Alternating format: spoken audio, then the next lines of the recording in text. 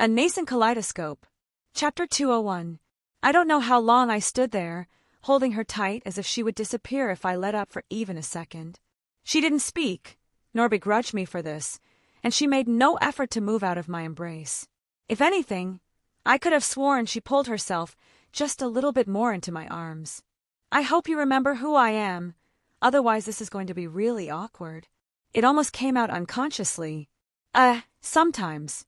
Default reaction when I'm uncertain or otherwise nervous.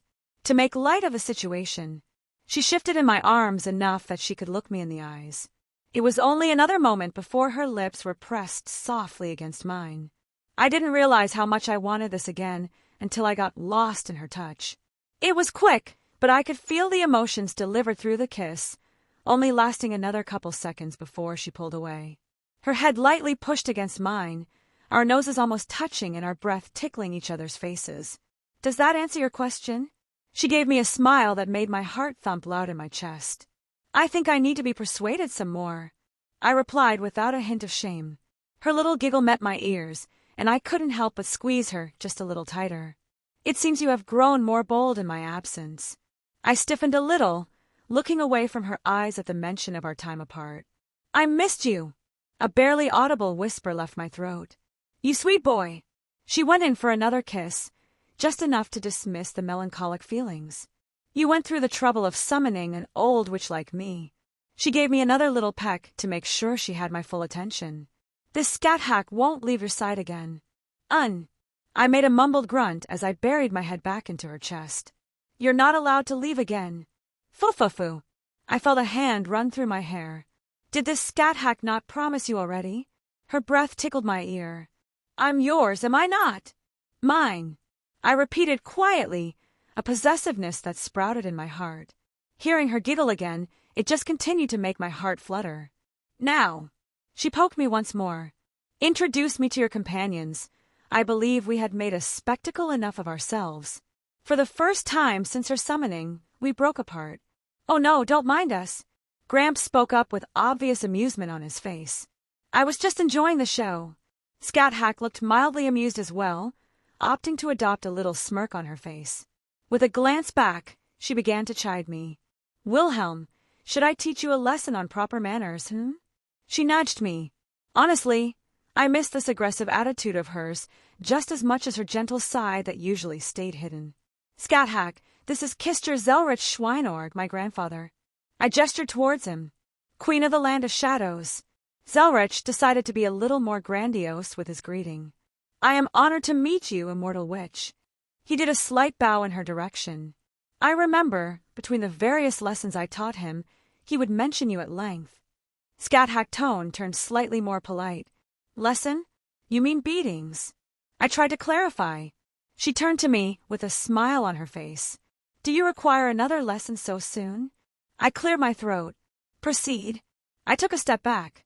She still got it. Drake began to laugh in my soul. Scat Hack clasped her hands respectively.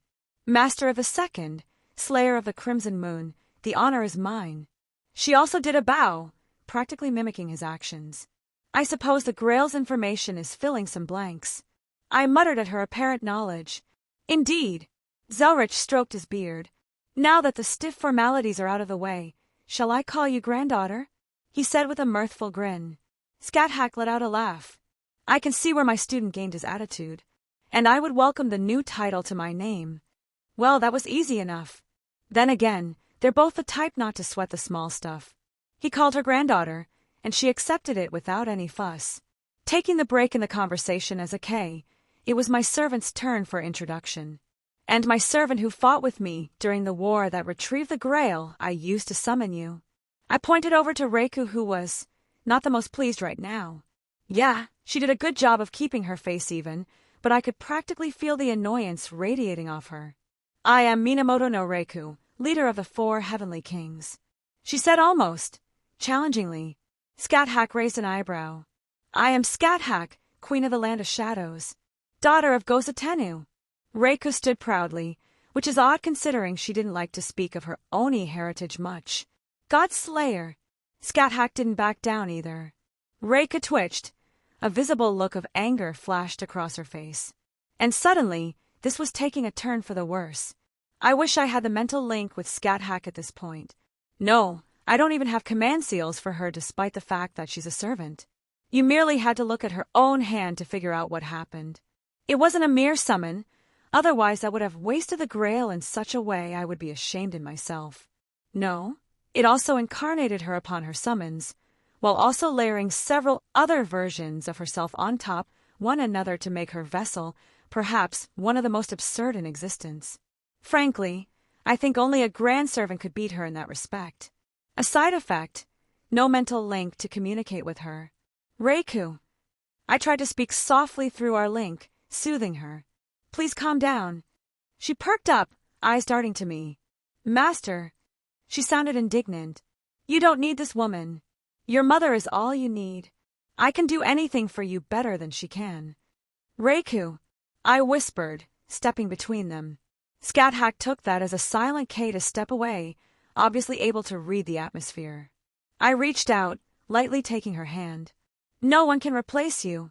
I gave her a genuine smile. Master, she pulled me in, pushing my face between her breasts like she often did. Mommy is happy. She practically purred into my ear. I heard Scat Hack harumph, right next to us. I would like to see more than just this room after finally being out of the land of shadows. She latched onto my arm in a strange show of affection. Come, my student, you will introduce me to the other presences outside. Reika scowled, taking my other arm. Master, your servant will help you with whatever you need. Don't bother with some decrepit old lady. Scat Hack paused, slowly turning her head towards Reiku. Decrepit old lady, am I? She repeated. A small twitch of her eye followed the words. Reiku returned a strained smile filled with anger. I did not mention your name. Why do you assume I was speaking of you? How strange. She feigned ignorance. This bitch. Scat Hack frowned. Master, don't spend time with this uncouth woman. Your mother doesn't want you to pick up any bad habits. Bad habits? Scat Hack looked at her incredulously. Do we know the same person? All right, all right. I stepped between them again. None of that. This is a happy day, no fighting. Go, go. Zelretch shoot us out after everyone calmed down. I'll get to work on the other project. Go say hi to the others. Other project? Scat Hack raised an eyebrow at me while I glanced at Reiku. A look of understanding flashed across her face briefly. Very well, let's go. There are a few powerful auras out there. I'm curious who else is here. Reika did not like Scat Hack basically pulling me along, but I think she was holding her tongue for my sake.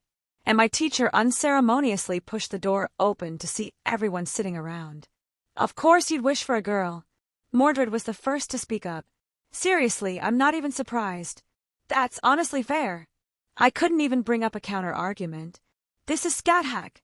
I gestured to her. I'm his woman. She said blatantly and without any fanfare. I took a moment, blinking a surprise at her admittance. But then again, she wasn't someone who beats around the bush. Sup, I'm Achilles. The writer server gave a little wave. Heard you're a pretty good teacher. Doubt you're as good as Chiron, but at least you're a treat to look at. Huh. Scat Hack slowly turned to him. I'll have to fill in some gaps in Chiron's teachings then. Ah, that tone of hers still sends a shiver down my spine.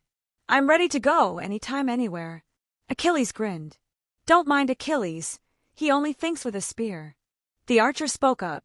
I'm Atlanta, and this is Jackie. The huntress still held the assassin close. Don't all boys? Scat Hack chuckled. I know of you, huntress. I hope to see your archery skill sometime. The praise of a god slayer is something I'll cherish. Their conversation was tact and respectful. And this Jackie.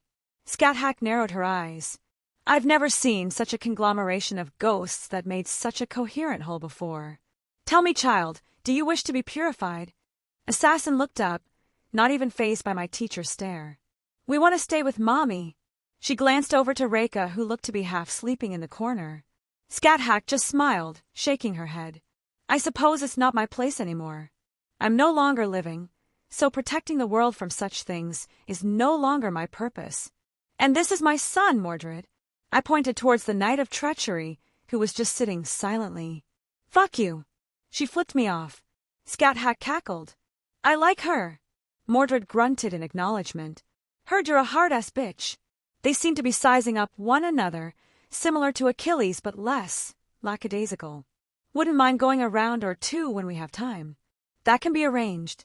My teacher nodded in satisfaction, looking over Mordred again. I have a feeling we'll get along well. Chapter 202. It was weird, but nice, having this colorful array of people all in one room and happily conversing without any issue. Well, kind of. Of course, some heads were butting, but it was mostly in good fun. Scat-Hack was certainly someone who didn't take shit from people, amused by their words and actions or not. She would return whatever verbal licks she received with interest. Maybe that's why she was sort of in this weird competition with Reiku. I know for a fact that Scat-Hack isn't one to be so blatantly affectionate in public, yet she was willing to lean into me a little more than normal, and even briefly brush up on me with her hand. It may not seem like much, but this was certainly more forward than she normally was. This was the same woman who would strip naked just to tease me, yet would hesitate to show actual affection. The little smile she sent me for the briefest of moments when our hands touched. It really made my heart flutter. And Reiku was being extra clingy due to the summoning of Scat-Hack. Well, Zelretch was working on something, and it should be done soon. Only a little bit longer, and we can fix this issue she had with her mad enhancement. Oi, bastard, Mordred said as she sort of lazily leaned back in her chair, tilting it on the back legs. What's this world of yours like? The one you were going to bring me to? Suddenly, the small conversation stopped, and all eyes were on me. Kinda curious, too. Achilles spoke up. You said there was some stuff there I'd have fun with, like during my time. All right, I may as well explain this properly. I paused for a moment, mulling over how I should begin. To start off, basically, the age of gods never ended.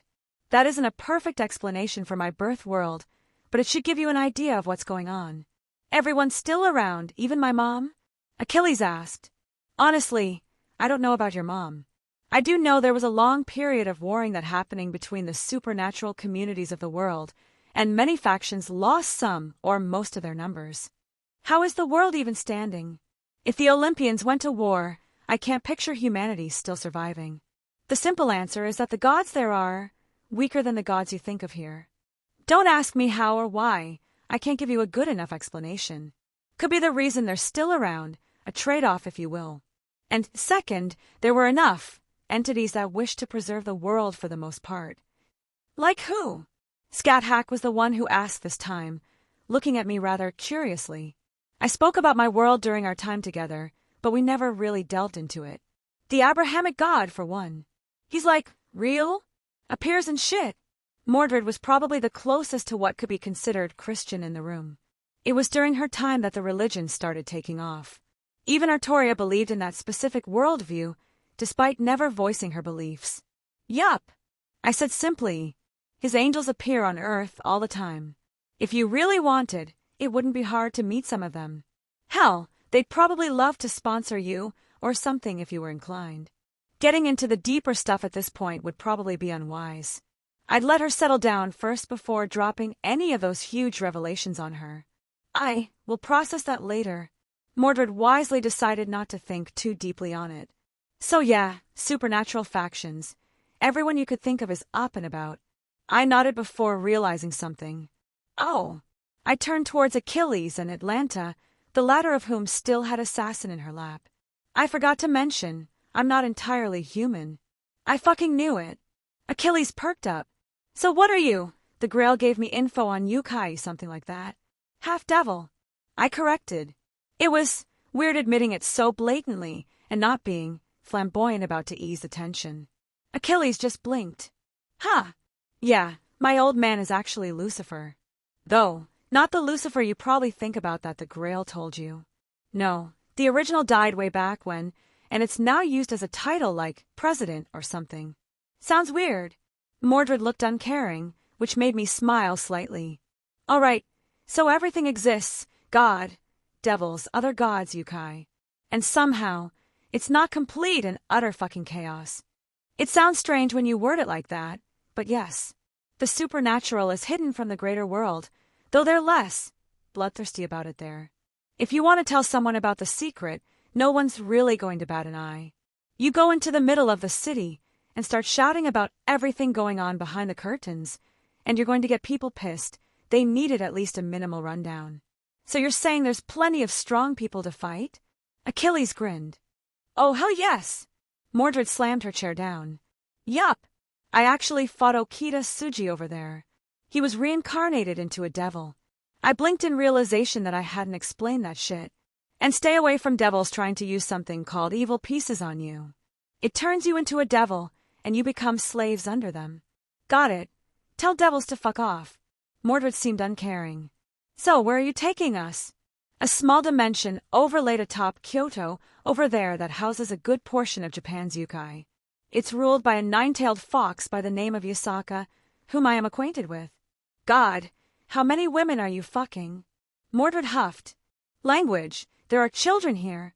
Atlanta chided. Please, she's probably older than I am. Mordred rolled her eyes, clearing speaking about assassin. I was speaking of Achilles. She smiled. Hey! The Greek hero exclaimed. Tell me of this fox. Scat-Hack interrupted, looking at me intently. Oh shit! Mordred whistled with a laugh. I'm more curious about the Greek gods. Is my teacher still kicking around over there? How about Herc? I always wanted to fight him. Achilles seemed to start speaking his mind. Anyone I would know still around? I would bet a lot of fucking money that the flowery bastard is still alive and doing shit. Mordred added on. Is Lady Artemis alive as well? I couldn't imagine her dying. Alana joined in. I wonder if she would welcome me.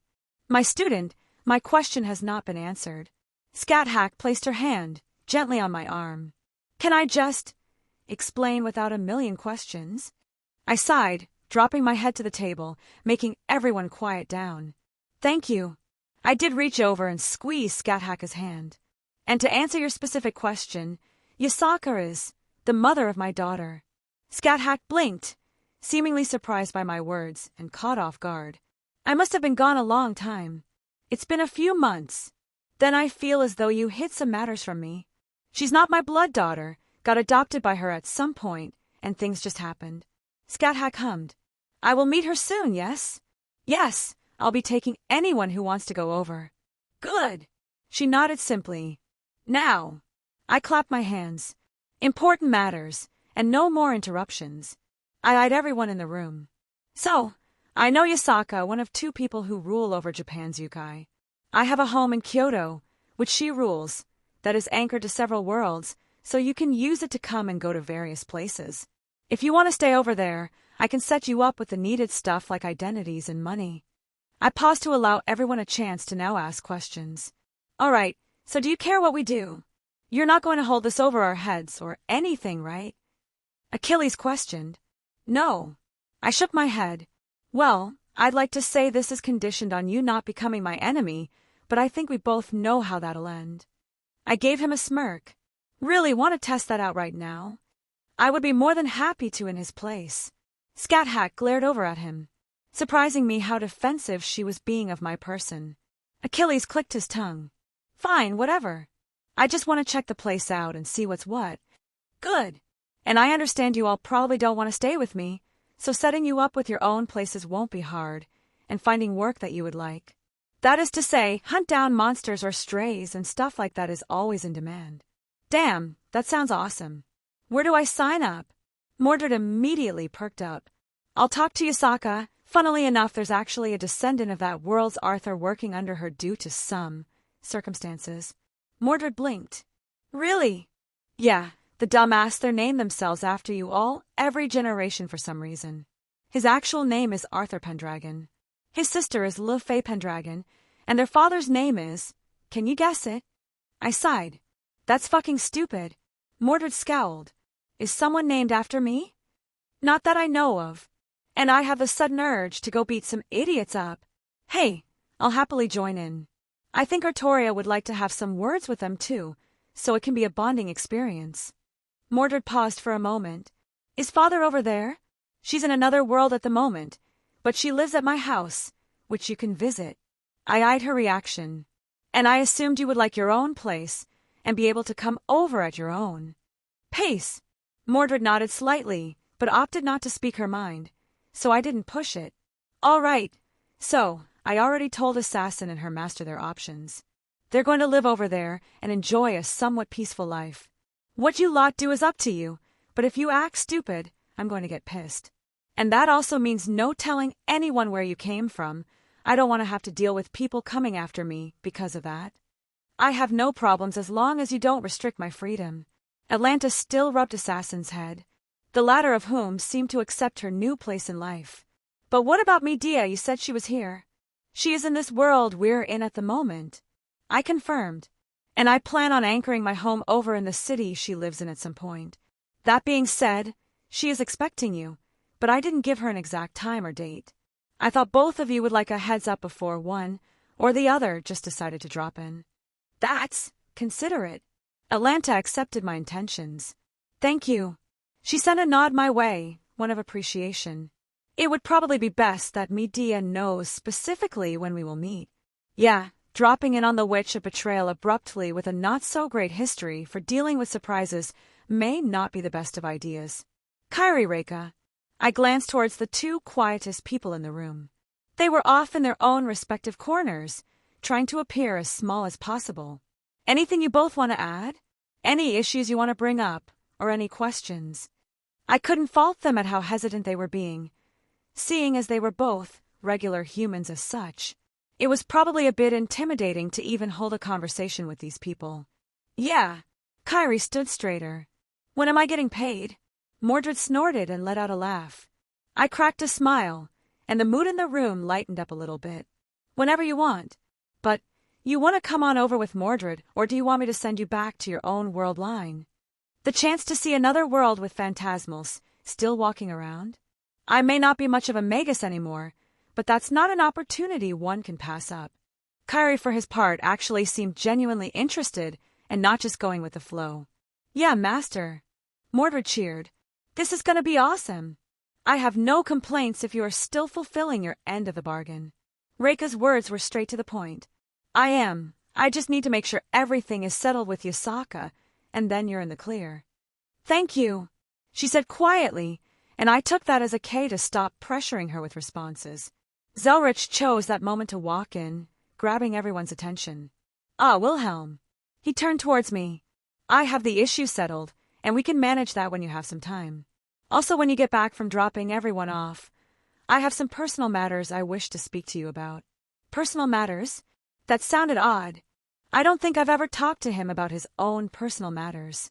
The way he worded it meant that I didn't have knowledge of them, which meant it's something I'd not gotten when receiving his memories. No problem, Gramps. I replied. It sounded like it was something important, so I wouldn't waste too much time. All right, kids. Anything else before we go? I think you're the youngest in the room. Achilles deadpanned. Huh. I blinked at the realization. Anyways, I flipped my hand over, letting Mirage drop into my grip. With a quick swipe, a portal opened up. Off we go. Chop chop. I clapped my hands. They all unceremoniously walked through the portal until it was just Reiku, Scat-Hack, and I left. Ready. I offered my arms to both of them. Fufu. Scat-Hack let out a small chuckle. How interesting. All manner of beasts, gods and demons still about? I'm a little excited for this world of yours. Reika glared at her but took my arm happily. Master, I look forward to seeing my home again. She beamed at me happily. Scat-Hack was the one to send a small glare her way before lightly reaching out for my empty arm. Well, it seems like you have things well in hand. Zelretch just chuckled at my predicament. See you soon. He waved us off as we stepped through. Stepping through, I heard Mordred whistle, looking out across the town. Seeing is really different than hearing. She muttered as there were probably hundreds of different yokai several blocks down, all going about their daily lives. The air here does feel a lot like back in our time. Achilles knelt down, scooping up some dirt. Forgot how much more free it felt back then than the current time. He clutched his hands, looking down at himself. They all seemed to just take in the sights until Mordred grabbed my attention. Oi, bastard! She shouted. What's this thing? She knocked against the giant spike I had in front of my yard. Oh, that! I honestly had forgotten about it since it didn't travel along with my house. Fought a giant, dragon-like creature over in America. Took that as a souvenir. I doubt they'd know what Godzilla was. Like Godzilla. Kyrie was inspecting it, making me chuckle. Actually, yes. I nodded. Maya and Izzy saw it pop up. The government over there actually has a supernatural division, and they mobilized a giant robot to fight it. You're fucking with me. Kyrie looked at me incredulously. Nope. Izzy even has pictures. I shook my head with a chuckle. Izzy, is this another woman I should know about? Scat poked me. I scratched my head. She's just a friend. Reiko puffed up. It isn't who I think it is it? Oh, and who elicits such a reaction? Scat seemed interested. I may or may not be friends with Izanami no Makoto. I said quietly. Interesting. Scat gained a strange gleam in her eye. Your life is weird. Mordred just blinked. Well, not one of my gods, was Achilles' response. Anyways, I clapped my hands, changing the subject. All right, so I need to go talk to Yasaka. I doubt you lot want to tag along. Boring. Nah, I want to go explore. I need to keep this idiot out of trouble. Atlanta jabbed her hand at Achilles. I would like to walk around. Reika's low voice reached my ears. I should keep Saber from doing anything to cause problems. Kyrie scratched his cheek.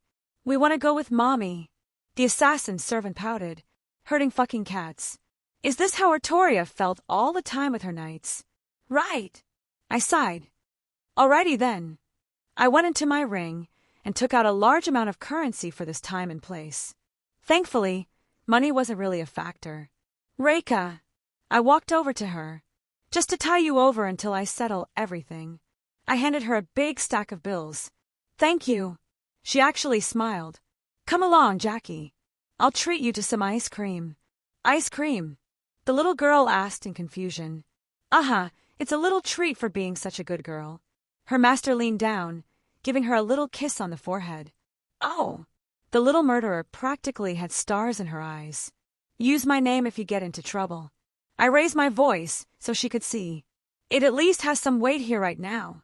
And at the very least, I'm connected to Yasaka, so that should give them some safety in the legal sense if anything arises. She raised her hand up in acknowledgement before disappearing down the street. Kyrie, I hand out a good chunk of money to him as well. Consider it a gift. She did good. Treat her to whatever. Hey, I'm right here. Mordred huffed in annoyance, but that little twitch at the corner of her lips really removed any thoughts of her being truly upset. All right, if you see things on fire, assume we're in trouble. He nodded happily, almost eager to explore the area. Let's get something to eat, I'm starving. Mordred happily followed behind. I smiled watching them leave. All right, here you go, Atlanta. I handed her quite a bit as well. I suggest getting some modern clothes. That's a good idea. She looked down at her armored gauntlets and current attire. Thanks, man. Achilles shifted slightly. You didn't have to do all this. I paused and couldn't help but smile. Nah, you deserve something good. I held out my hand to him. He smirked, grabbing it. Just don't go soft. I want a rematch eventually. The two Greek heroes sauntered off somewhere, but I knew that Atlanta would always keep him out of significant trouble. Now, ladies, I looked up at both Reiku and Scat. Am I to assume you both wish to follow me? Scat poked me with an eye roll. You ask questions with obvious answers. Mommy will go wherever her son goes, Reika said without hesitation. And I didn't miss the way she shifted to her normal clothes, those that showed off her amazing legs. And I think Reika sent Scat a smug smile when she noticed my gaze. Scat snorted, but didn't respond even as we began our walk towards Yasaka's manor. Are you okay being out here like this, Reiko? I asked my servant. She had been taking many glances here and there, some scowls appearing as she eyed certain yokai that walked down the street. It's strange. Even back in my era, when there are a few yokai that did live among humans, it wasn't like this. She's right. Scat spoke up, agreeing with my servant. Even over in Ireland, with all the fae folk and other monsters that walked about, there were some that did live among humans without issues, but this place has a different air about it. I feel no need to draw my blade. Reika muttered, almost in defeat. Scat hummed. It's peaceful. It's strange that their little rivalry was kind of put on hold, a shared culture shock that both of them were experiencing. It's nice. Scat finally muttered. Yes, it's a welcome sight. Reika seemingly agreed. They looked happy. Content maybe. It was a hard expression to describe. This should be her manner up ahead. I lightly pulled on their arms, grabbing their attention. A heads up. I plan on revealing to her our origins in this meeting. I wanted to do so soon regardless, but the time feels right. I have no issue with such a course of action. If this woman means anything to you, then having her in your confidence will not bother me. Scat Hack seemed unconcerned. I will follow Master's wishes. Reika smiled. It was as simple as that. Ha! There are many guards. Scat Hack eyed the surroundings. And they all have their eyes on us. Tengu! Reika said quietly. I have never seen so many in one place. Their clans mostly stayed away from me before. Don't worry, they're friendlies. I smiled towards them. Young Lord! A familiar Tengu appeared in front of us with a burst of speed. Welcome back, young Lord. Soma, it's good to see you again. I eyed him. And it looks like you got stronger since we last met.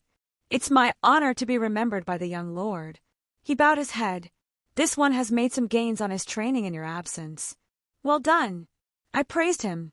Is Yasaka in? Yes. She is awaiting you at the same place. He stood up, head still bowed as he gestured towards the gates. She has also already been informed of your companions. Thank you, Soma. I nodded. I will head over then. Young Lord, I wouldn't dare allow you to go without someone leading. Please allow me to show you the way again. He quickly tried to explain himself as he walked forward. Proper manners. Very well, let's go. All these guards, they seem to be just the basic lot, yet they're all at least this level. It is impressive in its own way. Scat Hack looked around. Your words honor me, madam. We are in fact the weakest unit. As you enter deeper, the strength increases as well. He didn't shy away from my teacher's blunt comment. I may not be at their level now, but I will work hard to reach such heights. Makes sense. They wouldn't want their strongest shown around at the gates every day. You have a good attitude. She smiled.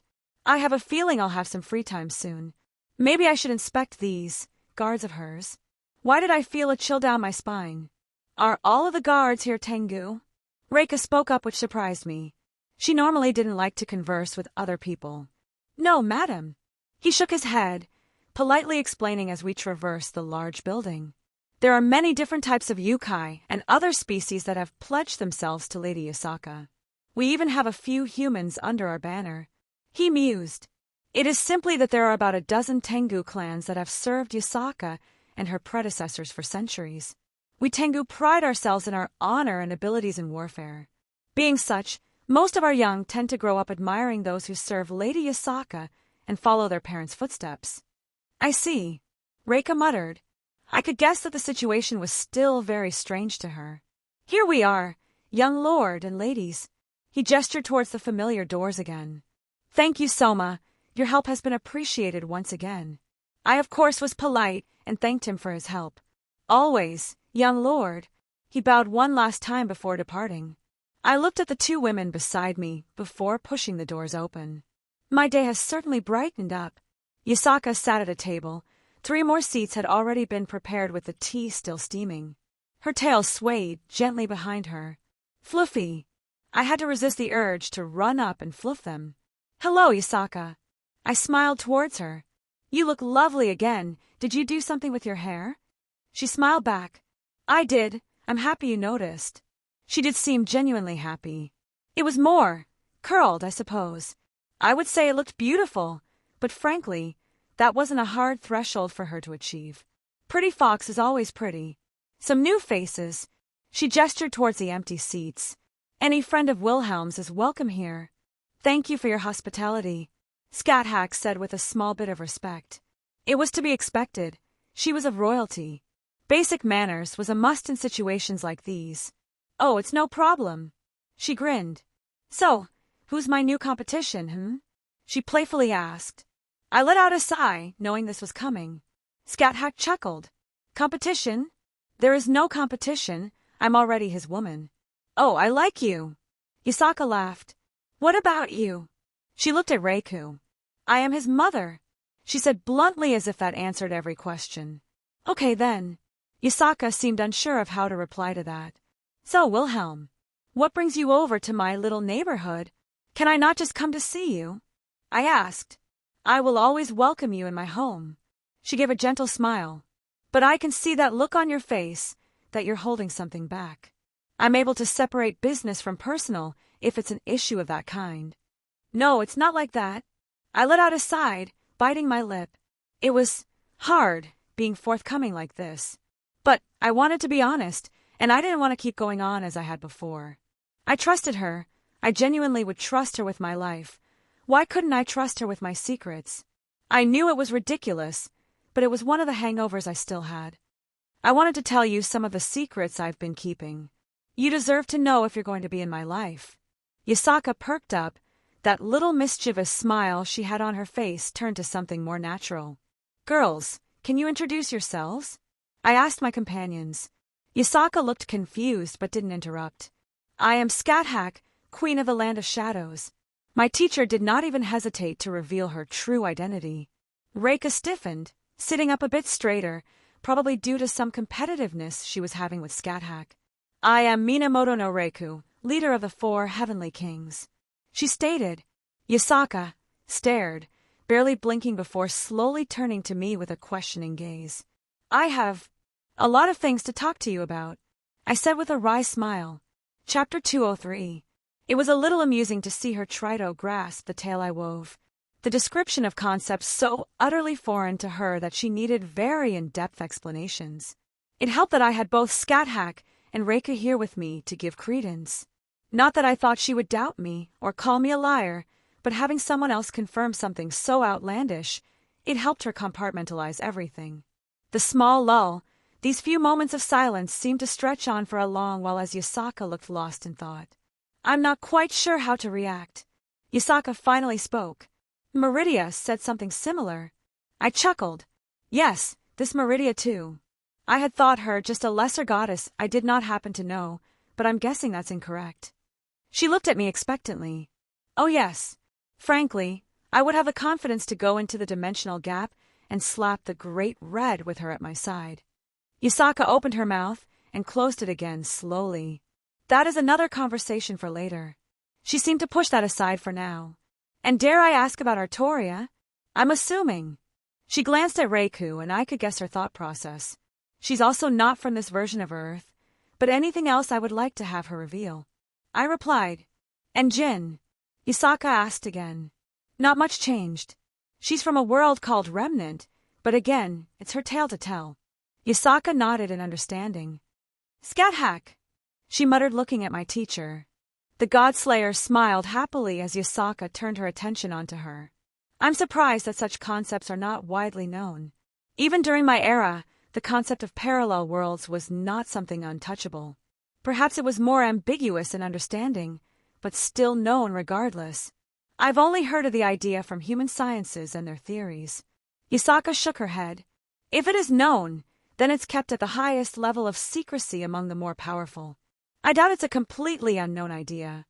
I interjected. It's how scrying the future works, or other variations of such, looking at many possibilities along other world lines. Yasaka tilted her head, slowly adopting a look of contemplation.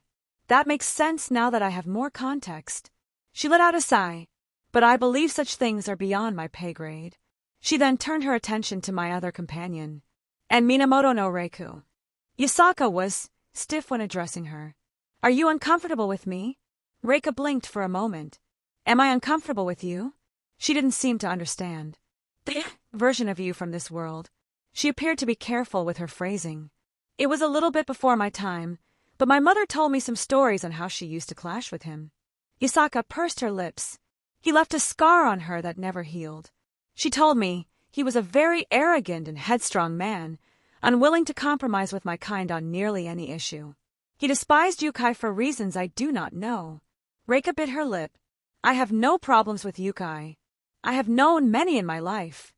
I reached over and squeezed her hand, earning a small smile from my servant. I knew she had a hard life, and reminiscing about certain things made her depressed. Okay, Yasaka said simply. You are accepting my words as fact. Reika seemed surprised. Her nature was being questioned, and that was perhaps her more sore spot. I trust Wilhelm. she replied. I have no doubt in my mind he would not bring someone around my daughter that he thought they would harm her.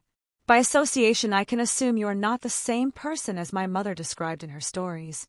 Reiko usually hated being addressed by other people, like they were so insignificant in her eyes that they didn't matter. From what I could tell, it wasn't some sort of superior complex she had, but a genuine uncaringness for anyone else. And here she was looking, happy. Now that I think about it, she was happy too when Jean dismissed her concerns over her Oni side. I guess she also had her own hang-ups about her origin. I have another question. Yasaka decided to speak up again. Your grandfather? Yes, that was my home world, I replied, knowing what she was going to ask. Yasaka let out a little cute laugh. You were so worried you took my Kunu to an entirely different world? I panicked. I huffed. I knew my grandfather would take good care of her. That's adorable. Scat Hack went to pinch my cheek with a little laugh as I took the abuse. My little student, all grown up. Oh my, I didn't even think to ask. You were the one who trained him? Yasaka inquired. Yes, he sought me out in the land of shadows and asked me to take him as my student. Scat Hack had a gentle smile on her face as she reminisced. What wonderful days those were. It was quite fun to thoroughly beat some sense into him. She slipped into a slight smirk as she eyed me. But he grew into a good man. Oh, master, you're blushing, Reika pointed out with a mischievous smile. Something I didn't think she was capable of in this state. Though I guess it was her focusing on me more so than the others. I groaned, letting my head fall to the table. I knew letting you all meet would be a bad idea.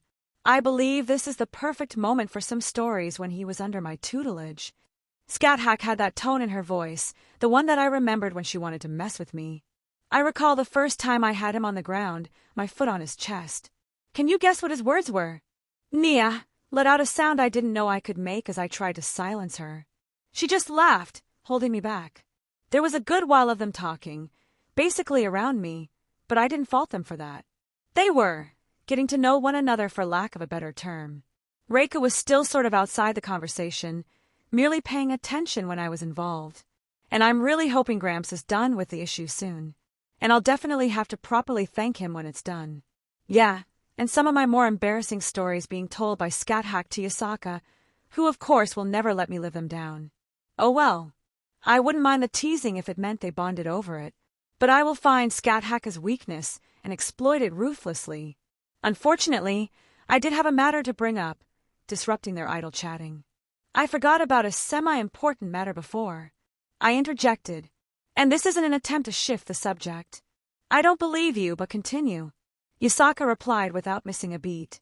So, Scat Hack and Reiku aren't the only ones here. Probably should have led with this, but I was distracted. Yasaka blinked. A more thorough explanation, please. Ah, well. I scratched my cheek. Mordred is here, checking out the area. As are Achilles and Atlanta and Jack the Ripper. Wilhelm. Yasaka's tone turned dry. Did you say you just released a serial killer onto my city? One whom I am even aware of as a, technically, reclusive fox spirit that lives on the complete opposite side of the world and doesn't interact much with human society outside of my immediate vicinity. Spot me here, sweetie. I turned to Scat Hack. She gently reached her hand up and patted me cheek. Dig yourself out of your own hole, sweetie. She repeated with a little sarcasm in her tone. Reiku. I wish to remove the conglomeration of specters at our first meeting, master. Want to try again? Yasaka raised an eyebrow. Yes. I sighed. All right, so it's more like a big group of ghosts all pushed together into a vessel that could be called Jack the Ripper, but not actually Jack the Ripper because their identity was never known. So more like the idea behind their legend, if that makes sense. Yasaka looked thoughtful. I can understand the gist of what you're saying. But I follow up with, why did you bring them to my city? It's actually a little girl that wants to live quietly with their mom. I offered. I hesitantly accept this explanation for now. Yasaka sighed. But perhaps I'm not the best person to host such a creature. Well, if you don't want them around, I can find somewhere else to set them up. They just wanted a quiet place to live without disrupting normal humans. No. She waved off my response. I meant, I believe there is someone better. She clarified. You are aware I rule only over of Japan's yokai, yes? She asked, though it was more rhetorical, so she continued. Well, I guess there are technically some autonomous clans still up and about, but more or less, I rule over half of Japan's yokai. And on the other end there's that old man who deals with many more. Aggressive yokai, ghosts and demons. Honestly, I think he just likes taking in the troublemakers. It's probably why most Oni clans tend to migrate towards his territory. Oni! Reiku perked up, now paying rapt attention. Yasaka paused. Yes, though they don't get up to much trouble like in the past. That old man keeps everything contained these days. Well, it's obvious Yasaka caught on to Reika's situation, even if she probably didn't know the details. Nurerahayan, huh? I rubbed my chin. Nurerahayan. Reika's eyes shot open. Do you know him? Yasaka asked in confusion. I did not think he was that old. I remember he was around during my mother's later years, but I hadn't heard anything before that. Reika shook her head. I had several run-ins with that man. She huffed. And he doesn't have an age. His ability to go undetected isn't constrained to living beings. He was able to slip out of the perception of the timeline if he wished. Such there is no point of speaking about age when he could be unperceivable to the passing of the years as well. Well, isn't that a frightening thought? Sounds more like a true ancestor than a mere yokai. Yasaka blinked at that. That sounds very different than the one I am used to. As strong as he is, I don't believe he's capable of a feat like that. Honestly, I don't think most gods are capable of messing around with time unless it lays within their domain.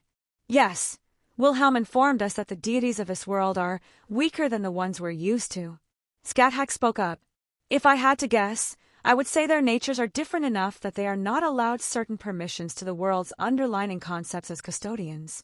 That was my initial thought. The trade-off being their sustainability, away from the world's control. I nodded along. I'm lost, but I fear I don't want to know.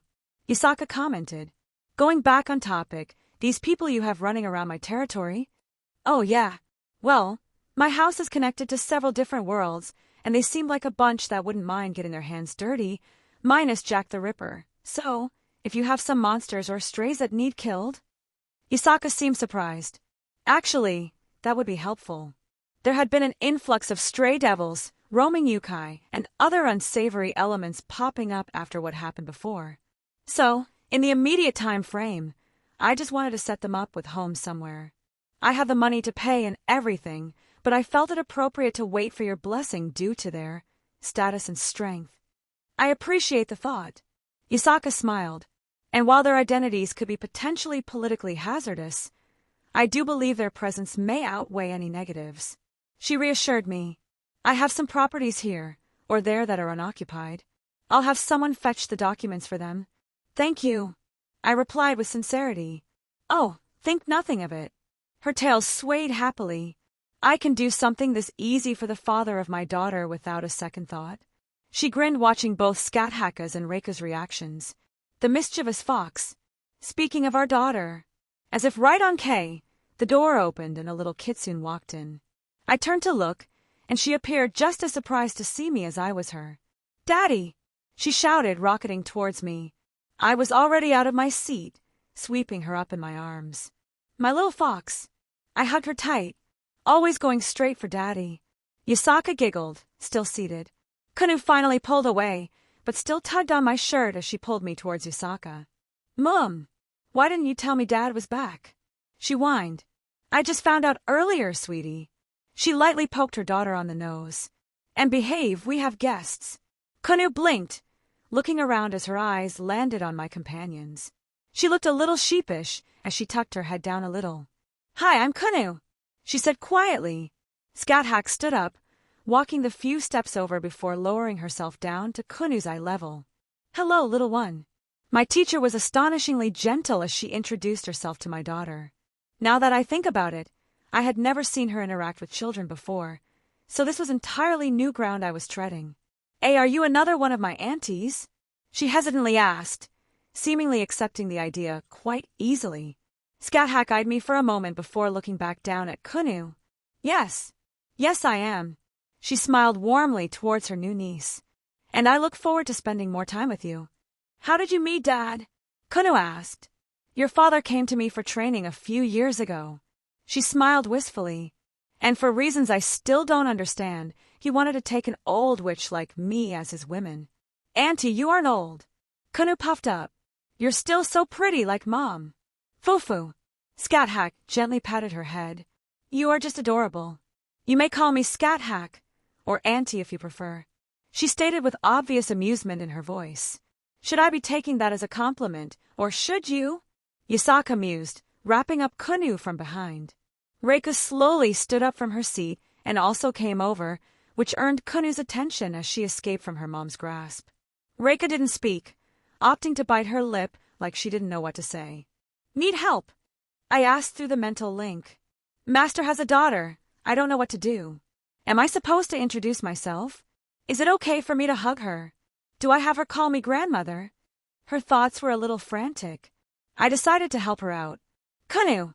I grabbed her attention. I'd like to introduce you to Reiku. I gestured towards my servant who was awkwardly shifting in the spot she was standing. My mom. The look on Reiku's face when I said that I honestly thought she was going to start crying. Even when she assumed the role of my mother upon her summoning, I never really acknowledged it. It felt weird to say, but it was simple words for me, and even in her madness, it seemed like a big thing for her. So why not? I have no idea what's going to happen once we fixed her, for lack of a better word, but in this moment, I can't say I've ever seen her happier since we've met. Reika basically swept up little Kunu into her bosom. Such a cute girl. Reiku cooed. My granddaughter is so sweet. Well, that was easy enough for her to accept the relationship. I have no idea what mental gymnastics she went through when she was having trouble even speaking to Kunu a moment before. I shared a look with Yasaka, just shrugging with a what can I do expression. Any interest in training the young loss? Scat Hack asked. I admit, her natural physique does pique my interest. Reiku harumphed. My sweet granddaughter doesn't need lessons from such a brute. If she wishes to learn to fight, I can teach her my clan's techniques. Brute? Scat Hack scowled. Perhaps we should settle with this aspar. How surprising that you wish to resort to violence. Reika's sarcastic tone was obvious to all that could hear. Funnily enough, it seemed like this didn't even faze Kunu, who was watching them with unrestrained interest. I turned towards Yasaka, who looked at me and let out a sigh with a smile on her face. I couldn't help but chuckle at their antics. My smile only grew when I felt a fluffy appendage wrap around my waist. Chapter 204. You know, I'm almost jealous, I admitted, leaning my head on Reika's shoulder. I also had a furry tail in my lap as I gently ran my hand through the softness. Of which one? Yasaka asked with a little chuckle. Yes, I said with a cheeky little smile. Keep your feet facing forward. Scat Hack knelt next to Kunu, raising her arm up as she held a spear aloft. Though, it was more a wooden stick, given the lack of a spearhead. Good, now adjust your grip like this. She helped Kunu move her hands to the correct spot. Well done. Scat Hack stood up, looking very proud. Cute teacher is cute. I of course took several pictures when she wasn't looking. Mom, look! Kunu called out, thrusting the spear under Scat Hack's directions. I wonder how CU would react if he saw her acting like this. Funnily enough, I could easily guess this was Scat Hack playing with Kunu. I doubted she has much experience with children, so this was probably how she defaulted when interacting with others. Mommy is watching. Yasaka waved to her daughter, who had a bright smile on her face. Where was this gentle teacher when I was training? If I did something wrong, it was followed up with me getting my ass beat. I chuckled. For good reason. Scat Hack huffed, clearly in hearing range. Your sadism isn't a good reason. I deadpanned. Her head snapped to me. It seems you are in need of remedial lessons. Normally those words would have filled me with dread, but looking at her, I couldn't help but smile. I missed you. Scat Hack blinked and deflated, like all the wind had been let out of her sails. If I didn't know any better, I think she pouted briefly. She kind of fumbled a response, just huffing and turning back to Kunu. Curious. I didn't dwell on it, instead bringing up the fluffy tail and pushing my face into it. I didn't want this to end, but I knew I was pushing it time-wise. Zelretch had asked me to come back after settling the others' issues. So, should we tell Kunu? I looked up at Yasaka. Yasaka didn't show any discomfort as I played with her tail. Perhaps she even enjoyed it if her expression was anything to go by. If you wish to, I would not object, she said calmly. But maybe we should wait a little bit. It's a valid train of thought. Don't want to give her an existential crisis or anything. Maybe best to wait until she's a little bit older. I'll trust your judgment, I replied without a second thought. Gods know I have no idea what I'm doing half the time. I shifted in my spot, sitting up and doing a little stretch. Is it that time already? Yasaka eyed me. Am I that easy to read? I frowned, still holding her tail. You have this look whenever you have to leave. She gave a soft smile. It's very cute. I ducked my head to avoid her eyes as her teasing tends to get an unconscious reaction out of me. I don't know how, but she could easily get me flustered, even when I had other women literally throwing their naked bodies at me. Gramps wanted to talk to me about something after the others were taken care of. It seemed like something pretty important, so I don't want him to wait too long. I quickly explained. I still haven't forgotten about your promise. She waved her tail in my face. I haven't forgotten either. I gave her a smile. Let me see what's wrong. I can deal with anything he needs me to and be back relatively quick. Then, I don't think I'll be going anywhere for a while. I'll hold you to that. Her tail slowly moved back behind her. I would also like to ask something of you. Sure, you need something. Need? No, but I would very much want it. The corners of her lips tugged upwards.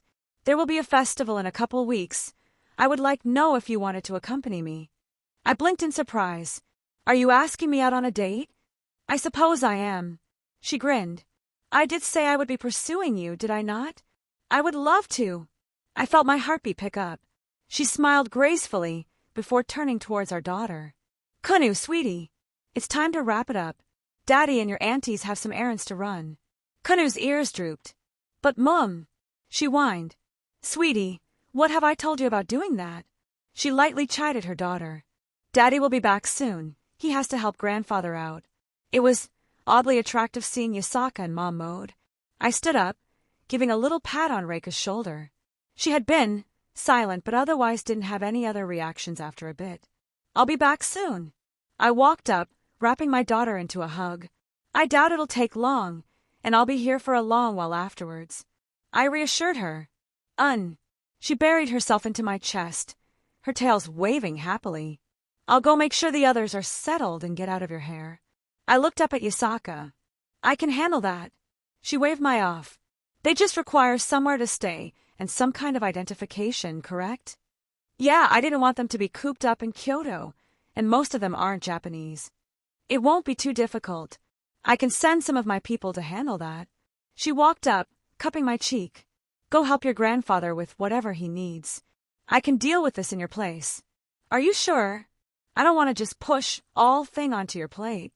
I am more than capable of alleviating some of your burdens. If I couldn't flex my power for something so simple, what is the point of my leadership? She let out a laugh. I won't say no to the extra help then. I mulled it over. Be careful, most of them are wound up tight. I would suggest not sneaking about. Good, I'll tell my people not to cause problems. But I will require payment. She didn't even give me time to answer before grabbing me by the collar and pulled me into a kiss.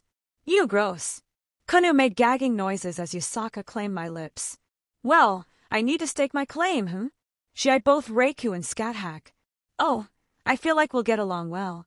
Scat-Hack didn't look at all put off, adopting a humorous smile. Yes, I'm sure. I walked towards Reiku, holding my hand out to her, which she happily accepted and stood up. We'll be back in a couple days at the most. I said one last time towards Yasaka and Kunu. At the very least, I could time our return to match those specifics without causing any issues. Lady Yasaka. Scat-Hack was polite in her words.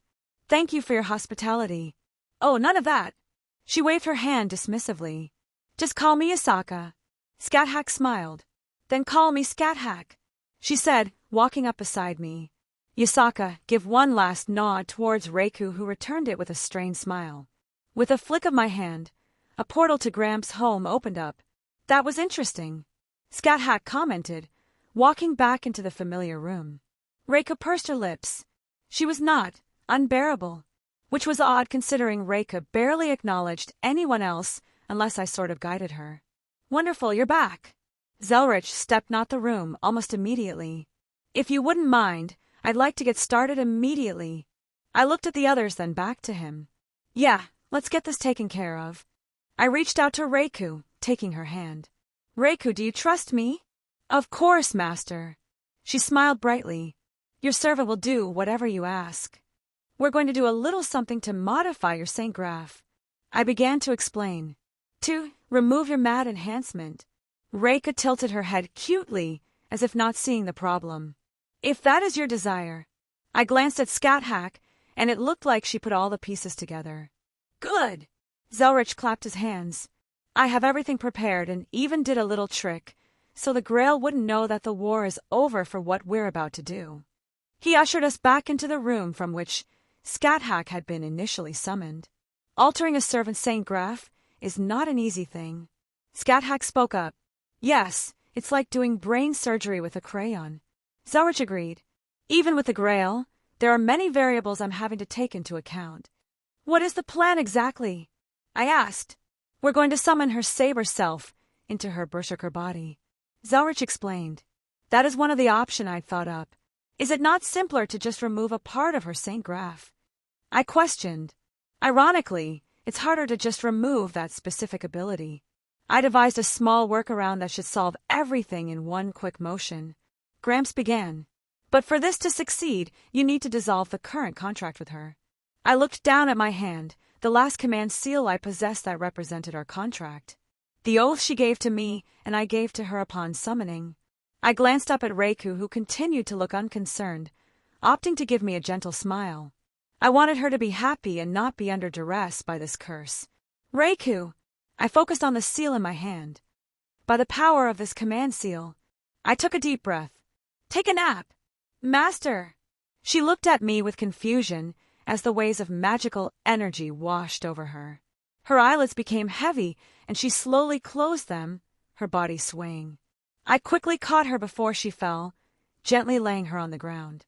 Good choice. It will be easier if she is asleep. Zelretch nodded in approval. I understand now. Scat Hack inspected my servant. I was confused as to why she was acting in such a manner. A mad enhancement, but she is not lost in the traditional rage that other berserkers show. Yeah, I said quietly. She seems to be unable to form meaningful bond with other people, treating them as if they're insects or otherwise irrelevant unless I give them my attention. She was decently good at hiding it, but she did not like me being close to anyone else. I wasn't oblivious to the signs, but at the same time, I was literally unable to do anything about it.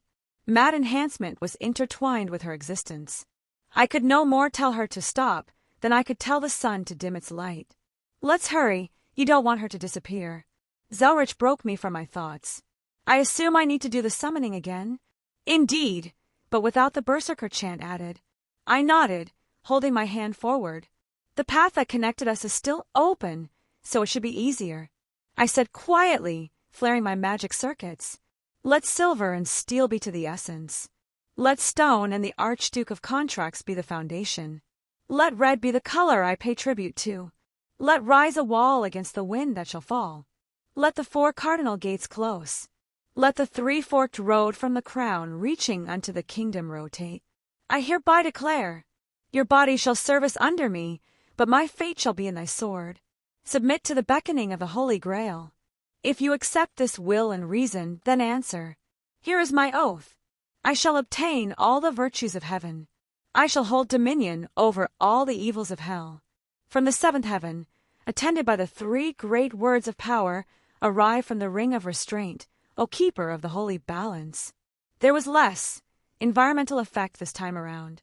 I wasn't summoning an entire servant and creating their ether-based body, but more so summoning another portion of a servant into an already existing body. A stream of light slammed into Reika's unconscious form. Her body spasmed slightly as her existence became more. Zelretch had his hand on the Grail, a look on concentration on his face as he worked his magic. It's done, he declared, stepping back with a sigh.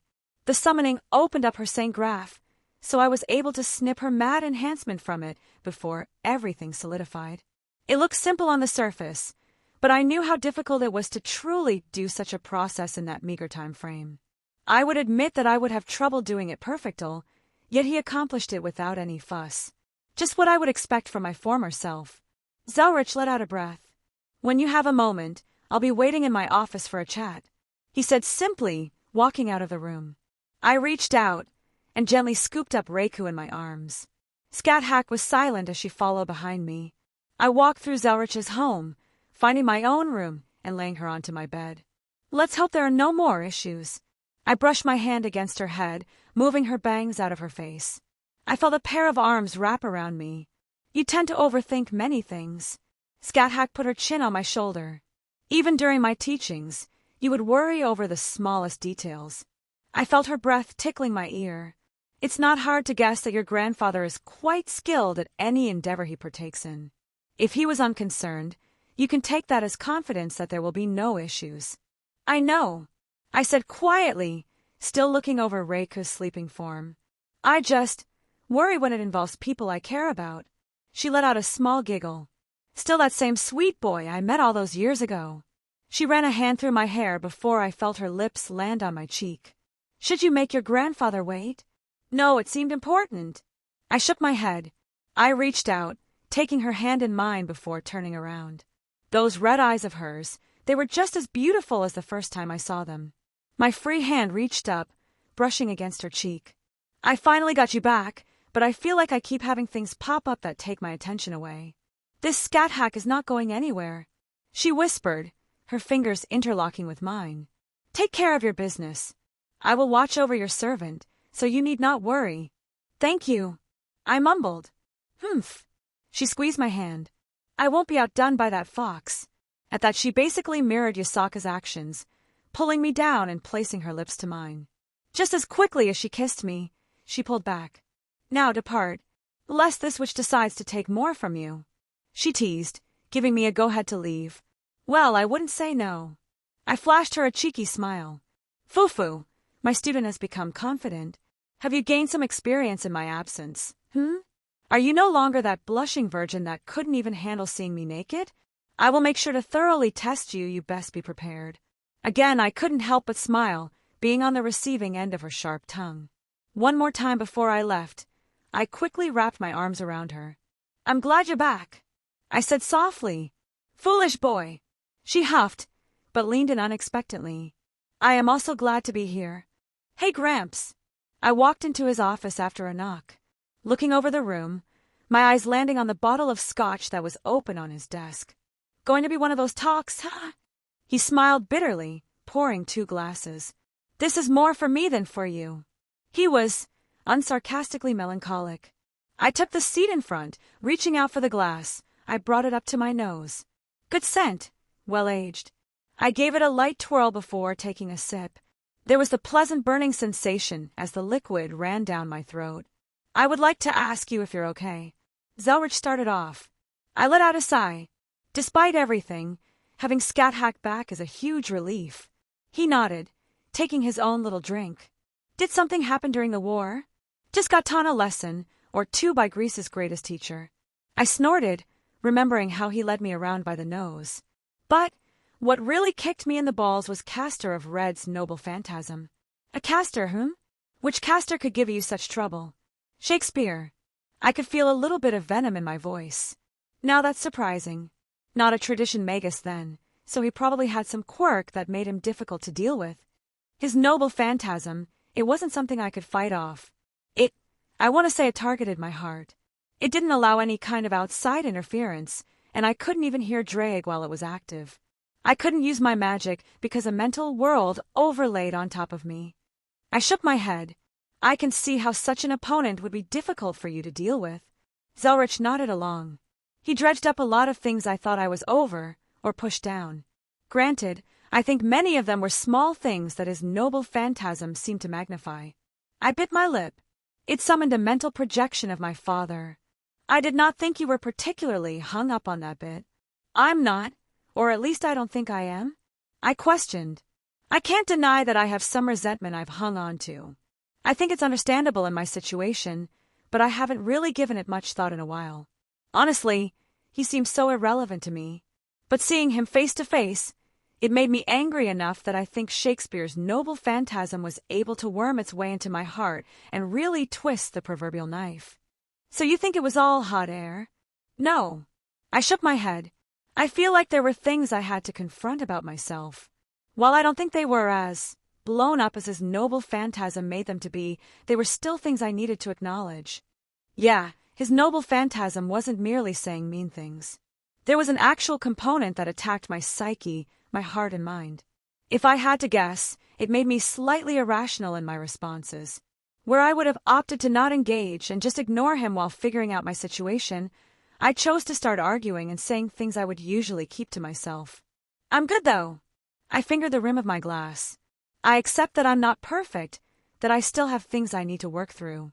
I have my faults, and I don't deny them. That's a mature way to handle it. Zelretch seemed to give his approval. And if we're sharing, I do have my own confession to make. He held up his glass, watching it briefly before down it all in one gulp. It's unlikely that you remember, but I had many paramours myself in my younger years. I blinked at his sudden words. Yeah, I remember nothing of that. Now that I think about it, I don't recall me ever having even a simple girlfriend, much less a lover. Well, that's to be expected. He hummed. If you were to pass your memories on, would you want your intimate moments to be included? That's a fair point. I accepted. Go on. I gestured for him to continue. Most of those I knew are long gone. He sighed, and the age really showed on his face. I was foolish in my younger years. I thought I knew best, that I had to cut off all else to pursue my role, to uphold my existence. Maybe I would have never considered this if you hadn't come into my life. A small smile formed on his face. If possible, I would like you to bring a letter to a woman I used to know.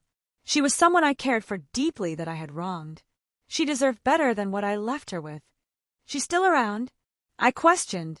Immortality, or extending lifespans, isn't something too difficult to achieve. But for most people, it was out of their grasp. She discovered her own way to obtain eternal youth. He chuckled. That old witch.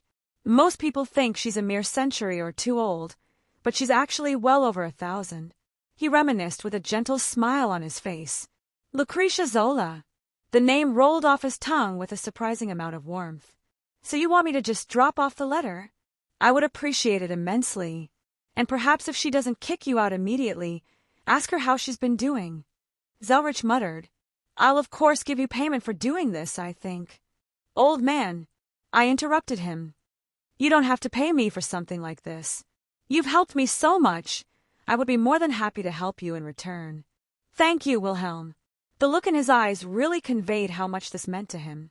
Now let me tell you about this world she lives in. I listened aptly as he regaled me with the strange world she resided in. Chapter 205. I sat on the edge of my bed, watching as Reika finally stirred in her sleep. She slightly turned and her eyes lazily opened, a content look like she had gotten a nice rest. It was cute enough that I had to hold myself back from booping her. Master? She questioned, sitting up next to me. She blinked in confusion, looking around until it looked like a bolt of lightning jutted down her spine. Her tired expression shifted several times from confusion to embarrassment, until landing on something resembling horror. She trembled, slightly looking down at her hands. It's okay. I pulled her in. You're okay. We just got rid of the mad enhancement. I couldn't imagine what she's truly feeling right now, having such a huge shift in her mentality due to the curse being removed. I could feel her trembling in my arms. She bit her lip, thinking about doing horrible things. She said quietly, how easy it would be to just kill them all, so then I would be the only. She cut herself off. I blinked at her confession, not realizing how bad it actually was. I thought she merely had trouble acknowledging anyone and despised those that got close to me. But to think she had thoughts about killing those around me, even if she didn't act on them. Well, it's not like I could blame her. She had literally been in a cursed mental state. There was no harm done and everything's okay now. I reassured her. You must despise me. She muttered. Nonsense. I lightly poked her in the cheek in an attempt to get her eyes back on me. I always knew my Reiku was a kind and gentle woman. My opinion of you does not change due to matters beyond your control. I had seen some of her memories through the link we had shared. I knew that her previous self was not her true self. The Reiku in my dreams was a woman who did not enjoy conflict and was more passive in nature. I could see her lips quivering as she pulled me into her chest again. My son is so kind. I guess that's just a quirk of her personality. Not that I mind. But it felt less zealous as she once spoke it. But Master, her whisper reached my ears. Do you truly wish an Oni like me at your side? My mind is clear, and I question the selfishness of mine. My existence is one that can only bring misfortune. I pulled myself away, staring at the uncertainty all over her face. She must still feel guilty about everything. The secondary summoning that was used to alter your saint graph, it left a certain something out. The method used was more brute force than a normal way of summoning. It basically contracted a secondary version of yourself to your own body. Master! She tilted her head in confusion. You must have not noticed since you were understandably preoccupied with your new state. I held my hand out, the palm of it facing towards her, giving her a gentle smile. There were no command seals on the back of my hand. I hereby declare, I said softly as magical energy gathered around my hand. Her eyes widened in understanding. Your body shall serve under me, but my fate shall be in thy sword. Reiku reached out, touching her hand to mine as new command seals manifested. The entire chant was not needed. It was simply one way to establish a link rather than an actual spell chant. If you accept this will and reason, then answer. Reika smiled bright, that warm smile of hers capable of melting ice. I, Minamoto no Reiku, accept this contract. For as long as you desire, the servant will be yours. Another faint burst of magical energy flowed out in every direction, and my new command seals pulsed, indicating the sealing of the contract. I reached out, pulling her into another hug. Walking out of the bedroom, I gently pulled Reiku along. She seemed intent on not letting me go for now, so I obliged her. Not that I really had any complaints to raise about the situation. About time. Scat-Hack sat on the couch, flicking through the TV in the corner. I noticed she was wearing some modern clothes, making my eyes linger for a few extra moments. She perked up looking at us, a little knowing smirk on her face. You two finally fuck? The bluntness took me by surprise, and I felt Reika's hand tighten. Her strength is definitely still there. Era, Reika smiled towards my teacher. Is someone jealous? Despite the verbal retort, I honestly didn't feel the same venom in her tone that she used previously. Honestly, it sounded more like harmless bickering. Scat-Hack quirked an eyebrow at her response. Well, it seems you have a proper bite to you, not like before. She seemingly accepted the new situation easily enough. Wonderful, you're all here. Zelretch stepped into the room with an abrupt portal. He swept his gaze around, lingering on Reiku for an extra moment. And it's good to see you up and about. Thank you for everything, grandfather. Reika bowed her head. Zelretch quirked his head, giving a little nod, with a flick of his hand through the air, and grabbed a letter out of wherever it was he stored such things. He held it up for me to take, and I admired the elegance in his handwriting on the cover. I took the liberty of making all the proper calculations and deciding the point to send you to. He explained. She should be in Italy still. Italy, huh? I rubbed my chin. Oh, yes. Zelretch snapped his fingers. I suppose you hadn't the time yet to visit there in this life.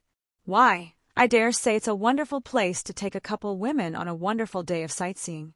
He sent me a wink. I glanced at both Reiku and Scat-Hack. I do love that ancient Roman architecture, I admitted.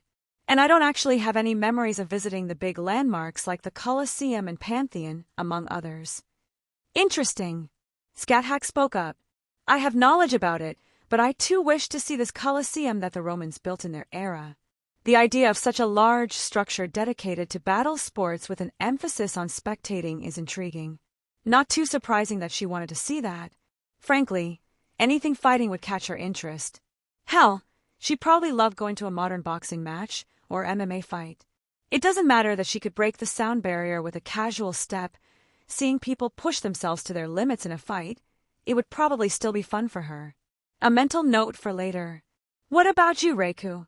I would love to walk around with you, Master. She gave a warm smile. Excellent. Zelretch clapped his hands. I checked up on Rin and Artoria when you were busy. They were a little preoccupied at the moment, so there was no issue on that end. I let out a sigh. Yeah, the Mordred situation is going to be tense. I want to be there for her when it happens. The King of Knights. Scat mused out loud. I also look forward to meeting her, among your other women. I reached for her and squeezed her hand, earning a little pout from her before she returned to normal. I'll gladly introduce you to everyone when we get back. I did miss my other girls as well. It had only been a few days, but it felt more like weeks. Shall we get a move on, Master? Reiku asked. I'm good to go if there's nothing else, Gramps. I told you about the dangers of this world, but they shouldn't be a problem if you're just dropping off a letter and doing some sightseeing. Dangers? Scat and Reiku both asked. I'll tell you both when we get over there. I replied. Like he said, I have no intention of start anything, so it should be fine. It's not like a heretic god is going to descend just because I suddenly pop up. I'm sure they had much better things to do. I paused in my musing, looking up at Zelretch. Hey, Gramps. You said that this woman is a witch, right? Yes, she's perhaps the strongest human witch on the planet. Zelretch nodded with a little hint of pride. What are the chances she starts throwing spells at me once I introduce myself? Zelretch stopped, silence filling the room. Well, you have your aura. That wasn't an answer. I pointed out. Indeed, it wasn't, he laughed, waving his hand as the portal enveloped up. Have fun and thank you. His words barely met my ears as my vision was filled with a myriad of colors. When I enter my own portals, there's usually that little brace before scenery around me changed.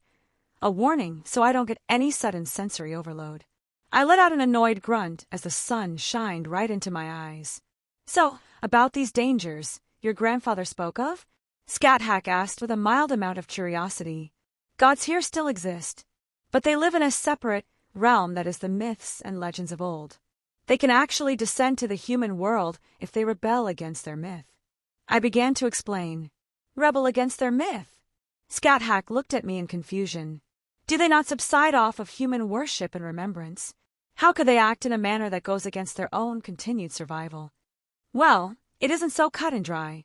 For instance, Kronos might rebel against the idea of Zeus defeating him and descend to the mortal world, becoming a catastrophe for humanity. The way Gramps described it to me is that when a god rebels, they become something known as a heretic god. They also exist to bring disaster and fulfill their whimsies. A sun god may raise the temperature of the planet, an ocean god might flood coastal cities, etc. Is it a common occurrence? Reiku questioned. Nah, if it were, most of the world would be destroyed. Gods are mostly content to exist in their separate realm away from us. It's why Gramps didn't seem too concerned about the whole thing. Oh well, I suppose I can't hope for such a thing to happen then. Scat just shrugged. Of course, she would look forward to a fight with a god. Is that the Colosseum? Reiku pointed over in the distance. Yup. I stood there admiring it. It really is a marvel of engineering for the time. The history alone makes it quite the national treasure. Technically, it's actually the biggest amphitheater in the world. And it wasn't just gladiatorial fights that were hosted here, they even had things such as naval battles. Fufu, you must have really read up on it. Scat seemed amused. Yup, I loved reading about ancient history when I was in school. I smiled. I had forgotten about it since everything in my life became a bit more complicated. However, I had some small dream of visiting the places I read about, this being among the highest on my list. Master, I have a question. Reiku interjected. What's up? Where exactly is this Lucretia Zora located? I opened my mouth and slowly shut it. He didn't say. I said quietly, Damn it, Gramps, now we're going to have to look all over the city for her. I rubbed my temples. It just means we can inspect the city. Scat poked me with a small smile on her face. Your excited face was adorable. She grabbed onto my arm. Come, let us go view the structure that you wanted to see.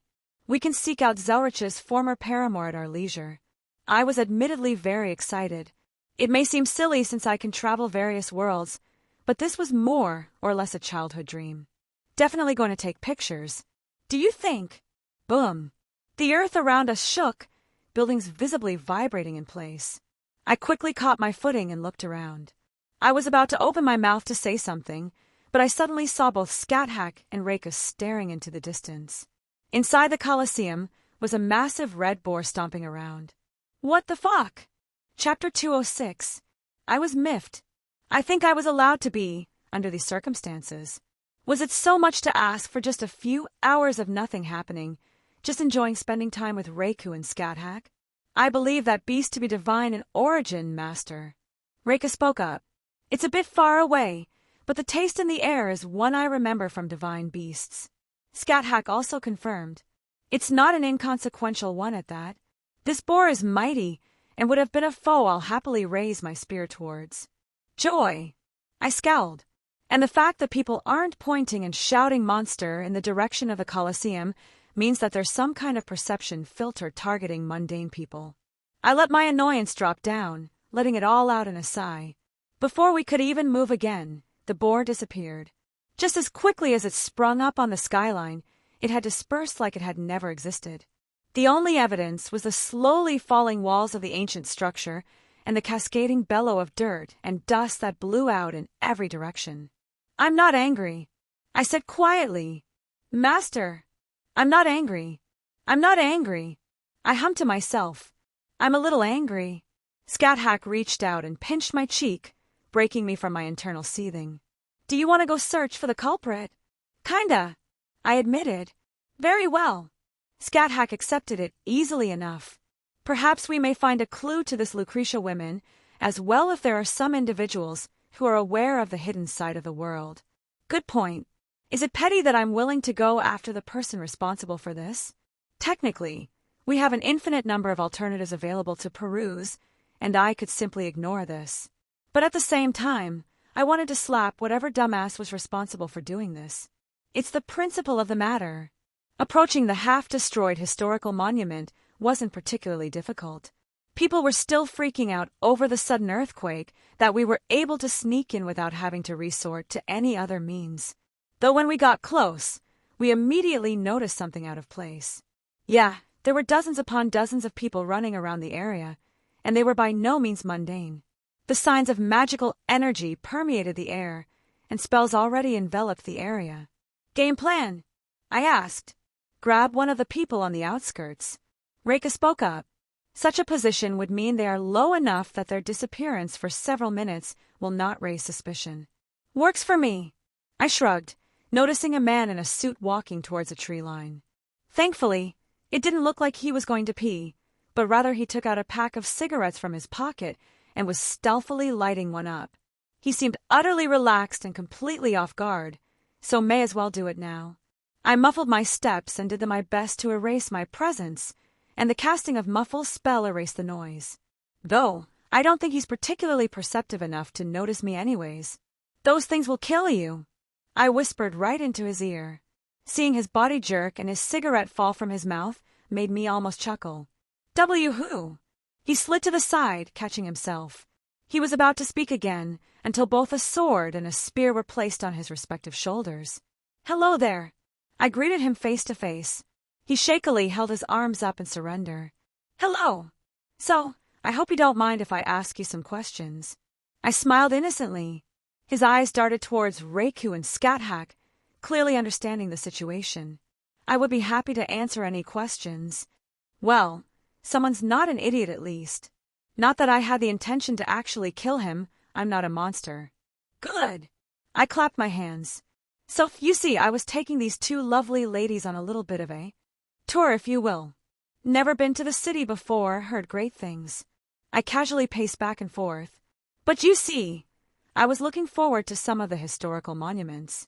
And wouldn't you know it, a giant boar tramples one in particular I was interested in. So, I believe you can understand my current annoyance. What do you want from me? I'm just a squire, he muttered. A squire? As in an apprentice to a knight? I inquired. Yes. My bosses don't tell me anything important, and I don't have any connections to move up. Some type of organization like the Mages Association? I didn't care too much to delve into the political landscape of this place. Shame. I shook my head. So that means you don't know anything? I raised an eyebrow. And no. He quickly shook his own head. I heard the rumors and some whispers. Oh, that's more like it. So, who do I have to thank for this mess? It was the latest Campione. The other squires mentioned that the higher-ups were testing him, and he released his authority, and destroyed the whole area. That's all I know. I hummed to myself as if considering his words. As you can see, I'm a foreigner. I gestured to myself. Would you be so kind as to explain what a Campione is in your own words, so I better understand the terminology here? Might as well get some information while I'm at it. A god slayer. He quickly spat out. A mortal who killed and took the power of a god. A god slayer?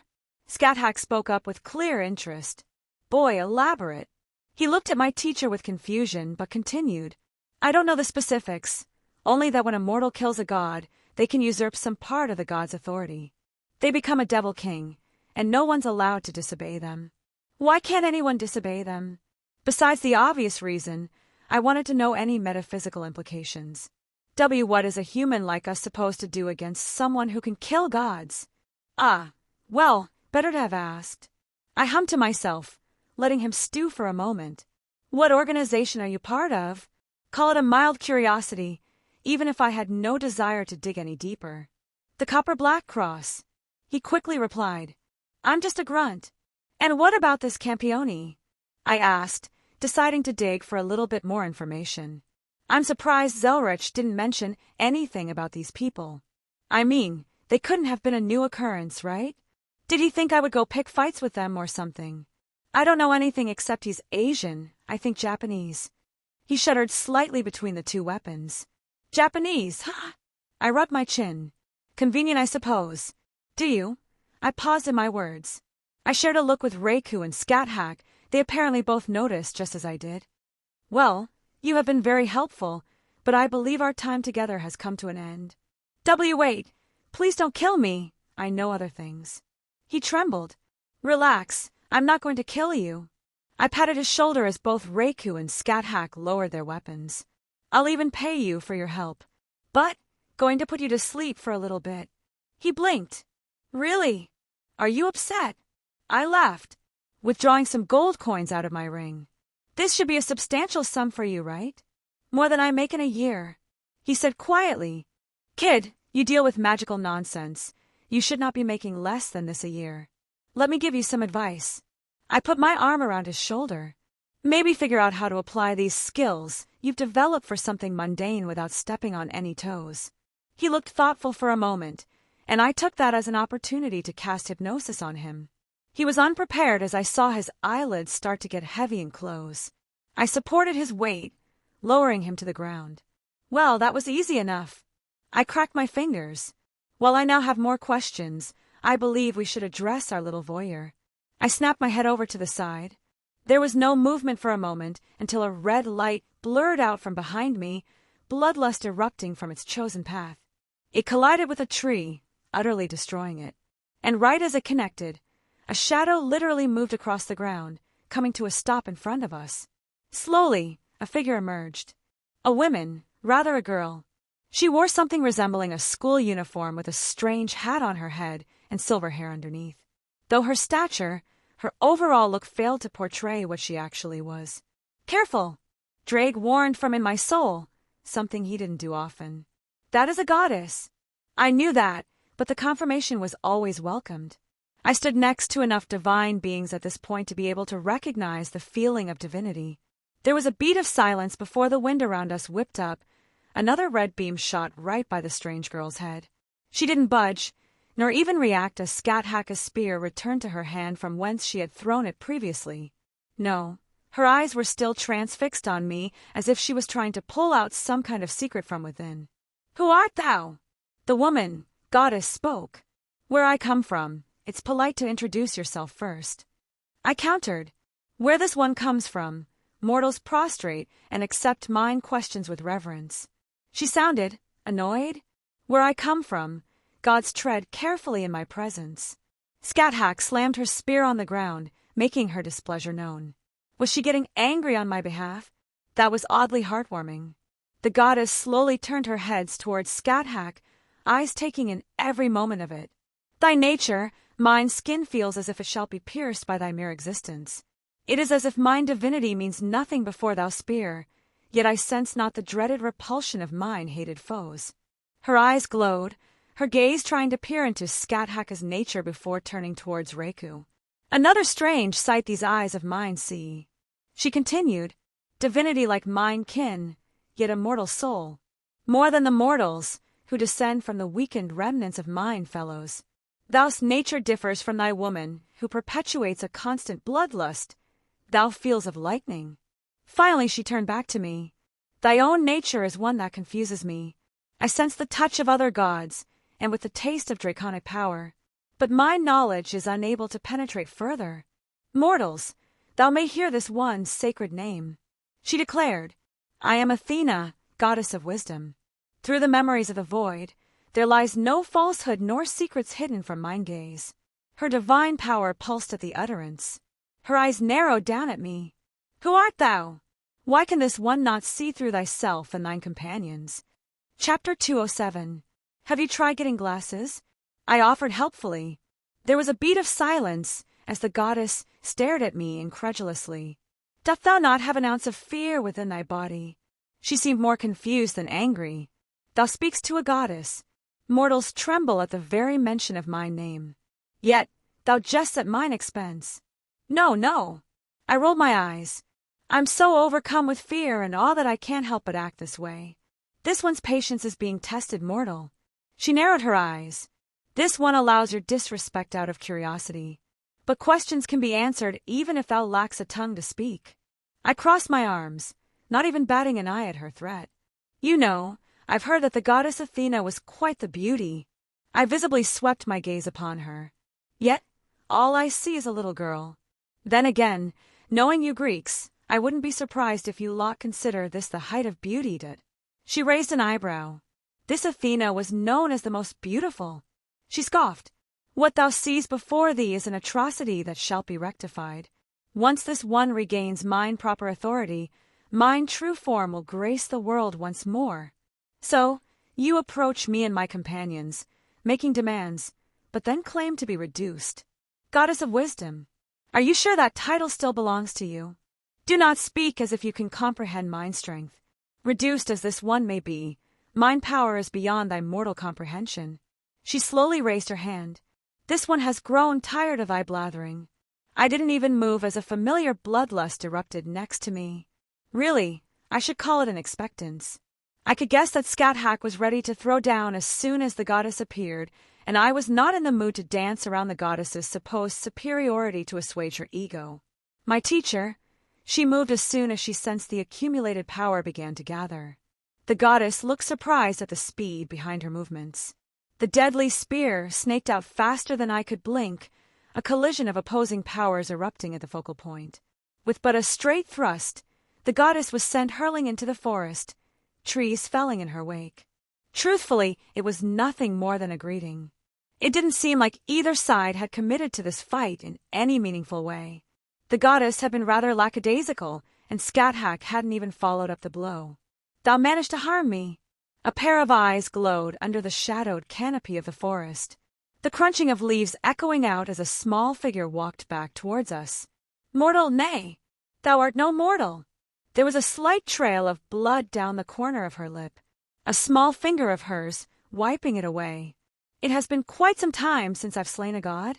Skathak twirled her spear. Are you going to be added to their number, goddess of wisdom?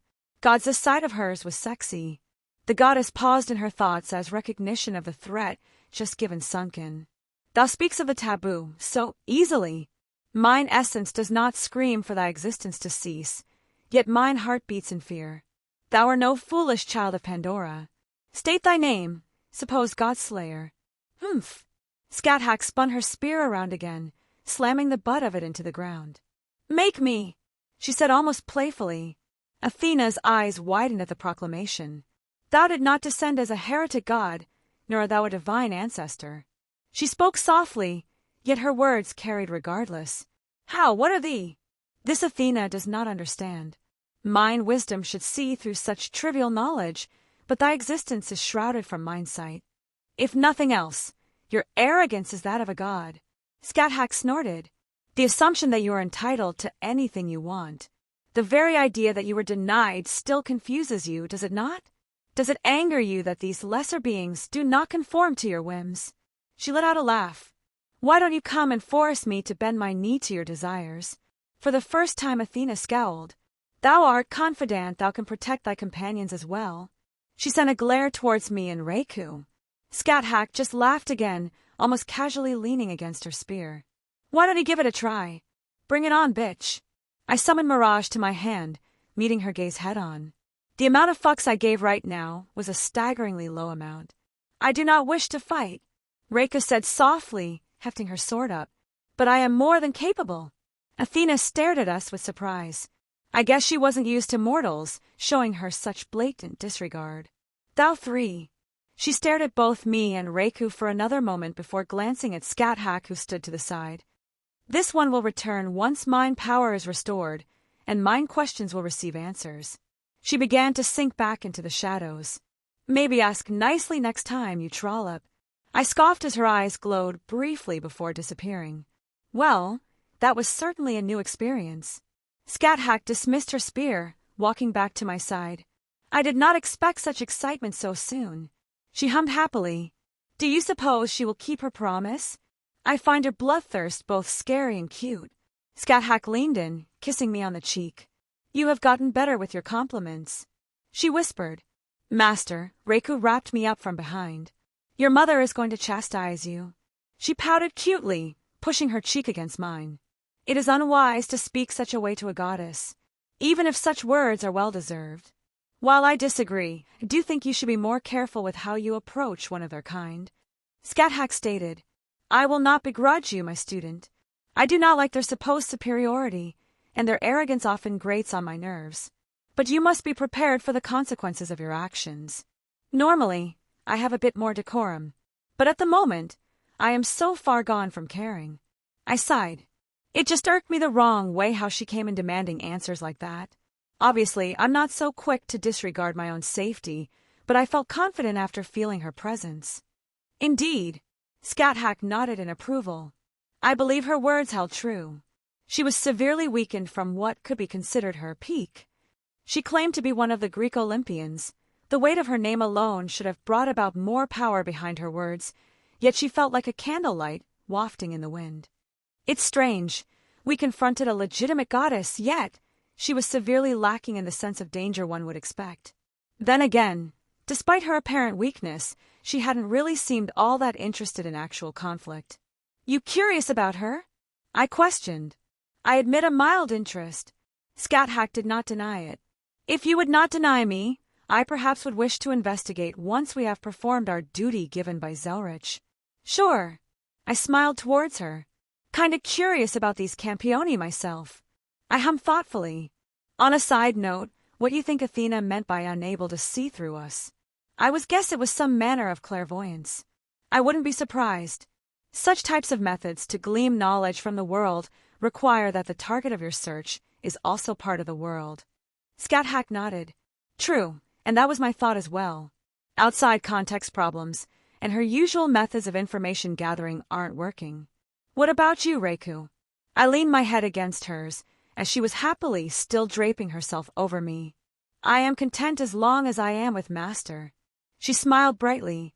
I nodded and didn't argue. Though, I would hope to help her find some hobbies of her own sooner or later. I didn't want her only one in life to wait on me hand and foot. I wanted her to be happy, with everything that came with a fulfilling life. Well, I don't believe there's anything worth seeing here any longer. I looked around. The squire was still sleeping off to the side, and apparently no one came over to check the commotion. I guess they were more focused on the historical monument that was in the midst of collapsing. All right, let's go find Gramps. I had a thought on how to find her. I admit, this isn't what I expected. I commented as we stood outside of a strange little shop. This looks so fake. I sighed, staring at the sign. Madam, Zola's psychic readings. She has a sense of humor. Reiku eyed the sign as well. It is not a bad cover to have. I just shook my head. Luckily, we found a library in our random walk around the city. Getting on one of the computers and actually searching her name turned up this result. And well, here we are. May as well get this over with. I put a hand on the door and I could feel all the magics woven into this building. They were subtle, but powerful. There was no obvious barrier on the outside, but I could practically taste it now. Old witch indeed. Guests! A lazy voice drifted throughout the room as we walked inside. All eyes fell on a woman who was laying down on a nearby sofa. Some interesting ones at that. Her gaze swept over us before landing on me. Hey there, cutie. You want your palm read? She sent me a wink. Wow, she was stunning. I could easily see why the old man had some infatuation with her. Obviously, I was judging based on looks here, but she checked many of my boxes. Not that I would ever. Honestly, the thought of it kind of put me off since the old man said he was sweet on her before. What's an actual witch doing palm readings for? I was a little curious. She didn't look surprised that I called her out. Instead, she sort of slid down. Head hanging off the edge of the sofa, she stared at me playfully. I get bored easily at my age. She smiled. It's fun to see some of the strange things people get up to through their fortune-telling. That's fair. I nodded in approval. And once again, definitely someone Zelretch would get along with. So what brings you three to my little old shop? She asked again. I do other services, but those are a bit more expensive. Or if you want some information, I can do that too. Well, I've come to deliver a letter. I withdrew it from my ring. Oh. She sat up.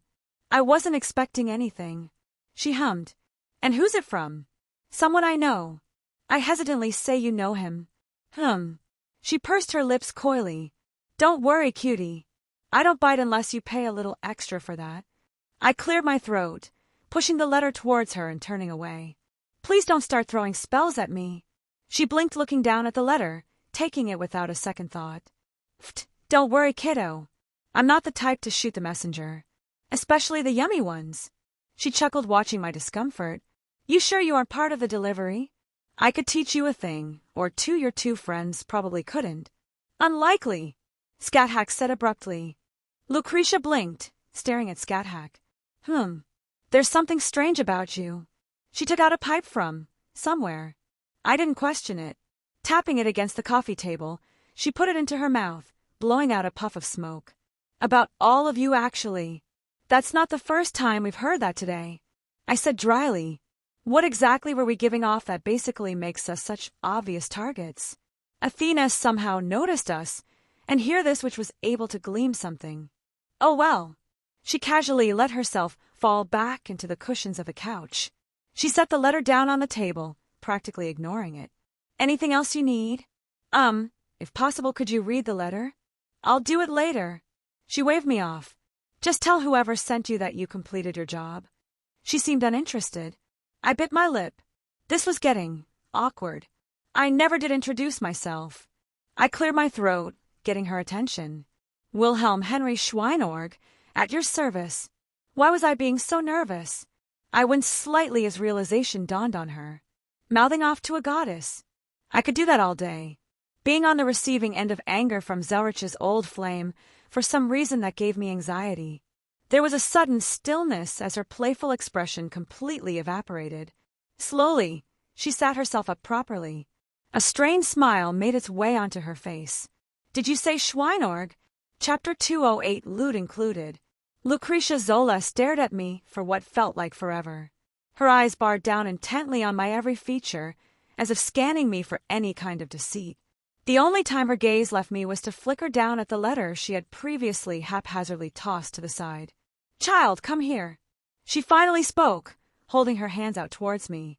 I hesitantly walked forward, letting her palms rest on my cheeks as she inspected me closer.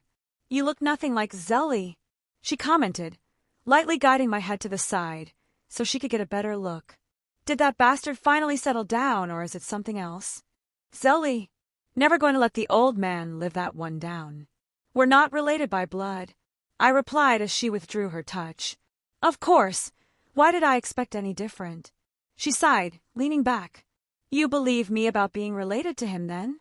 I questioned. She let out a small laugh. I'm the only one in this world who probably knew his last name. Not to mention how few people even knew of his existence. Interesting phrasing, I pointed out, probing her slightly. Lucretia snorted with an eye roll. No need for that. He told me where he came from before. Well, that makes things easier then. She was able to guess my thoughts easily enough. She tapped the end of her pipe on the coffee table, looking deep in thought. She hummed to herself. No wonder you gave off such a strange feeling. It was the same the first time I met him. Is it that obvious?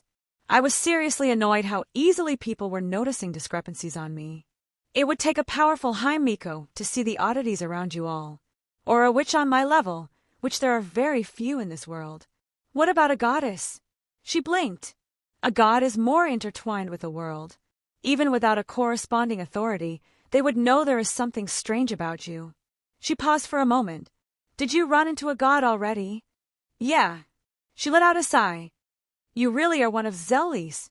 She shook her head with a small smile. He could never stay out of trouble.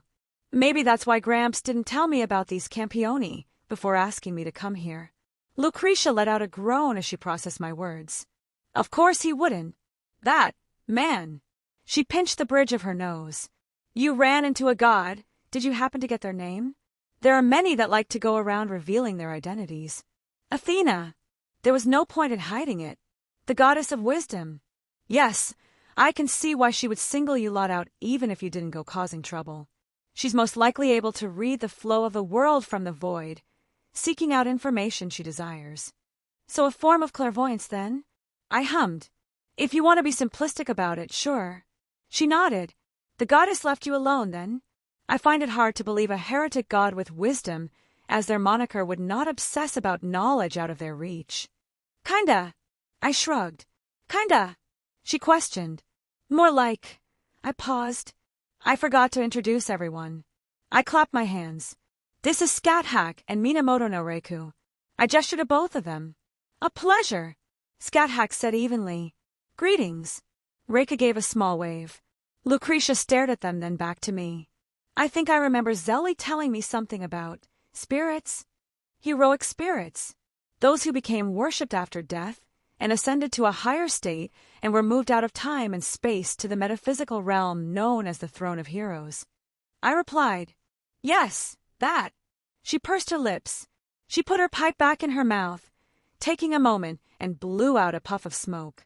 Both of your names are known to me, at least within the confines of this place. She leaned back again. I can see why the goddess would be forced to back off, but that may only be a temporary matter. I wouldn't be surprised. I don't think she was particularly happy when she left. I chuckled. Perhaps you should not have called her a trollop, master. Reika lightly chided. Lucretia Zola shook her head. It's not my place, but please do be careful. We don't need another heretic god rampaging around here. We barely survived the last two when the seventh Campione was born. Oh, that reminds me. I snapped my fingers. Heard this Campione destroyed the Colosseum. So that's what the commotion was about. She pursed her lips. Oh, well, nothing we can do about it. That's it? No anger or annoyance. What am I supposed to do? I can boast about being one of the most powerful witches in the world, but I am still nothing in front of a Campione. She let out a sigh, setting her pipe down. Don't read too much into it. I met the boy before he became the latest child of Pandora. He's not a bad kid, probably just swept up in everything and in a bit over his head right now. Regardless, she continued on, it's not my place to say anything, but please be careful. At the very least, I'm confident in being able to run away. I grinned. Of course. She smiled. Zelly always boasted about the same thing. Her hand slowly reached out, grabbing at the letter she had previously dismissed. I didn't interrupt her as she slowly opened it, taking out the parchment handwritten by Zelretch. She was silent as she meticulously read over each and every word, her expression changing several times over the course of a single sentence. Eventually, she slowly put the latter down and let her head fall into her hands. I need some time, she said quietly. Would you please come back later, tomorrow morning? I'll have myself sorted by then. I had no idea what was written, but it was clearly giving her some kind of heartache. I know Gramps wouldn't intentionally do anything to hurt her if he truly did have feelings in the past. Sure, take as long as you need. There was no rush. I was here to fulfill Zelretch's request, and I would see it through to the end. Loot ahead. Ha! I let out a long breath, letting the warm water fall on my face. It felt like forever since I had time to relax. It's not like the Grail War was a constant source of stress, but there was always that feeling of something hanging over my head that made me a bit anxious. I turned off the water and stepped out of the shower. It was nice that there was a good hotel so close by. Of course, we had to fib our identities a little bit through magic to rent a room, but it was well worth it. I grabbed at the hair binding that sat on the counter. I couldn't help but smile, taking an appreciative look at it. My scat hack was finally back. Perhaps I was finally taking the time to let that sink in. It'll be nice to get a good night's sleep between both Reiku and Scat Hack. They were both okay with sharing one bed. Putting on a shirt and some comfortable shorts, I made my way out of the restroom. I paused in my steps as I noticed both of them giving me strange looks. Foo-foo! Scat Hack flipped her hair back, sending a grin my way. My precious student, why don't you come and sit over here? Master, come sit down next to Mommy. Reiku at the edge of the bed right next to her as Scat Hack stood nearby. Danger senses were tingling. I admired their current state of dress. Scat Hack only had a t-shirt on and a pair of panties that really hugged that round butt of hers. And Reiku was wearing something similar, but with those shorts she got previously that really showed off those magnificent legs. Do either of you want to turn in the show? Sit down. Scat Hack crossed her arms with a more authoritative tone. Yes, ma'am. I walked over, sliding next to Reiku. Master, Reiku whispered into my ear. We've noticed you've been a little stressed. Scat Hack finished for her, casting a glance at the servant. She told me what happened during the war, and you have yet to properly rest. She sauntered up and dropped to her knees, right in front of me. Oh. I blinked in realization. Oh. My eyes widened, and I found a certain part of me twitch in excitement. Scat Hack let out a little laugh, reaching for my waistband. Don't get the wrong idea. She slowly slid my shorts down. Neither of us are the kind of woman who would share with the other when first bedding our partner. You will properly make love to me when we have time to ourselves. She always was one to be so blatant in her desires. Reiku leaned in, breath tickling my ear. Master can consider this a sneak peek. The sultry tone made my heart beat faster. She gently moved her fingers down my arm, taking hold of my hand as she placed it on her own breast. I couldn't help but give it a squeeze. Era, Reiku cooed. Boys love boobs no matter their age. You constantly tease me with these things. I breathed out, taking them both in my hands. I pushed them up, feeling the weight as they dropped back down. I had no remorse about taking them at this point. I'm not going to hold back anymore. I whispered to my servant. Ah! She let a little noise as I gently squeezed her nipples through the fabric of her shirt. Play with Mommy's boobs as much as you want. The only thing that stopped me from following her suggestion was Scat Hack pulling my shorts all the way off. My man had sprung loose for both of them to see. My student was already so expectant. Scat Hack giggled, her fingers brushing along my length. I felt a shiver down my spine as she finally took hold of it. A few casual strokes were all that was needed to get my heart truly racing.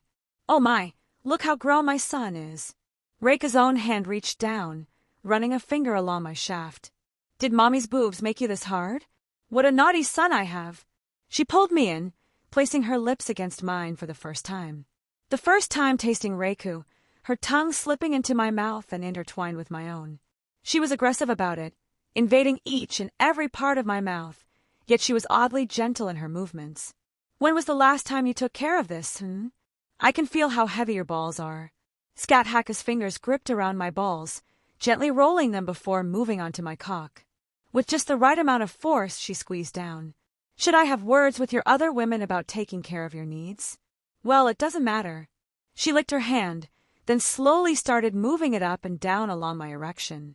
As your teacher and woman, it's my duty to make sure you're well taken care of. My lips parted from Reiku's, a groan escaping my throat as Scat Hack picked up the pace. Master! Reika's hand sneaked between my legs again, gripping the base as Scat Hack moved and started rubbing the head of my cock in all the right places. Do you want to put this big thing of yours inside your mother? She leaned in, placing kisses on my neck. The curve on this cock will hit all of Mommy's sensitive places. Foo-foo! Look at him twitching in her hands. Scat Hack's fingers squeezed around my tip as she continuously pumped at my length. Are you close already, my student? It seems you will need much more training in the future. I let out several quick breaths, my fingers digging into the bedding and my toes curling. I'm going to. Shula, Scat Hack soothed, her pace picking up. Just enjoy the feeling of letting it out. Master, just spurt it all out. Reika let go of my cock, arms wrapping around me instead. You don't have to worry about anything except coming. I was already past the point I could hold it back. Feeling my cock engorge in her grasp, I felt the first bit spray out. There you go. Scat Hack pumped perfectly in tune with my own orgasm. She didn't reel back, even as my first rope of cum landed on her face. This Scat Hack will take all of your seed, spray it on my face. I shuddered in her grasp as she continued to milk me for everything I had. Every last bit was let out and accumulated to her being covered completely with my seed. As I finally settled, completely spent, her eyes didn't leave mine. A smirk on her face as she licked the corners of her lips, my cum dripping down her face. Oh my, look at all of that. Reika cooed in my ear. I wonder, did the thought of debasing your teacher make you let out even more? Foo-foo. Boys love this sort of thing. Scat Hack didn't seem to care at all at her current messy state. I felt limp as I fell back onto the bed, utterly content and words failing to leave my mouth. I think Scat Hack got up and went to the restroom to wash up, but I was still seeing stars. I don't know why that took so much out of me considering I've had actual sex, with multiple rounds in a row. Maybe I was really backed up. Regardless, I felt at ease. I turned my head towards Reiku, who was laying down, head propped up next to mine. Ah, Master, Reiku let out a surprised giggle as I started playing with her boobs again. I couldn't help it. These huge tits of hers were just way too good, and they were all mine. But more than that, Reiku. Another kiss? I mumbled out. Her little giggle would always be pleasant to hear. She leaned in and gently placed her lips to mine. It wasn't as deep as our previous one, but I enjoyed it just as much. It lasted but a brief moment before we part, and she snuggled up next to me, my arm wrapped around her warmly. I do hope you haven't forgotten about me. Scat Hack walked on over, freshly clean. She quickly crawled onto the bed, opposite of Reiku as I held my arm out for her to get in as well. Don't expect this to be a common occurrence. She gently flicked my nose, reiterating what she said before. I do not particularly enjoy having multiple people together when I do things like this. Of course, I wouldn't push her on anything she didn't feel comfortable with. Good. She nodded happily. Now. I think her cheeks turned a little red and her voice dropped to a very quiet tone. You shared many kisses with Reiku. I believe I am due for some myself. Was she being bashful after everything that happened? Cute. I didn't respond with anything but my lips meeting hers. She was almost needy in the way she grabbed hold of me.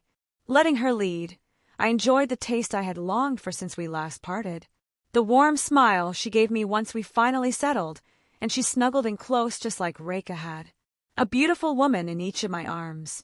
I let out a content sigh as my eyes closing, drifting off into what would be one of the best nights of sleep I'd ever had.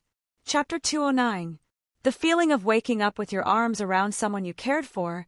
It was something I would never tire of, and it seemed to remove any kind of fatigue I had built up over the past several days. There was also something to be said about having two girls in my arms rather than one. Am I the last one to wake up? I muttered, as my eyes groggily blinked open. Master looked so peaceful. I heard Reika's soft voice on my left. We didn't want to disturb you. You worked hard. It is a rest well deserved. Scat Hack gave a little smile as I welcomed the morning light. One of the best sleeps I've ever had. I fully opened my eyes with a sigh, knowing this moment had to end. I suspect that Lucretia is waiting for us, so we can't be lazy for too long. If I had to guess, I would say she hadn't any peaceful sleep herself. The way she reacted, there were definitely some unresolved feelings between Gramps and her. Speaking of another woman, when you have two beauties laying next to you. Scat Hack gave me a little poke in the cheek. Whatever will we do with you, I can think of a couple things. I was not subtle in my insinuation, and my hands started to roam over their voluptuous bodies. My son has turned into a deviant. Reika gave a faux cry as I gave her but a squeeze. Turned into a deviant? Scat Hack laughed, even as my other hand was down her shirt. This is merely his true appearance.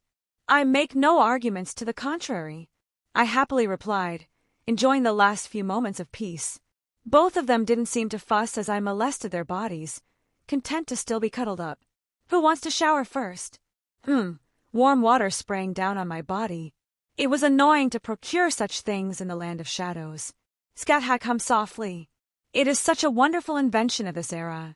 I can't help but look forward to it whenever I get the chance. Reka happily chatted, which still made me raise an eyebrow. Before she would barely even scowl towards Scat, now she was willing to even exchange pleasantries without being forced. Though, I fear these lecherous paws won't let me go in peace. She wiggled her backside, emphasizing my hand that was enjoying the bounce of her rear. I'm open to bribes. Era, Reka leaned in. What can your mother give you, It was strange how smoothly we both stepped over that imaginary line. I had been pretty conscious about not pushing anything while she was cursed, even when she was openly flirting. Hell, I felt bad about enjoying my face getting pushed between those huge boobs. But now, neither of us seemed to care that we had escalated. I felt no remorse taking liberties, and we even had our first kiss. Speaking of, I leaned in, and she realized what I wanted as our lips met. Payment received, I whispered, staring into her beautiful purple eyes as we parted. Hearing her giggle would never cease to bring a smile to my face. Then I shall claim my prize. She half rolled out of my embrace, climbing to her feet off the side of the bed.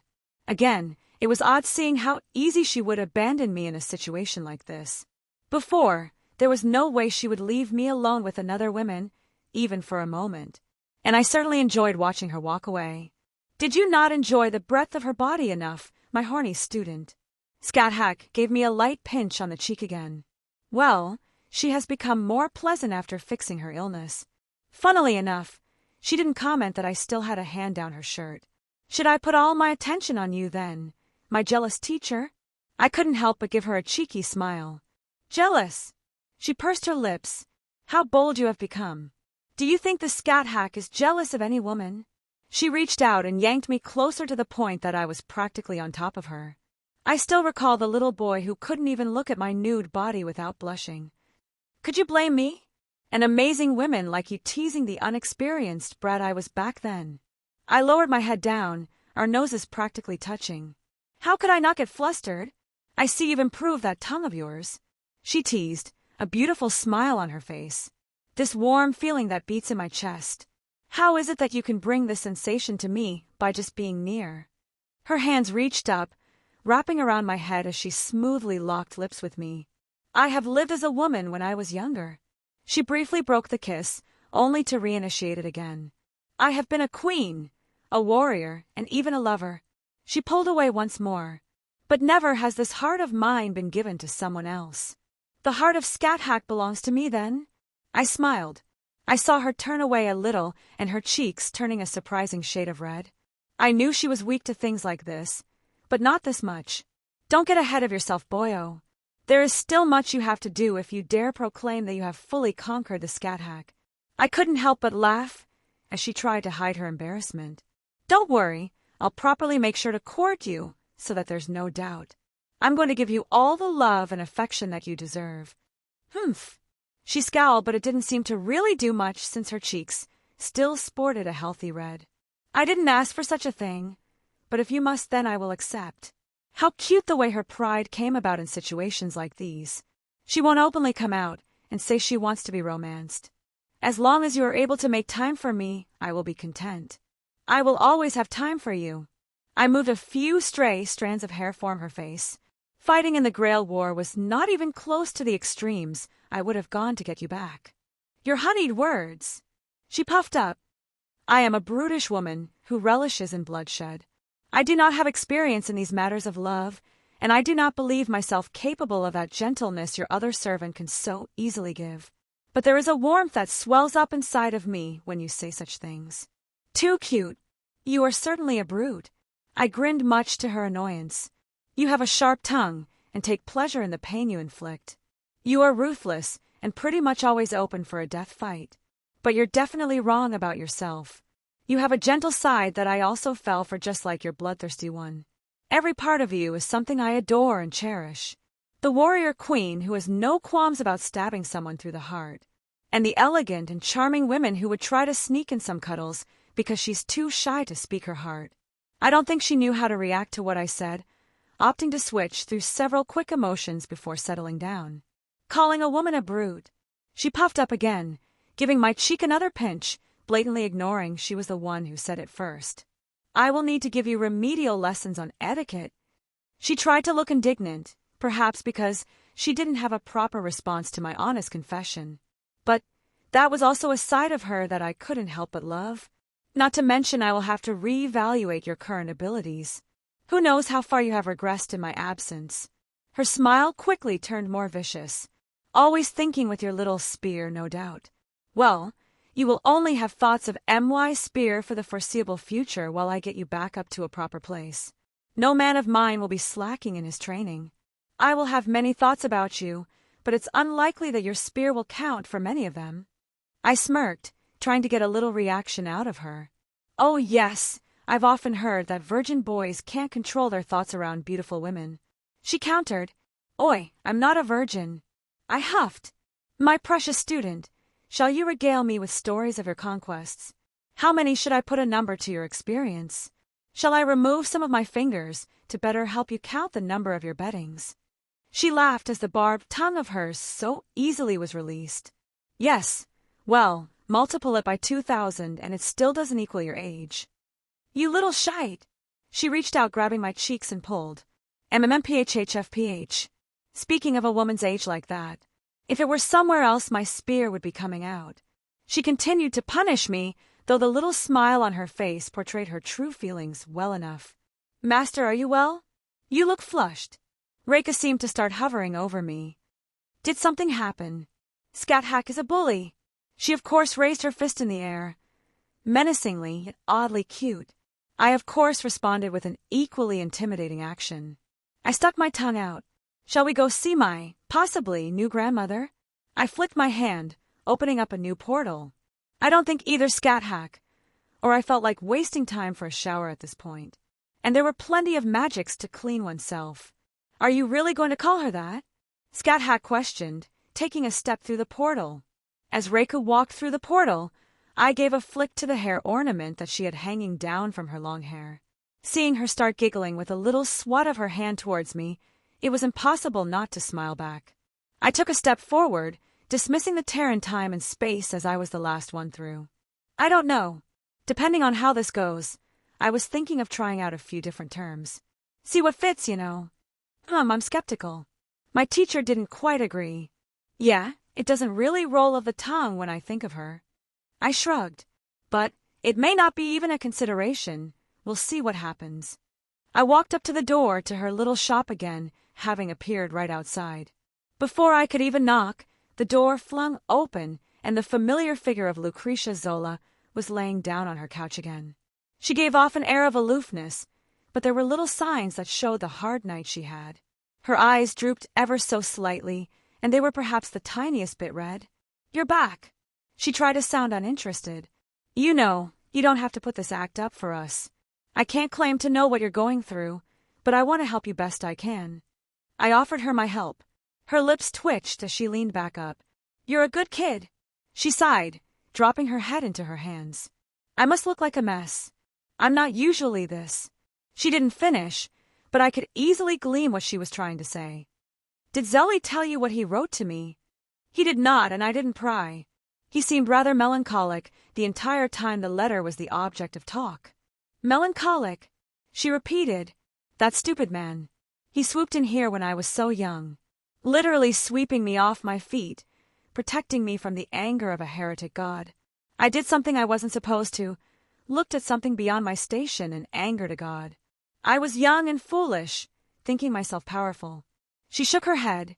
I was smitten the moment I met his eyes. Oh, we were both so young back then and full of love, until he left me. Damn it, Gramps. I sighed. She picked up the letter and tossed it to the side with a scowl. And now he finally writes me, asking if I wanted to meet with him and catch up a... She scoffed. Kick him in the balls is what I should do. Curse off his hair and make him impotent.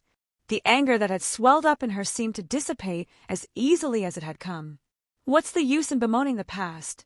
It was so long ago, Maybe I should just forget it and finally move on. That's your right. But you also have the alternative. She huffed, turning back towards me. Are you going to convince me? He asked me if I wanted to see him again. As much as I care for my Gramps, he was in the wrong.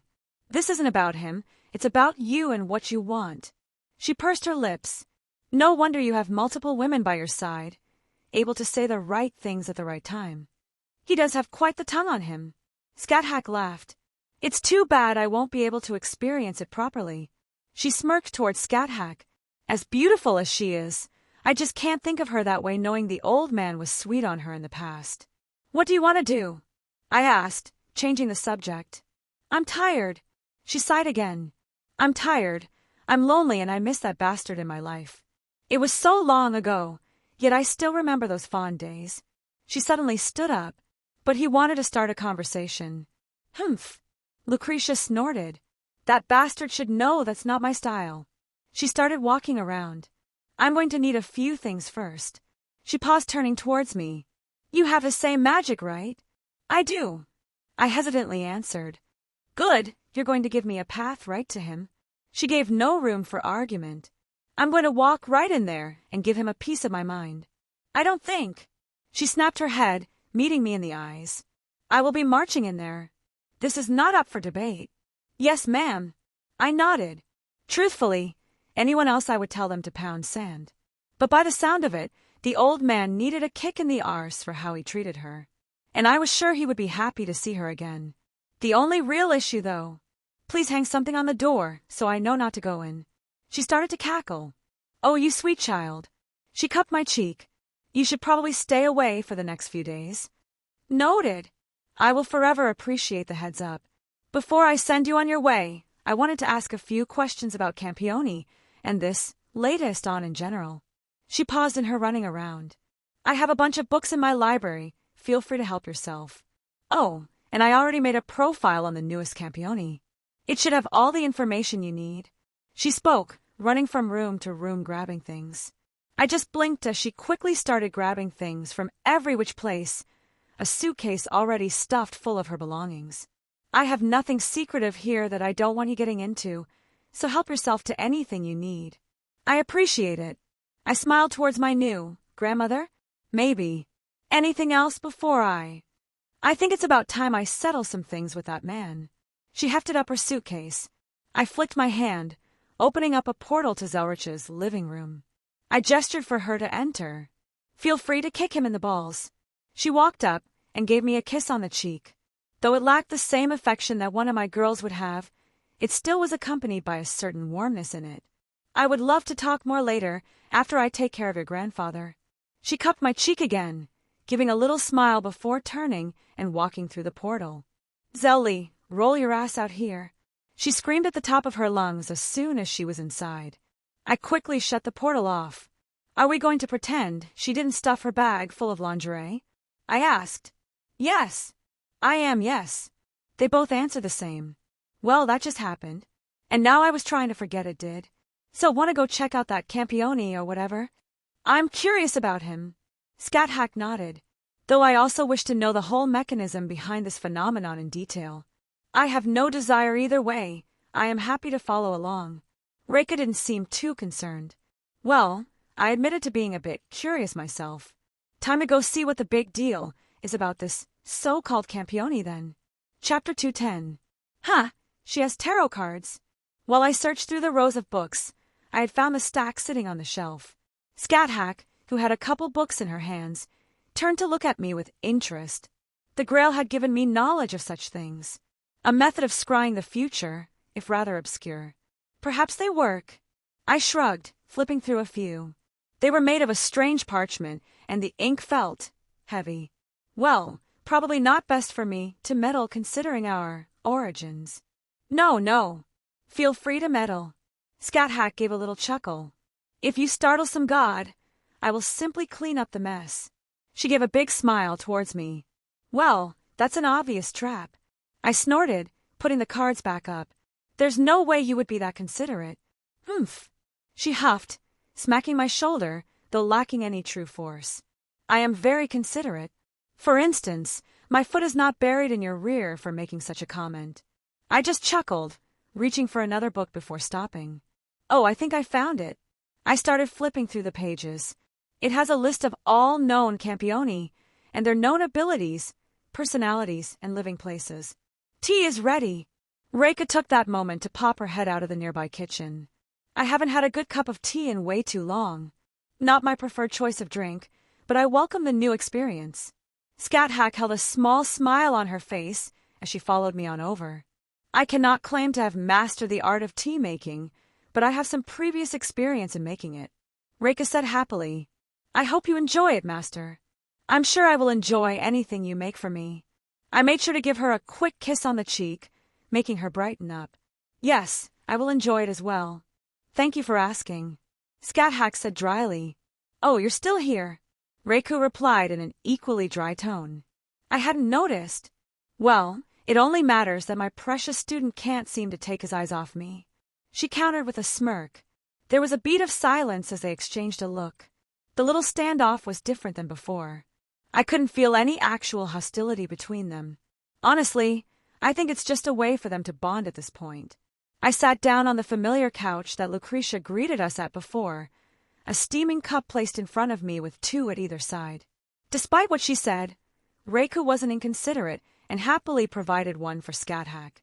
Having both of them on either side of me, it was quite nice. It almost made me wish I was unable to read the atmosphere and do some lewd things. But there was a time and place, and this was neither. Honestly, I can't wait until I have everyone all together. I intended for everyone to meet up earlier, but Gramps asked for this favor, so I wanted to settle everything, and my attention was taken. But I could easily get back without much time having passed, so no harm.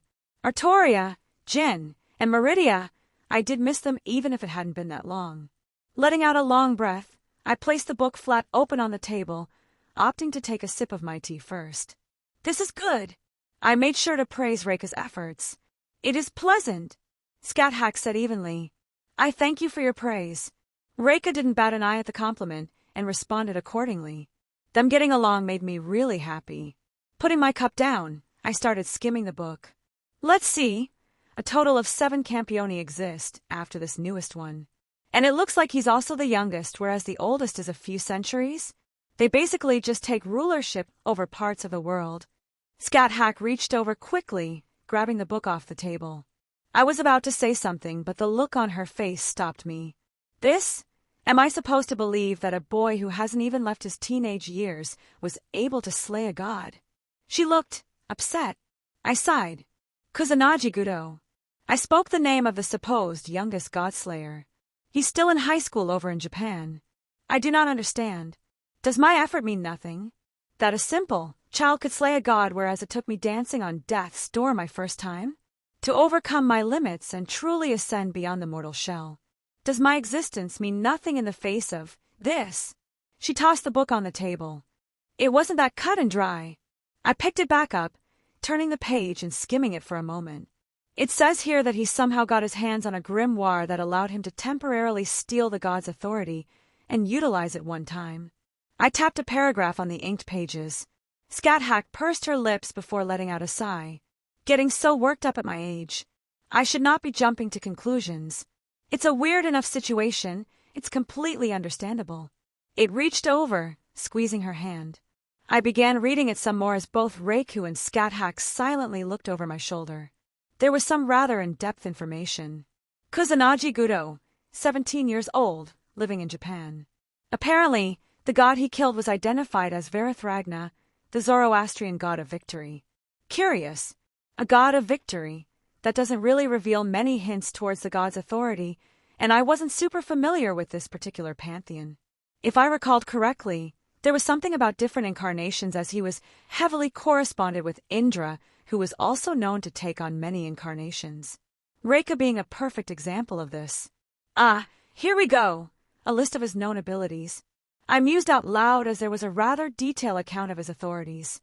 I was right. Something about incarnations, as his power was divided between many different aspects that this Gudo could apparently bring forth based on conditions. The giant boar was one of these, as its power is to trample anything in its path. This is much more different than I thought. Reika spoke up. I am forced to agree. I had thought someone who shared my title would be more impressive. Enhanced physical abilities, magic resistance, extended lifespan, among other things. Are these not just the natural abilities of the children of gods back home? It wouldn't be wrong to call him a demigod now. Yeah, the only real difference is his ability to use the authority of the god he killed. I nodded. Even such a thing is not unheard of. There had been demigods in the past who could call upon their parents' authority over the world. Reika held out her hand. Purple lightning crackled. My lightning is something my father passed down, and Karna's divine flames were a little more potent in their origin. Overall, it's strange. I rubbed my chin. I kind of want to meet one even more now. Like, what would possess a kid who had no knowledge of anything supernatural to attack a god? Scat-Hack hummed. I can't bring myself to call him a peer, but his audacity to do something so foolish deserves praise. Oh well. I leaned back. I just want to read a couple more of these books. But afterwards, how about we head over to Japan and go meet him? I would not be against it. Scat-Hack seemed to agree. At the very least, I am curious, and a book can only relay so much about a person. I am also curious how my home has changed here due to the oddities present here. Reiku agreed. All right, well, I saw a book about Campiones in a general sense I wanted to read. May as well read up on everything real quick before heading out. Is he really here? Reika looked at the building down the street in skepticism as we exited a new portal. Once again, I am forced to agree. Scat-Hack replied with a look of contempt. Did he truly come back to this place? I don't look down on the modern facility, but this just continues to feel so mundane. Yeah, I scratched my head. I haven't been back to this kind of place in a while. Not since I started walking this path. I was feeling a bit nostalgic. It was a school. An ordinary, if bit cliché, school building. Kills a god and immediately goes back to school. I shook my head. It seems like Grams was able to keep detailed information even when she was mentally preoccupied. He should have just returned yesterday, yet she already knew everything. Where he left to, his home address, and his notable hangouts. Her abilities were quite good. Her information-gathering skills are impressive. Scat-Hack nodded. And Grams? She questioned. Not a good one either. Scat-Hack looked thoughtful. It's not bad. I'll shelf that one for now.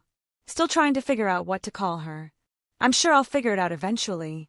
Is it appropriate to just walk in? I do not wish to make a mess in a place dedicated to children learning. Scat-Hack muttered. You know a spell to make a perception filter? I can easily string some runes together for such an effect, but my point stands. My presence will still be noticeable and out of place that they will see through it unless I take more drastic measures. Well, I could go in. I don't look much different than I did in my school days. I could easily fit in without an issue. Perhaps that is for the best. Scat-Hack nodded in approval. Reiku, how about you? I asked her. I am sure I will not fit in as well, master. She let out a small laugh.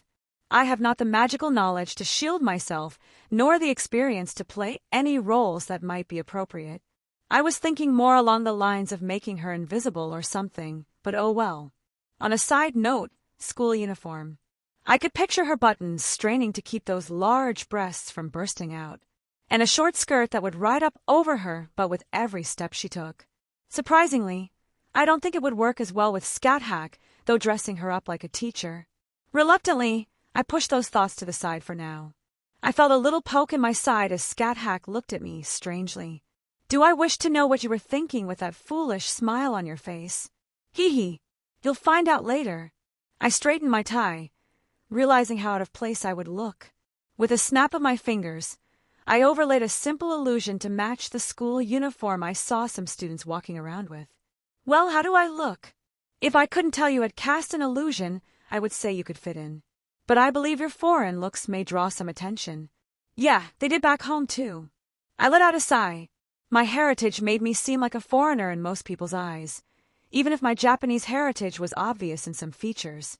I do remember getting a little bullied when I was younger. Oh well, I can bullshit my way through most situations. I wasn't in the theater club for nothing. Truthfully, I could hide my looks even more, but I didn't want to feel ashamed of who I was. It was a little Petty of me in the circumstance, but it was something I was trying to work on in general. I knew I was a bit touchy about my devil heritage, so baby steps in that direction. We shall wait nearby, master, Reiku assured me.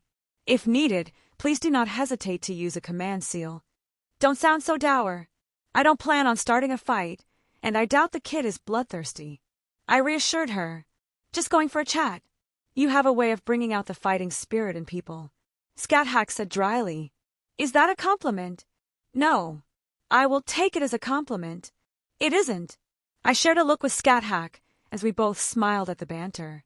With one last nod, I began walking towards the school. It might seem strange that I chose this moment to try and meet him during school, but it felt like the best moment. I didn't want to intrude on his home life, and I felt like he would be the most reasonable in this circumstance. Not that I was planning on interrupting class or anything, just finding him while he wasn't busy. Maybe even catch him while he's leaving would work. The gate was open for some reason, but I couldn't claim to know the policy of every school in existence. And no one even stopped me as I walked inside. I pursed my lips as I saw where the shoes were kept. I didn't want to walk around in slippers, so I adjusted my illusion a tad. Well, I chose an awkward time because there were plenty of students walking around with what looked like their lunches. Some of them gave me glances, and I could hear the whispers directed at me, but so far no one made any fuss. Now, if I was a god slayer, where would I be? The roof. I blinked. Hey there, Drake. I haven't heard from you in a while. I've been watching. This place is interesting, and that goddess got my blood pumping. I was hoping you would start fighting. Well, I don't particularly want to fight a god if I can help it. With such beings, the decision isn't always up to you. But this Campione you are looking for, I believe he should be on the roof. I feel something strange from up there. Really? Why was I not picking up on anything? Interesting question. Maybe my existence as a soul lets me feel these things easier. Or it could just be my experience with such entities that I can recognize certain things. Both are valid thoughts. Something to consider later. Finding the stairs wasn't hard. The layout of the school wasn't so different from Kuo. And it wasn't until I started ascending that the feelings Drake described started to become more pronounced. It felt like a higher existence was above me. Like a predator was curled up, sleeping. Fear. No. I did not feel fear from this presence. No. It was a more primordial feeling. I could shake it off easily enough without any effort. But the fact that I felt it at all only served to exuberate the ridiculous existence that is a supposed Campione. There was no hesitation as I pushed the roof door open. 2 sets of eyes stared at me as I walked through the threshold. Well, this is rather interesting, I commented, sweeping my gaze around both of them. This Campione that I saw a picture of, he matched it perfectly. Honestly, he could be called painfully normal in appearance, perhaps objectively handsome if you were into men. In a normal circumstance, I wouldn't pick him out of a crowd for any reason. Yet, there was a well of power bubbling beneath the surface. The lazy look on his face made me think he was unaware of how he was perceived to those with even an inkling of greater senses. Next to him was a foreign woman with blonde hair who was giving me a death stare. Who are you? She narrowed her eyes, seemingly able to notice some irregularities with me. Wilhelm Henry Schweinorg. I introduced myself, eyes landing on the young man. And you must be Kusanagi Gadu. It was polite to use his name in the correct manner, even if I wasn't doing so for myself. It's a pleasure to meet the person who thought summoning a divine boar and trampling a historical monument was a good idea. I was curious, so I probed him a little bit. To my surprise, he sort of cowered under my words. It was an accident, he said sheepishly. The sheer amount of power that was contained inside him, and this is how he responds. Ha! Was all I could muster at his very meek look. Didn't expect that. So what's up? Who are you? Why are you questioning my Gadu? The blonde-haired woman stood up, almost protective of the kid. I just introduced myself, I replied with a dry tone. Something you did not do afterwards, being very rude. Erica, please don't fight. The supposed god-slayer tried to soothe his companion before turning back to me. Can I ask why you're here? I don't really want to fight. Just curiosity. I eyed him. And you really are new to this, aren't you? I spoke, even if I wasn't looking for a reply.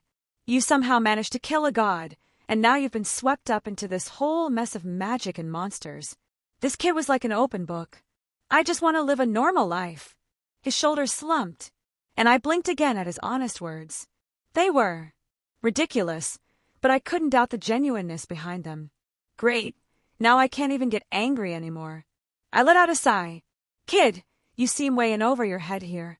Gotta let out a sigh. I didn't ask for any of this. Gotta, don't listen to him. You're the seventh king. Don't let him speak to you this way. If you wish, I can take care of him in your stead. The young woman, Erica, proclaimed next to him. Well, she had a sharp aura about her, so perhaps she wasn't all bluster? I don't want any fighting. He slumped his shoulders even more. This was odd. Not at all how I picture this going. Honestly, I thought someone his age would be drunk off his own power, or at least a bit cocky or arrogant. But he's so timid and afraid. All right, I've decided. I clapped my hands. I'm going to take you under my wing. I nodded to myself. What? He sputtered out. Honestly, his attitude just made me depressed. And I kind of feel a little bit of kinship with him due to his circumstances. My life was suddenly flipped upside down, albeit to my own betterment. Yet, he looked like he didn't want any of this and was having a hard time adapting. May as well do a good deed and gather some data while I'm at it. Don't you worry. I walked up, wrapping my arm around him, much to his companion's chagrin. Big Brother Wilhelm is going to teach you how to live in the supernatural world. Chapter 211. How dare you touch my lord? The blonde shouted. Who are you? Where did you come from? Which organization do you belong to? I know your mouth moved, but all I heard was screeching. I replied, How dare you? I'll teach you some manners. She held her hand up, and I could feel the magical energy gather in large quantities. A large, red, magic circle appeared in the air. It was obvious to tell she was about to do something, so I simply took out a talisman and threw it at her.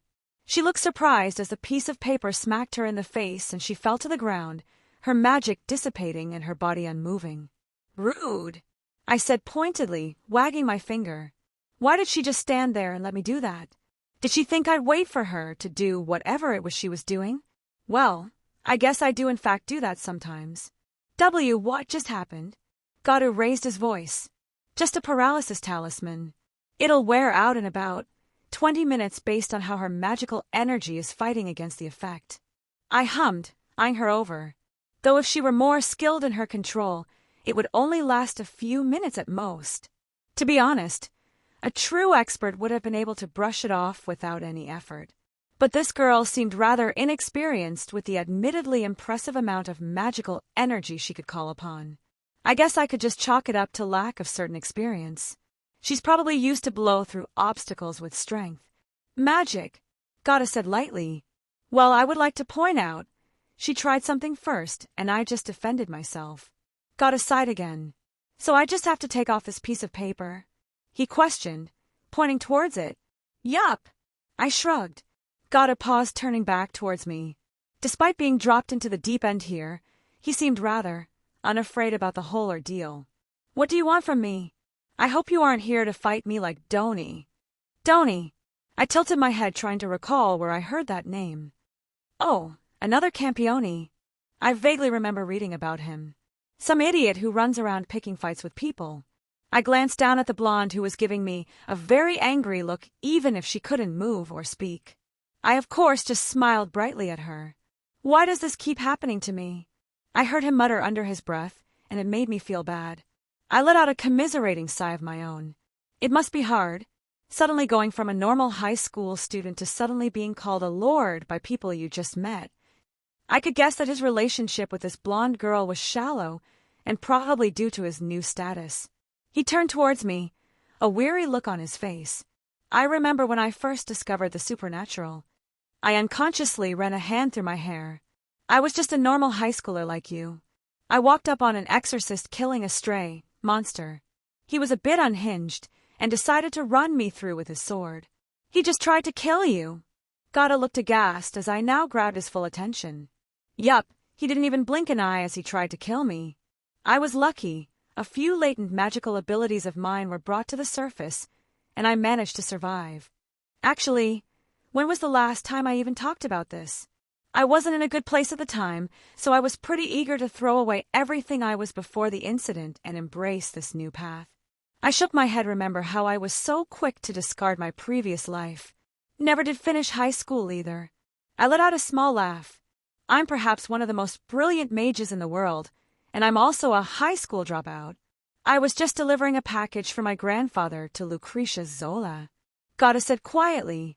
I didn't know it was magical, and next thing I know, I'm being threatened by Erica because I was carrying it. Then a god attacked and I got caught up in everything. Small world. I chuckled. Lucretia Zola is something like a grandmother to me. Well, that's a guess, but I'm pretty sure it'll be made into a reality soon. His eyes widened a little. You're related to her? Not by blood, but there is a relationship there. It's rather complicated, new, and tenuous, and I didn't want to get into it. Honestly, I came here because I was annoyed that you destroyed the Colosseum. Huh. He let out a long breath. I didn't mean to. Erica and some old guys wanted to test me, but they wouldn't listen, and I just got caught up in it. Is that so? I said evenly as I stared down at the blonde. Well, the target of my ire has certainly changed. I locked eyes with the blonde. And I expect that such a tragedy will be rectified regardless of the cost to the perpetrators. I didn't think my subtle threat needed to be more spelled out than that. I turned back towards Gadu. Hey, wanna skip for the rest of the day? What? School. Wanna skip it and come hang out with me for a bit? You seem like you need some time to cope with everything and maybe an ear to listen. I just want a normal life. He repeated, almost like a mantra. What's more normal than a kid skipping school? I did it more than a handful of times when I still attended. I let out a laugh. He looked at me, then back at Erica on the ground. It was a bit telling that he still hadn't helped her out yet. I don't think he was particularly enthused by her behavior. I could tell by the look in his eyes that he was considering it. She'll be fine. He questioned again, obviously referring to Erica. Yup. I promised that she'll be up and about in no time. I nodded. Fine. He sighed again. I guess I could use a day off. This the place? I asked Gadu as we walked down the street. Yeah, I usually come here when I had some spare money. We walked up to a little ramen stall on the corner of a street. Well, it's been a while since I've had proper ramen. I would admit to being a glutton, and I always looked forward to food. I had already sent Reiku a message through our mental link telling her of what I was up to. As much as I wanted to introduce the girls to him, he clearly needed someone to talk to. Ducking under the hanging curtains, we slid into the stools, seated at the counter. Hey, Kenta! Gada greeted rather familiarly. It was funny how I still perceived language in English undertones, due to my heritage. I could see his lips move to include proper honorifics, but it just came out as Kenta. Gadu! The man behind the counter exclaimed. You skipping school, brat? You know that's not good. You don't want to end up like me. It's just one day. Gada gave a small smile. All right. I know you're a good kid. The cook smiled right back. What want the usual? 2, please. He replied. Oh, can I get mine a little spicy? I'm in the mood for some kick. I spoke up. No problem. Kenta gave a thumbs up, setting down glasses of water in front of us before turning back towards his cooking. I dipped my finger into my water. I shared a look with Gudo as I began to draw a few runes on the counter. Just a little cantrip I picked up. Gada looked at me. What did you do? To put it simply, it's a perception filter. Basically, the spell filters out anything we say and do, so it sounds like we're just having a mundane conversation. Huh. Gada didn't seem too displeased with that. That's sorta neat. Magic is pretty neat. I grinned. Wanna see a little trick? Sure. I turned my hand over, taking out my hat. I had his full attention, so I reached inside and pulled out Sir Wiggles for a brief moment. He stared before letting out a laugh, and I couldn't help but smile at his reaction. Magic isn't so bad, yeah? No, that's great. I didn't expect that. Is that real magic or a trick? I let Sir Wiggles go back inside. He didn't seem to want to come out and play for the moment. I think Gada's presence was a bit intimidating to him. It's actual magic, I admitted. I'm not very good at stage magic yet. I'm sort of trying to learn how to do it. I saw a few shows with my mom when I was a kid. I wanted to learn how to do it, and I had the free time, so I thought, why not that? I put my hat on my head. Ever think about picking up some magic yourself? Learning magic? He repeated as if the idea was completely foreign to him. I don't really want to mess with any of that stuff. I sympathize, I really do. But you're just burying your head in the sand and hoping everyone leave you alone. I honestly felt bad about his circumstances, but he was going to get hurt or get others hurt if he keeps this up. Why can't everyone just leave me alone? He threw his hands up. I didn't want any of this. Why are people so focused on me? Kid, you killed a god and usurped its power. That isn't something that can be ignored. I pointed out. Let me put it this way. Would the government ignore someone who walked around with a nuke? That's not the same. He said quietly. Isn't it? I questioned. You are pretty much inviolable to mundane means. A gun won't do anything to you. A regular person most likely can't subdue you unless you let them. Even most magic is completely worthless against your resistances. And to top that off, you can command divine power to lay waste to cities. He was about to speak up, but I wanted to push home my point. Now, I'm not accusing you of anything. I've known you for all of a half hour at this point, and I know you aren't that kind of person. But you have to understand, it's the implication of what you can do. I saw him bite his lip and look down. Is there a way to get rid of it? He asked hopefully. Not that I know of. You're changed on a conceptual level. That isn't something that can simply be undone without something of equal power behind it. So I'm going to have to deal with people like Erica and you coming into my life, and there's nothing I can do about it. He sighed again.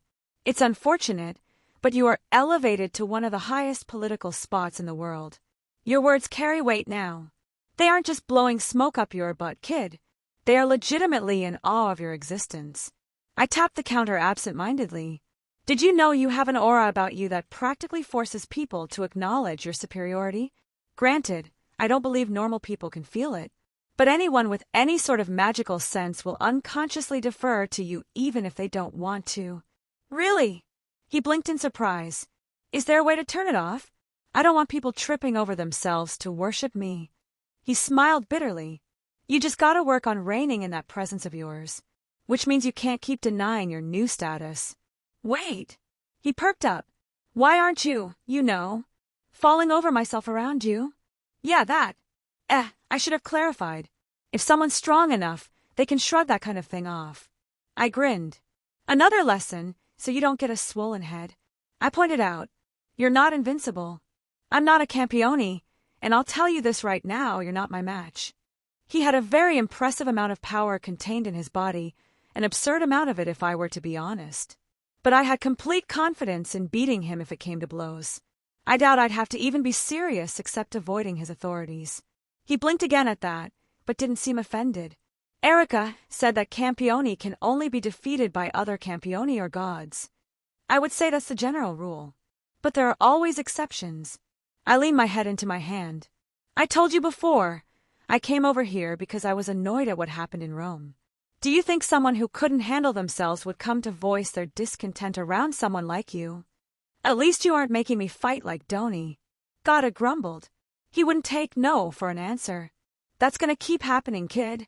I again felt a little bad for him. Power begets power. It's a universal truth. Others of similar strength are going to look for you. Hell, heretic gods are going to come after you just for existing. Can't I just convince them to leave me alone? I mean, you said I'm someone important. Why won't they listen to me? You are basically a king without an actual crown. The normal people below you will bow to your whims. But the other kings won't recognize your commands. I shook my head. I'm sorry, but you're not going to be able to live a normal life anymore. Really? I can't just deal with all this when I'm not busy with other stuff. He looked like he was grasping at straws here. And what? Get a 9-to-5 job somewhere and play God's Slayer at night? Reality isn't going to conform to your wants. I'm not telling you this to be mean, but you're going to get yourself or others hurt if you keep this up. You got a family. Yeah, he said quietly. I don't want them mixed up in all this stuff. I can't claim to see the future. But as cliché as it sounds, if you want to protect them, you're going to have to get stronger. So troublesome. His head fell down into his hands. Why did this happen to me? I'm not anyone special. Who knows? I shrugged. But it isn't all bad, you know. How isn't this bad? You said people are going to come after me. He looked at me with a sour expression. Reach out to the local supernatural organizations. It's a bit normal for the local ones to serve their resident campioni.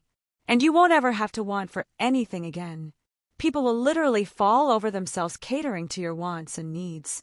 Who do you think they'll turn to when an angry god descends on Japan?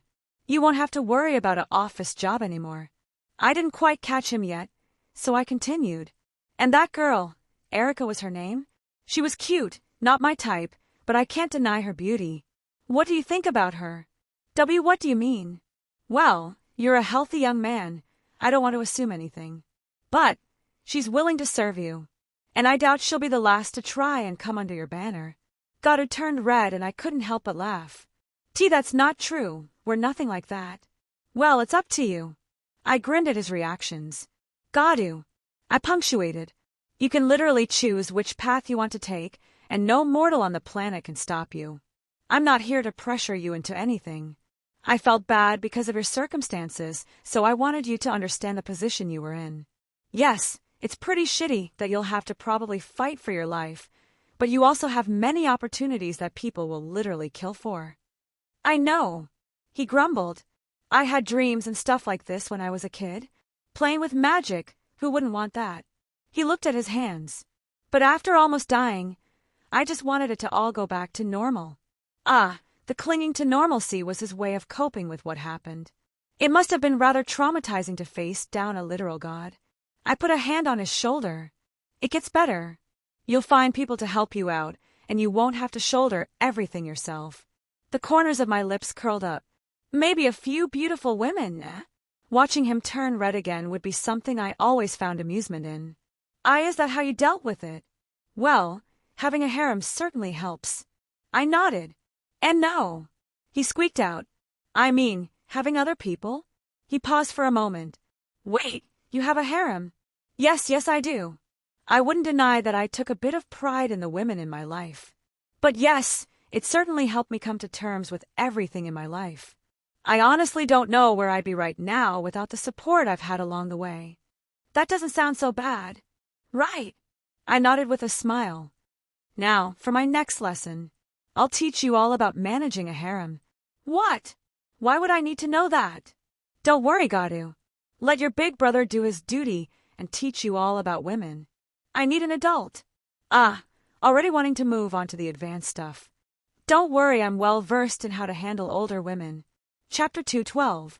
Scat Hack POV. So this is the country that both you and Wilhelm grew up in. I admired the view as I watched people walk down the streets. Yes, my student servant responded, though it looks too foreign for me to recognize. The passing of the years changes everything.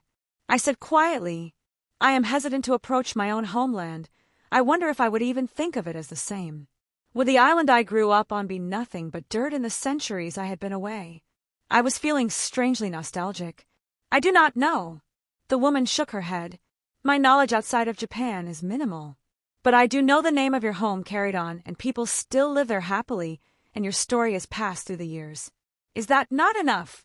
I let out a small laugh. I suppose it is. This woman has become much more pleasant after Wilhelm cleared her of her madness. No longer was that thinly veiled disgust in her gaze. No longer did she have to force herself to interact with other people. Her gentle attitude is rather enjoyable. I can see why my student had become enamored with her. Besides the obvious, that is. I briefly glanced at her chest. I was by no means jealous of any other woman. I felt I had a very generous bosom myself. However, I can't help but admit that her tits are impressive, more so than mine. Truly, I can only say that my rear doesn't lose out to hers. Well, I know that Wilhelm still enjoys my body, so I do not feel any dissatisfaction. Yes, I certainly felt his desire when I held him in my grasp. That boy decided to abandon us. Shall we go explore while he is occupied with his matters? I offered. I would not mind spending more time with this woman, since we will be around each other much in the future. He didn't abandon us, the swordswoman replied. He had something important to take care of. Perhaps. I pursed my lips. It is true. She relayed my student's words through their link as servant and master. From what she spoke, The young godslayer was truly in over his head, and Wilhelm had taken it upon himself to help the boy out. I was mildly annoyed since I had a desire to meet the young un that managed to slay a god. However, I also quite liked that kindness he shows. How he was so upset earlier, yet it all evaporated the moment he found out the young god slayer was suffering and decided to lend a hand. That side of him is cute. Regardless, I would not dwell on it. He had matters to settle, and we were not required at his side for the moment. We have some time. Let us go explore the clothing of this era. I have some strange knowledge about certain things I wish to investigate. I would like to acquire some more garments from a modern merchant. Besides wanting some variety in my wardrobe, I do believe my man would enjoy it if I wore different styles. Are you sure it's okay to leave him alone? She hesitantly asked. You are a very kind woman. I truly admire this about her. But you should acknowledge your own desires as well. You are someone who exists as a separate entity, and you need not have your existence revolve around Wilhelm. I placed a hand on her shoulder. I could understand her thoughts, but I could guess what my student would wish in this circumstance. You are allowed to do things because you desire. We are both in a similar situation, but I am aware that I do not need to spend every moment living for him. And I am sure he would wish you to be happy as well. It would not be good for her to only care about Wilhelm's needs. For both of them, it would develop into a distorted relationship and become something that poisons those around him. I do not wish to see either of them hurt due to leaving certain things unspoken. I did not mind lending a hand in this matter. She looked hesitant, but the fact that she was considering it all was a good sign. The remnants of her time under madness did her no favors. I do wish to look around and explore a little bit, she said softly before a smile claimed her face. Very well. I will enjoy some time away from my son. She puffed up happily. Well, I will not judge her if she wishes to still play at being his mother. My deviant of a student certainly enjoys it, I could tell that much. And that is nowhere close to the strangest fetish I have had the displeasure of witnessing in my existence. But how will we pay for the goods? This era requires a certain method of payment. A good question. Thankfully I had prepared. I withdrew a brown leather object from my own pocket. Something I was quite interested in is the methods of storing items on clothes that seem so prevalent these days. I had taken this off of Wilhelm. I proudly proclaimed, he will be treating us to our fun since he abandoned us. Wilhelm POV. What the hell? Where's my wallet? I started patting my pockets and couldn't find it anywhere. Are you trying to scam me? Gato asked. No, I keep money stored in other places on me.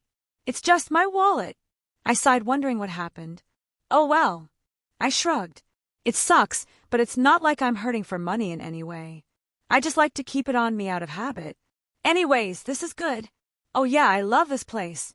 They really do have the best ramen in town. Gato and I happily enjoyed our meal. He seemed a little bit chipper. So I was curious. He muttered, quickly swallowing. Why exactly did you destroy the Colosseum? You're not going to let that go, are you? Dude, it was a historical monument. We could always talk about how to handle women again. I think I'm more scarred than when my grandfather tried to give me the talk when I was 10. He sighed. It was an accident. Yeah. Tell it to the people of Rome. I snickered. But seriously, what happened? Got aside again. Something that was happening a lot. Erica took me to meet some people of the group she's part of. A bunch of old guys wanted to test me to make sure I could keep something safe from a god. Why didn't you just not fight?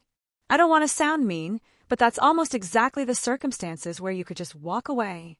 I tried. He threw up his hands again before sighing once more. But Erica summoned her sword thing and started attacking me. I had no choice. Wait, the girl from the roof. Yeah. Shit. Why is she even still around you? I'd be pissed at her for pulling some crap like that. I don't know. I realized. She's probably the only person you can rely on right now. You didn't want to drag your family into your mess, so you had no one else to even share your burden with. Once again, I felt bad that he was forced into this circumstance. So, what was so important that you had to protect it? Oh, it's this thing. He immediately reached into his back pocket and pulled out a stone-like object with a carved figure on the surface, holding it out for me to inspect. Forgot the name, but it gives me a strange feeling. I did in fact take it from him, but I also flicked his forehead. Ow, what the hell? Don't just give strangers objects of power like this. I chastised him. I could have been luring you into a false sense of security. I already revealed I knew about you. It wouldn't have been odd that this was all a trap. Is it a trap? He questioned. No, but it's the principle of the matter. I flicked him again. Ow, stop flicking me. I will when you don't make foolish decisions. I huffed, inspecting the strange thing. I could feel the pulsing of power, definitely divine in origin. There is something bubbling beneath the surface. It feels similar to the goddess you encountered before. Yeah, and she spoke about being lessened. Want to bet that this is the source of her power and she's going to come for it? Fool's wager. So, the god coming about this wouldn't happen to be Athena, would it? He blinked. How'd you know? Ran into her in Rome. Wait, really? She was that close by. Yeah, she knows you have it as well. It would do no one good to not tell him. She's weakened though, if that helps. Gotta groaned. It helps a little, but I still don't want to fight another god. You could always seduce her. I offered an alternative. Will that really work? He snorted, almost humored by the idea. Probably not, but stranger things have happened. She's a virgin goddess in myth as well. Like what? Well, some random kid in Japan managed to somehow kill a god. Really damn weird. Oh, screw you. Hee hee. At least he was smiling. Here. I handed it back to him. No way, you keep it. He reeled back. Wait, what? You said a goddess is going to come after it. He stated. Besides, you said you were strong, right? If you're stronger than me, then shouldn't you have it? You sure? Weren't you specifically given this to protect it? As I said before, you don't know me.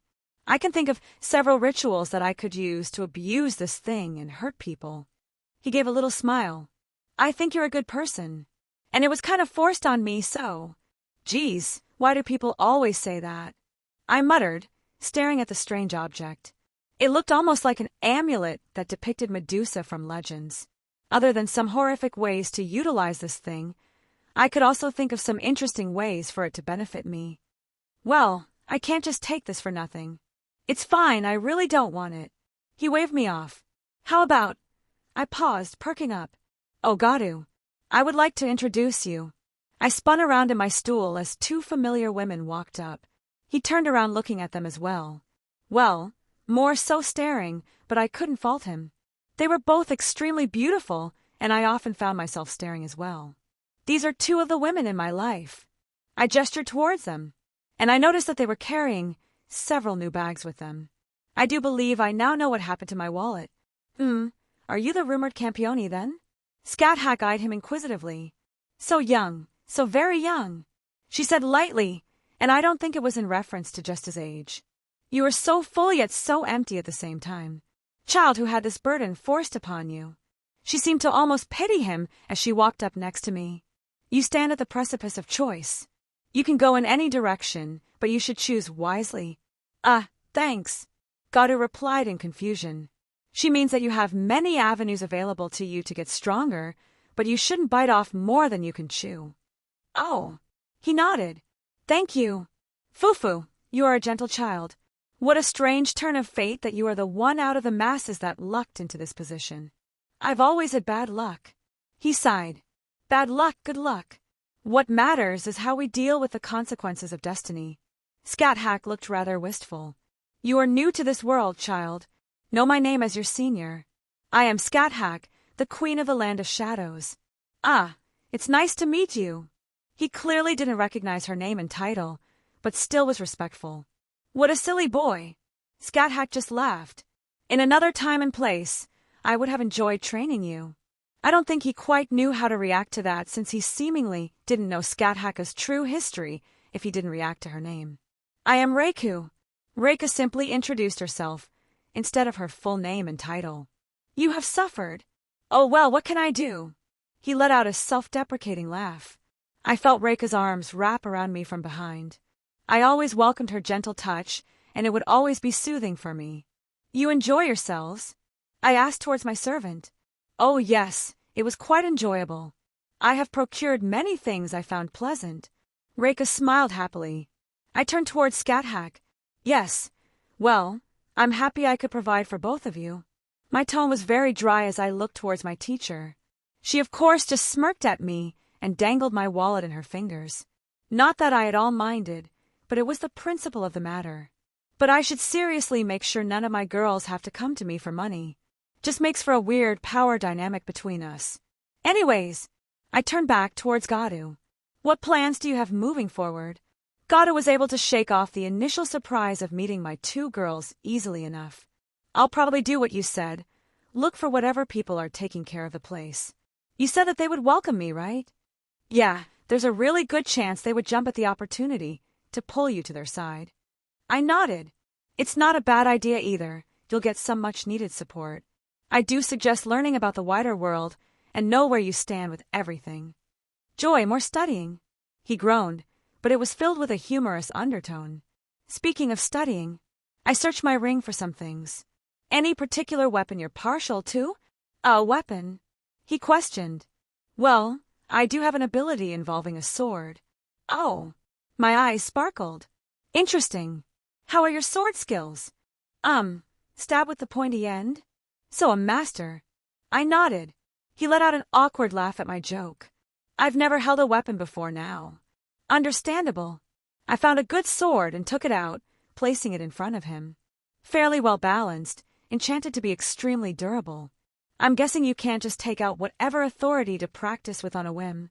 No, I need to. I flicked him again. Information is valuable. Don't give it out so easily unless you can deal with the consequences. Oh, right.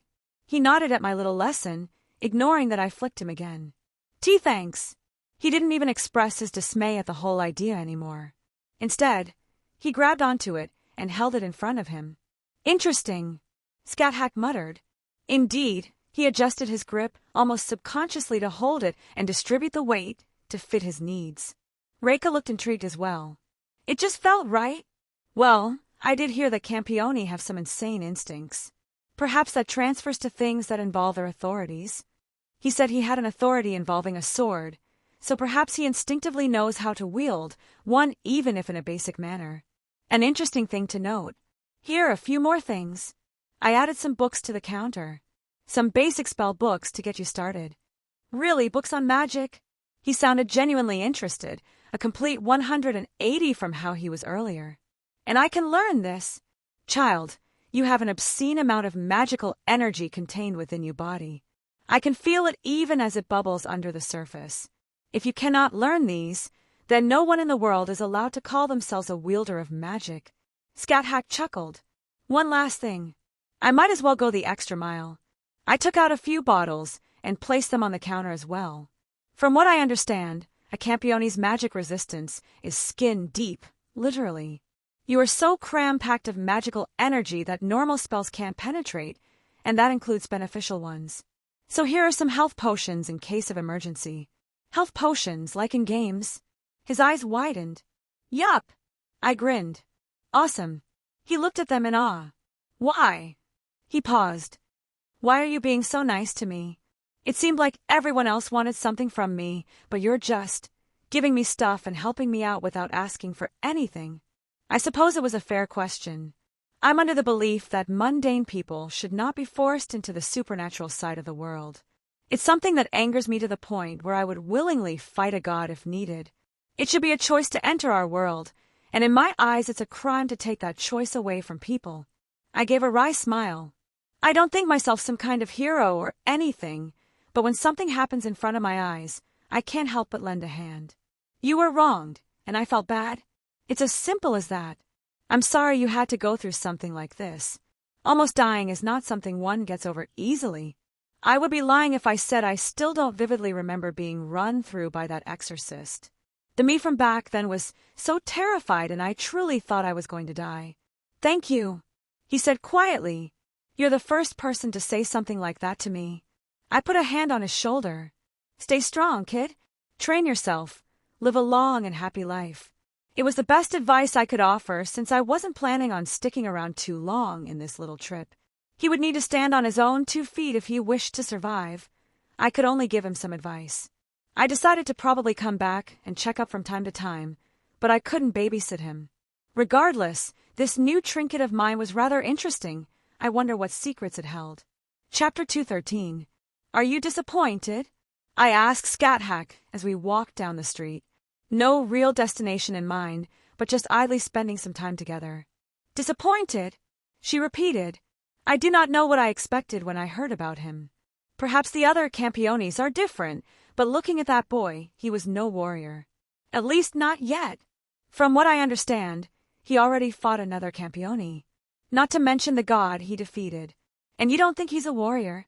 I was just curious about her thoughts, even if I agreed. She shook her head. The ability to throw around divine power does not make him a warrior.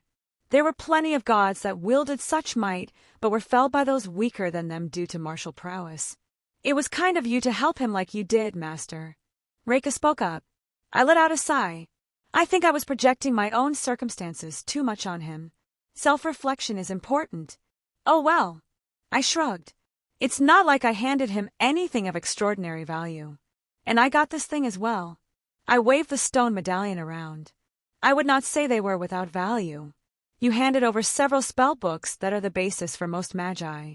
It will set a firm foundation if he wishes to pursue that particular path. Scathack replied. And what is that object? I can sense the touch of divinity about it. It feels almost like a seal of some kind, as it's preventing the majority of the power contained from leaking out. Remember what Athena was talking about, how she wasn't at her best? I flashed the object again. Scathack just hummed, eyeing it for a moment, then ceased to care. How interesting. You truly know how to keep showing me fun and new things. I look forward to this goddess reappearing and accosting you for that object. Ominous. That reminds me. Would you like your spear back? I didn't know if she preferred the one she wielded in life or not. My spear, she said quietly. Yes, you used it as a catalyst to summon me. I am surprised you kept it around. She eventually shook her head. The one attached to me as a servant is required to activate my noble phantasm. You may hold on to it, and I hope that it will serve you well at some point. Your spear isn't the only thing I took with me. I admitted. Did you raid my panty drawer? How'd you know? I said almost instantly with a deadpanned look. I see where your eyes wander to. She pursed her lips before breaking out into a smile. You are entitled to anything that you wish to have taken from that place.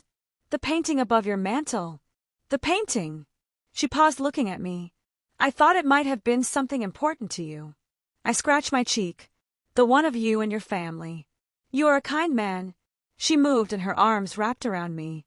Thank you, she whispered into my ear. Hugs are nice, and I would have liked to truly show my appreciation, but I do not abide voyeurs. She whispered again. I was content to let them be since they weren't showing any intent to harm us, but now I'm annoyed. Master.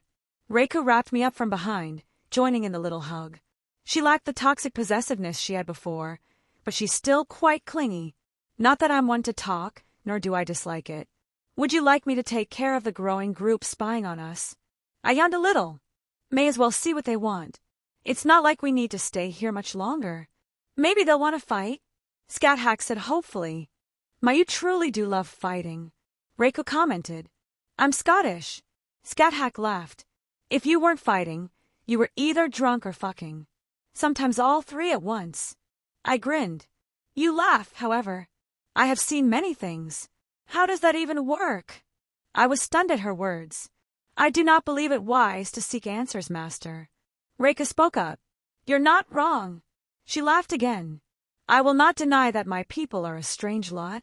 Our little conversation continued as we made our way to an empty park a few blocks away. It was a curious thought, why I didn't sense anyone spying on me until I left Gadu. I highly doubt they didn't have people watching him. They'd have to be pretty incompetent to let a walking weapon of mass destruction go around without some kind of tail. Extending one's senses was really something I wasn't taught. Most people don't really learn to do it in a traditional sense. There are many methods to do it, and people generally just gravitate towards the one that feels the most correct. Detecting bloodlust, fluctuations in the air, magical energy being pulled about, or even space being manipulated. There were a plethora of ways. All of this could just be described as a sixth sense. So to say that I sensed no one spying on me before meant a bit more than what was understood on the surface. HMM. I hummed, looking around as both my girls took a position next to me. This should be good, I said idly before turning back around and staring blankly into the surroundings. What do you lot think?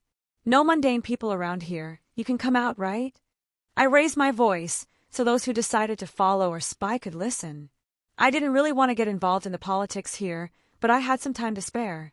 May as well see what the magic users here were like before we head back. Some interesting data to mull over in my free time. The air visibly shuddered as a man, and several women stepped out of a fold in space. Not a traditional method of teleportation, but I would give credit where credit is due. The man leading the front looked rather strange. No, the oddity is that he was out of place compared to the women at his side who were dressed as shrine maidens. He was in a business suit and looked like your average office worker. Perhaps he gave off a sort of fatherly vibe about him. Greetings. The man smiled in a way that was noticeably practiced. I am Amikasa Toma. I represent the History Compilation Committee. I said dismissively. It was amusing to see him get thrown off by my lackluster response. Yes, well, if you wouldn't mind coming with us. We have a few questions that we'd like to pass. I denied right away. I believe you don't quite understand the situation. He cleared his throat. You see, we have become aware that you acquired an object of power from His Majesty around an hour ago. And how did you become aware of that? I raised an eyebrow. He grinned a little bit, pushing his glasses up. Our Heimmikas are second to none, he replied with no small amount of pride in his voice. Oh, I muttered as I eyed the people around him. I see, you weren't tracing me, so to speak, but the item, using the Heimmikas. Using their scrying ability to keep track of it at all times. I could imagine I turned up as a sort of blind spot for them, but the stone amulet would be a small light they could latch onto to gauge my movements. It's interesting that this thing was so easily traceable to them. I kind of wanted to look more into these Heimmikas now. Their method of scrying might be worth the effort into understanding. Overall impressive. Quite. He didn't deny it. While we could not raise any issue over His Majesty holding on to something so dangerous, we cannot allow others to walk around with the Gorgonean. We must quickly seal it away before the heretic god finds it. I fiddled with the stone amulet, the Gorgonean, they called it. Rolling it between my fingers, I stared at the man in the eyes. This was traded to me, it's mine now. I said simply. I didn't like to give up things that were mine. He frowned. Do you not understand? A heretic god isn't something we can prevent. Our only advantage is that we haven't been discovered. Are you sure about that? I raised an eyebrow. What do you? Isn't it about time you come out, Athena? She wasn't as stealthy as she thought she was. She left fluctuations in the stability of space when she covered distances with whatever her method was. While I couldn't say for certainty she was the only one who could do this, it was the same as what I felt at the Colosseum. The shadows in the area moved, conglomerating into the mass of a little girl I recognized from before. All eyes immediately turned to her, and the people from this History Compilation Committee looked absolutely horrified to the point where it looked like they stopped breathing. She glanced at them, and I saw her gaze linger on one of the girls next to the man who was speaking. Interesting. A single word spoken before she turned back to us. Thou hast acquired mine Gorgonean. Return it. It was a fairly easy guess to make that she was lurking around. My bet was on scoping out Gadu and making a sort of threat assessment. No, it's mine now. Something about her attitude just grated on me. Cease thy nonsensical ramblings. Return mine property, or I shall retrieve it by force. You are a passing interesting, but if thou stands in mine way, I shall remove thee. I looked at her, then looked down at the Gorgonean. I slowly brought it up to my face and licked it, not breaking eye contact with her. You still want it? Petty, thy name is Schweinorg. Die! I felt her gather divine power, but it was briefly halted. She paused because there was another force contesting her. Skathaka's aura burst out. Her clothes changed to her servant armaments. Her deadly spear materialized into her hand. The sheer power she was pushing out, the magical energy that she was releasing was enough to make the others have to steady themselves. Who art thou? Athena's eyes widened. Thou art no god. Thou art no human, nor beast, nor monster. Thy nature eludes mine wisdom, yet your presence brings this one hesitance. Scat grinned. A bloodthirsty smile spread across her face. I have slain men. I have slain undead. I have slain monsters. I have killed fae, beasts, and even dragons. She slammed her spear into the ground. But most important, I have slain gods. A predatory feeling emanated out as she took a few slow steps. You wish to know my name? I will make you know through my spear. I am Scat, queen of the land of shadows. And I thought I saw the goddess visibly pale. Omake, teaching, trolling, Gadu on how to talk to women. Gadu, this is important. How? How is this supposed to be important when I have gods coming to kill me? Gadu. I put a hand on his shoulder. Trust me.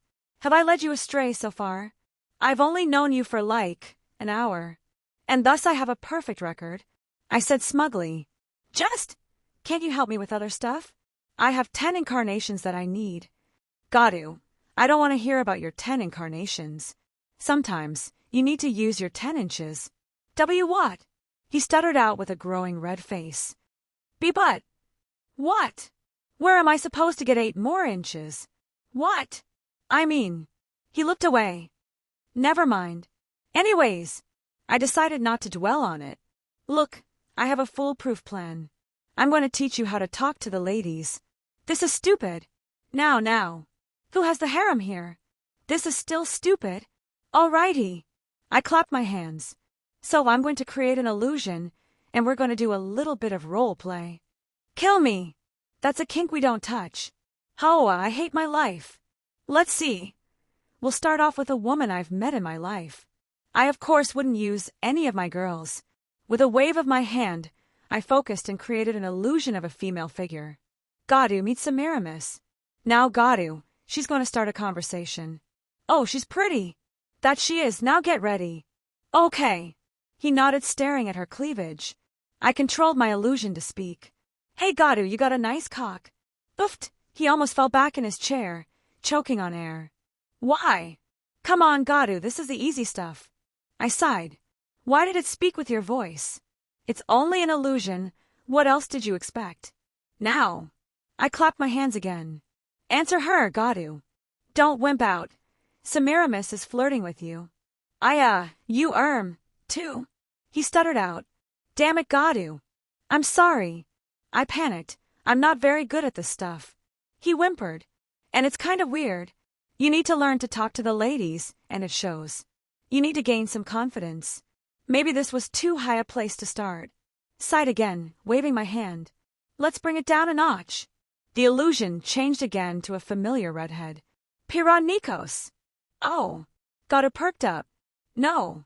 I shook my head before snapping my fingers. Oh, I got it. I started weaving my illusions into the perfect starting point. The new figure morphed, sporting red hair as well. But this was no Nikos. She wore a very elegant dress shirt, a matching pair of pants, and a very tasty hat. Oh, now that's a hot piece of ass. What? He blurted out. Ho, your big brother, or should I say your big sister consents, Gadu. You got a nice cock. The illusion depicting a female version of me winked at him. I hate my life. He whimpered again. Chapter 214. There were no more declarations of intent behind either of their words. No more boasting or verbal jabs as the area went deathly silent. Only the soft steps of Scat walking through the grass. Athena, for the first time, appeared hesitant. The absolute confidence she spoke with a moment ago was all but gone as a slight paleness appeared on her face. Scat wasn't someone to let their power, their aura leak out every moment. She was a warrior that relished in bloodlust, but she was reserved when not wielding her spear. She had always been content to wrap it all up and bury it inside. The warrior queen that defined her was always there, waiting for the correct moment to come out. It started with a red streak that soared through the air. A burst of bloodlust accompanying the eerie red spear as it sailed past the goddess's head. With a quick movement she had dodged, but it didn't matter. In that brief moment, Scat was already next to her, having retrieved her spear and swung it down on the smaller opponent. It was almost comical due to their size differences, but I could feel the weight of their power as they collided. Athena had called forth some kind of scythe to block the blow. Her power, her divinity, had finally started to seep out noticeably, as if to offset the pressure that Scat was delivering. With a flicker of her wrist, Scat deadly spear spun in her hands, thrusting out several times in a single breath. Athena's scythe moved unnaturally fast, as befitted someone who was a goddess. But after the first several exchanges, it was clear she lacked the same martial prowess, even though she was of divine origin. My eyes trailed the blows as it started slow, Scat spear slipping through every few hits until the goddess started showing some slight cuts on her body. "How weakened you are, goddess!" Scat showed a bloodthirsty grin, laughing all the while her spear shot out. Even when Athena got in a counter and nicked the godslayer, she never stopped smiling. "Are you having trouble keeping up? Shall I stay at this level of prowess to give you a handicap, or shall I fight with my full strength?" Well, she's definitely having fun, because I could recognize that taunting tone. Athena did not look all too pleased with the taunt. She visibly growled and gathered a good amount of power before swinging her scythe horizontally, bisecting a good portion of the forest. Scat flicked her hand, runes appearing and conglomerating around her. Shield! A simple aria to invoke her mystery. It took the form of a large, round shield that covered several feet in all directions around her. The swing of a scythe met the shield and stopped. "Odin's magic!" Athena blurted out almost in surprise. "Did you not hear my name, goddess? I am Scat, and I am also called the Rune Witch." She crouched down, hand on the ground as she leveled her spear. Athena jumped back, owl-like wings sprouting from her back as she took to the air, rising a few dozen feet. Scat let out a shout as she turned into another streak of red light, shooting towards the goddess. "Aegis of the Gorgon, defend this goddess of death!" The goddess proclaimed. A shift in the world occurred. It wasn't a normal spell, but an absolute command depicting some sort of her authority. It was funny how similar the spell was to what Scat had just used. A shield appeared in front of the goddess.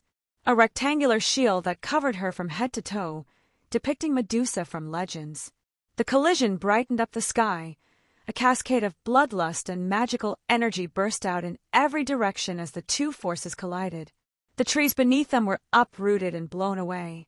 The barely got started, and the landscape was already starting to get torn up. I could only shake my head as they fell to the ground, and the goddess tried to gain some distance, with Scat following after her. "Should we help?" Reiku asked. "No." I smiled as I watched the direction they went. "This is something she wants. Let her have her fun. Besides, I trust her to return to me. She said she wouldn't leave me again, so I would always trust her to come back." The other members of the audience were still staring wide-eyed at what happened. The shock of the first clashes had not let them recover. "Ahem!" I loudly cleared my throat, finally snapping them out of their stupor. The man turned to me, with horror drawn across his face, hands slowly raised, pointing at me. Why you?" He stuttered out. "Who is she?" He finally squeaked out. "She introduced herself already." I rolled my eyes. "How?" There was no indication that another heretic god would appear. "And one who didn't rampage. She isn't a heretic god," I said simply, looking off into the distance. I could see the signs of battle still occurring as the forestry, this large park, began to get dismantled. "How can—" He was cut off as one of the Heimmikas at his side stepped forward. She had raven black hair and could be called a beauty even if she was a few years younger than my preference. Not to mention, she radiated an interesting aura. "Aina has heard enough," she declared rather loudly. "Hand over the Gorgonian, or Aina will take it by force." "Aina!" Amakusa sighed. "This is why I hate doing jobs with you," he muttered, rubbed the bridge of his nose, seemingly broken from his hysterics previously. "If it weren't for your prowess as a Haimiko—" "Quiet!" She turned her nose up. "You had your chance. Now I will fetch it myself before the goddess returns." She raised up her hand and gathered an absurd amount of power. The other Haimiko, a meeker-looking woman, dashed away rather quickly with a eep. "Damn it, Aina!" Amakusa yelled, running for cover. "Aim no Murakumo no Tsurugi. I pray that you take my body as a sacrifice, for even a fierce god may not cross your borders. I will not regret this moment," she chanted as her aura exploded out. This human girl was suddenly enveloped in a faint cloak of divinity as it surrounded her body. No, It was more like the divinity was seeping into her as magical energy whipped about, forming a coherent mass in the shape of a sword as it landed in her grip. A black sword that seemed to absorb all light. Interesting. I couldn't help but grin as I looked at her. Are you going to fight me, child? Master, Reiku called out through our link. Do you wish me to intervene? It's all right. Let me handle it. I sent back, but hang on to this for me. I tossed her the Gorgonian. I will defend it with my life, master. I paused briefly, giving her a look. I care more about your life than some trinket, Reiku. Please remember that from now on. Was she trying to overcompensate for how she acted before? It just showed how much she changed with her clear mindset. Before, she would have probably run the girl through for daring to threaten me. The thought of letting me fight would have never crossed her mind unless I ordered her. Humph! She snorted. You are not match for me, she declared, charging at me. Her speed was rather impressive, I would freely admit. Slightly below a standard full-body reinforcement, and it looked like she was just filling her body with magical energy and utilizing it that way. Though it was nothing I couldn't handle even with my eyes closed. Really, the only thing that gave me pause was the sword itself. It felt dangerous, and I was intrigued. I summoned Mirage to my hand. The comforting grip I'd come to know as my fingers wrapped around the hilt. She basically telegraphed a horizontal sweep at me as I brought up Mirage to block. Our sword collided, and I couldn't help but raise an eyebrow as I felt the force behind the blow. I had to actually brace myself, and that was in no way because of the girl's power. This sword, and her chant to summon it, painted a pretty decent picture on what I was dealing with. So, how does a young girl like you get their hands on a divine sword? She scoffed, raising her blade up and slashing down. It was a pretty well-honed slash. I could guess she had practiced it many times. I stepped to the side where the sword sundered the earth for dozens of feet. She didn't seem perturbed as she followed up again. I watched her feet plant firmly, and she centered herself, all in a single moment to sweep at me again. It was a solid and well-honed slash once more. I stepped into it, both hands gripping Mirage, and I knocked the slash away. The accumulated divine power wrapped around her divine sword was discharged to the side, rending a large gouge out of the ground. I tilted my hand to the side and quickly thrust my sword forward. She stuttered in her steps, deflecting it away from her. I didn't move from her space, not giving her the opportunity for any large swings. Quick thrusts continued to rain down on her. Little girl, I spoke between my movements. You seem to be used to overpowering most foes with that sword of yours. Your skills are pretty good, but they appear more honed from spars than life and death fights. Shut up! She grit out, and my sword barely missed her cheek. Oh well, time to end this. I cast reinforcement over my body, and lightning enveloped my legs. I raised my leg up and stomped on the ground, discharging everything I accumulated. The surge of lightning burst out in all directions, blowing up the ground around me. With another step, I rocketed forward, swinging my sword again with much more weight behind it. She raised her sword up to block, and I intentionally aimed for it and knocked it away, breaking her guard. In a fluid motion, I stabbed Mirage into the ground and grabbed her wrist and pulled, forcing her to drop the sword. She stared wide-eyed in horror as the divine blade slid into the dirt. I planted my feet and tossed her away with the momentum. I paid her no more heed as my eyes landed on the divine sword on the ground. Well, hello there. Of course, I reached out for it. No! I heard her scream, but I ignored it. My hand grabbed the handle, and I immediately felt something try to invade my body. You dare try to wield me, unworthy creature? A voice boomed out in my head. I will take your body as recompose. Well, I expected something like this. It's not like I would just grab a divine sword without a second thought.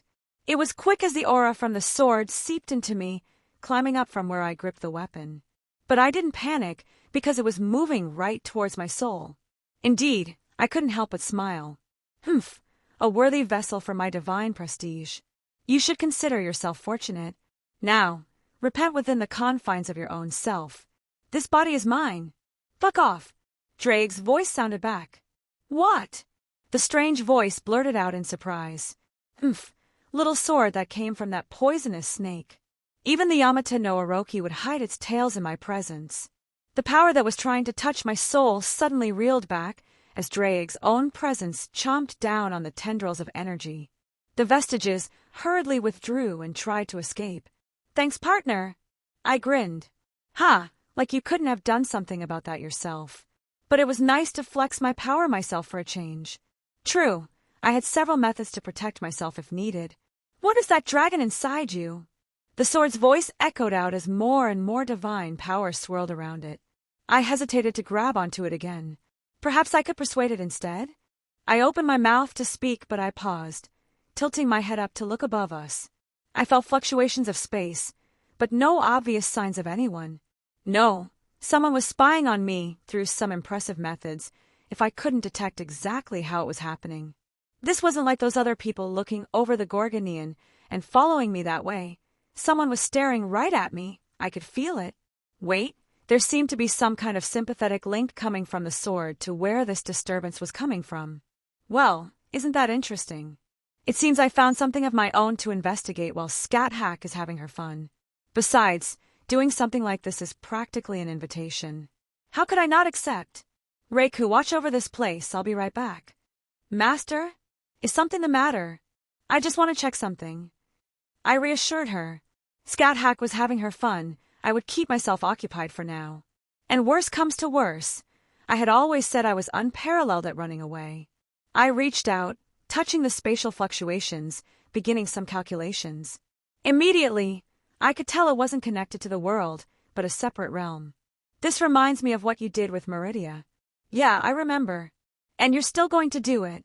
It's not nearly as reckless this time." I had confidence in myself, in my power around these kinds of beings. Something like Meridia, I would be cautious enough not to pull that crap anymore. But now, I was completely different now. "Well, you're not as foolish as you were back then."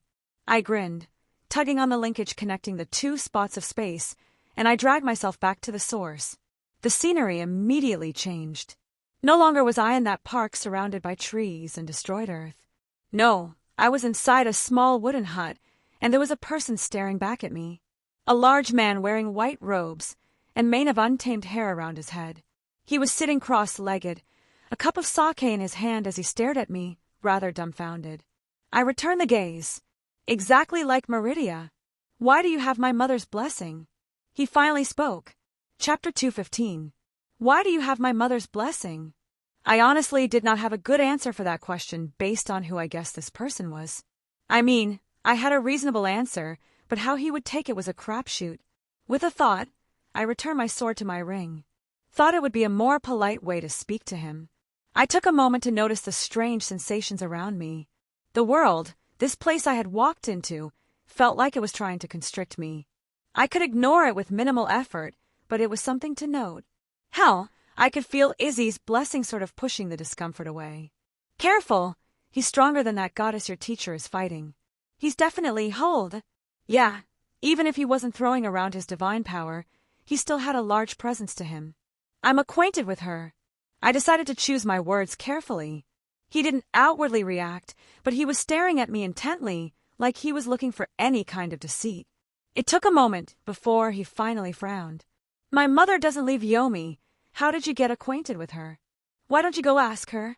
I replied, with slight annoyance. His attitude was a bit. His frown deepened, and the air turned heavy. "Mortal, I asked you a question." I let my own power start to leak out to offset the pressure he was emanating. He raised a curious eyebrow at me. "Yes, you did." I pursed my lips. "Do not presume to think that my deference to your first question was an acknowledgement of you holding sway over me." I stood up straight and crossed my arms. I did not like being talked down to. I was merely being polite since I apparently intruded into your home. Granted, he was spying on me, but still. I walked right into his home while he was lazing around. I wouldn't say I was being rude, but I was entering the realm of impolite. This is the first time I've had a mortal talk to me this way. He sounded almost amused. I usually don't let anyone other than another god or a campione in my presence, but I'll make an exception. You should relish this moment. He nodded to himself with a hint of pride in his own voice. Izzy did say you were rather arrogant. I snorted. He blinked. "Izzy, are you calling my mother by a nickname?" He narrowed his eyes. "What's your relationship with her?" She would never allow that kind of disrespect by a mortal. We're friends. I felt no need to hide it, and my desire to be polite had been entirely squashed. And to be honest, I was kind of curious about her son. Not to mention he was a god of the country I was born in, even if from a different world line. I sometimes go to Yomi and spend time with her. Or she comes around and we hang out. He opened his mouth and closed it again, setting down the cup of sake. You are able to hide the truth from me, he muttered, basically not believing me. You should go visit her more often. She gets lonely. I was genuine when I said this. I would regret if I didn't try to help the Izzy here if I could. His expression turned dark. You overstep. I ignored your earlier remarks, but you forget your place, mortal. A little bit of lightning crackled around him. His expression didn't change much, but the air grew a little bit colder as he gazed at me. Yes, you did ignore my words. I shrugged off the pressure he was trying to push onto me. Let me reiterate. I took a step forward. I do not fear you. I refuse to be talked down to this way and just stand there and take it. Izzy did say he was hot-tempered. I wouldn't be surprised if he threw a fist, but I would not bow down to his superiority. I was wondering where that girl got that divine sword from. I decided to shift the conversation, since I was still on the fence if I wanted to actually fight him or not. She clearly hasn't mastered it, and perhaps it even hindered her growth a little bit. Have you considered? He raised his hand, and my vision was filled with lightning, blowing me out of the hut. My aura flickered around me as I laid on the ground, staring up at the sky that was not a sky I knew. The sky was filled with a purple hue, an aurora streaked across the horizon and into the distance. You're hesitating. He's Izzy's son. From a different world. I know, but still. I sighed, running a hand through my hair. It's not like I specifically came here looking for a fight. I was just annoyed that someone was spying on me again and had some time to kill. Your sentiments aren't misplaced. But should I remind you that killing a god here doesn't truly kill them? Not to mention, you are trying to take pity on a divine being. As someone who fought gods, I will tell you that you're being very arrogant right now. Drake continued to speak. Keep in mind that he has lived an uncountable number of years. You are not fighting a child here, but a hardened warrior who fought the Yamato no Orochi and came out the victor. I boast about my superiority over that snake, but it is not a foe to take lightly. I took a deep breath, climbing to my feet. Yeah, I'm being too wishy-washy. I brushed off my clothes. My expression hardened. I was not the one to make the first move. I will relinquish any sense of responsibility. I looked as Susanoo, god of storms, walked out of the new hole in his shabby-looking home. He tilted his head as he looked at me. Your soul, he questioned as he eyed my aura fluctuating around me. You're using your soul as a defense, interesting. He rubbed his beard and acted like he hadn't just tried to burn me to a crisp, to withstand even a tiny fraction of my power. You deserve praise. Well, even you can't outdo the arrogance of a god. Drake snorted at Susanoo's words. It's too bad. He rolled his neck. If you had held your tongue, I may have took more of an interest. But I despise those who speak of my mother. A grin formed on my face. Izzy did say you were a mama's boy.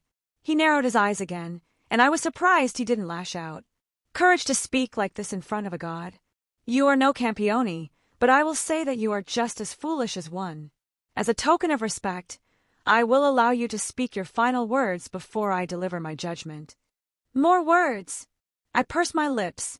I suppose I do have a few. I took a deep breath. FUSRODH, I bellowed, and the world tore apart. Scat-hack POV. You have led me far enough, do you not think? I laughed as I continued to follow the goddess away from both Wilhelm and Reiku. It was obvious what she wished to accomplish, but I allowed it all the same. This one will remove thy tongue. She hissed in annoyance, stopping in her flight as she raised her hand. The earth shuddered as large serpents rose up made of the earth. Magic is it? I slammed my spear down into the earth, calling up my runes. They sank into the ground, actualizing their mystery as the earth trembled around me. A large golem rose up, bigger than any of her serpents. It is not something I claim proficiency in, but I believe this will be a worthwhile opponent for your little snakes. Golemancy as it was called in this era. I believe I had interacted with it on a few occasions during my life, but I had never cared to delve into the studies of these magics. Though to call this little manipulation anything but crude would be an insult to those who delved into the art. I watched with rapt amusement as our sides clashed. The goddess scowled when my golem grabbed hold of one of the snakes and ripped it in half, only for another to pierce through its stomach. Lacking any kind of internal organs, it still slammed its fist down. The earthen constructs seemed to mutually destroy one another as the runes I infused the golem with had been destroyed in the clash. Without another word, I leapt up onto the head of my destroyed golem before it returned to the earth. With another burst of power, I shot up into the sky, spear seeking the heart of the goddess. She swung the scythe down once more, meeting my blow head-on. I kicked below me, summoning a rune to solidify the air and give me a platform to pivot off. The action seemed to take her by surprise as I recovered from my fall, and my spear swept out through the air, slicing across her chest before she could move away. Divine blood, how long has it been? I smirked as I wiped away the few drops that landed on my face. Die! The goddess shouted, side-swiping through the air as she regained her momentum. I leaned back, letting it pass by before sliding onto my knee and swung my spear at her abdomen. She coughed blood as the pole collided with her flesh. The sound of cracking could be heard as her ribs fractured under the blow. With a twirl of my cursed spear, it shot out again, tipped first at her heart. The goddess grabbed hold of it, her hand rupturing at the edge, blood spilling out. Cursed thing! She spat out as her scythe swiped at me again. I believed she had finally noticed the effects of my spear. Such an unwieldy weapon, and you lack any significant martial prowess. I leaned to the side as the danger of the weapon laid in its sweeping motions. She tried to stab me with the tip. How comical! Though her legend stayed her as a goddess of war that specialized in strategies, not combat. Yes, and her power and abilities were greatly diminished as she was now. Shadows burst out from behind her as they coalesced into the form of owls. I didn't ignore them, as their razor-sharp talons aiming towards me. They were created from the divine power of a goddess. They were by no means normal creatures. I assumed they could damage me, so I disengaged briefly. I canceled the magics keeping me suspended, avoiding the swarm of birds, and landed safely on the ground. As they continued their pursuit, I merely regained a proper foothold and thrust my spear out, discharging a portion of my magical energy and drilling through all the facsimiles of life she had summoned. The goddess clenched her teeth as her body suddenly became enveloped in a malevolent aura, her divinity pulsing out. Her scythe was raised high as it expanded, in size. As large as a building, it hovered above and pulsed with that continuous malevolent aura she summoned. This one acknowledges thou. To force this one to use this much stored power. So you do possess a modicum of power. I couldn't help but smile. My back foot slid into position, my grip changed on my spear as it slightly pointed down. I took the most familiar stance I had honed over my existence. Show me your power, goddess of wisdom. She swiped her hand down and her weapon followed with it. The air around it distorted, accelerating at speeds that should have been impossible for something that size. But it did not matter. The more divine power she used, the more my blood boiled in anticipation. The crystallization of my god slayer status, actualized as a skill, began to swell up in response as well. Whatever her state was, my ability had before merely released the minimum in response, but it was surely awoken at this moment. I gathered a large portion of my magical energy, gathering it at the tip of my spear. My feet planted firmly on the ground, I did not waver as the massive object came down on me. Ha! I let out a shout as the tip of my spear collided with the scythe.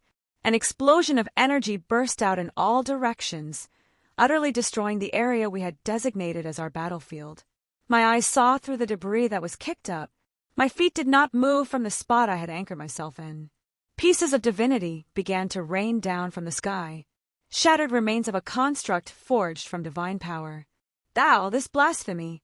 She seethed in anger, clenching her teeth tight. This cannot stand. Even if I must make the sacrifice, thou wilt perish. She proclaimed as her aura suddenly multiplied several-fold. That same malevolent aura enveloped the area like a tornado, blocking my vision as the wind whipped around. It took several seconds for it to settle, as the goddess's form was revealed once more. Oh! I quirked an eyebrow. Interesting. Did you have to pay some price to temporarily regain your true strength? I eyed her, analyzing everything I saw. Gone was the childlike form. She now stood tall and proud, wearing the iconic white toga of the Greeks with silver hair that flowed past her shoulders. Your power fluctuates. I noticed immediately. This was but a momentary increase in strength. Whatever she did, it was unlikely something she could do often without consequences.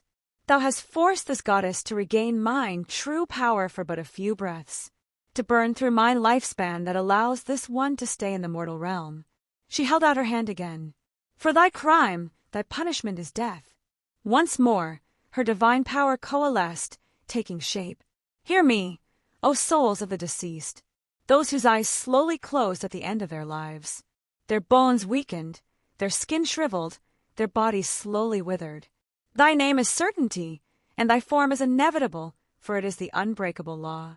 Become mine weapon of absolution, for nothing escapes thy clutches. She declared as the world shuddered at her words. Her authority is a goddess. It took the form of a bow and an arrow.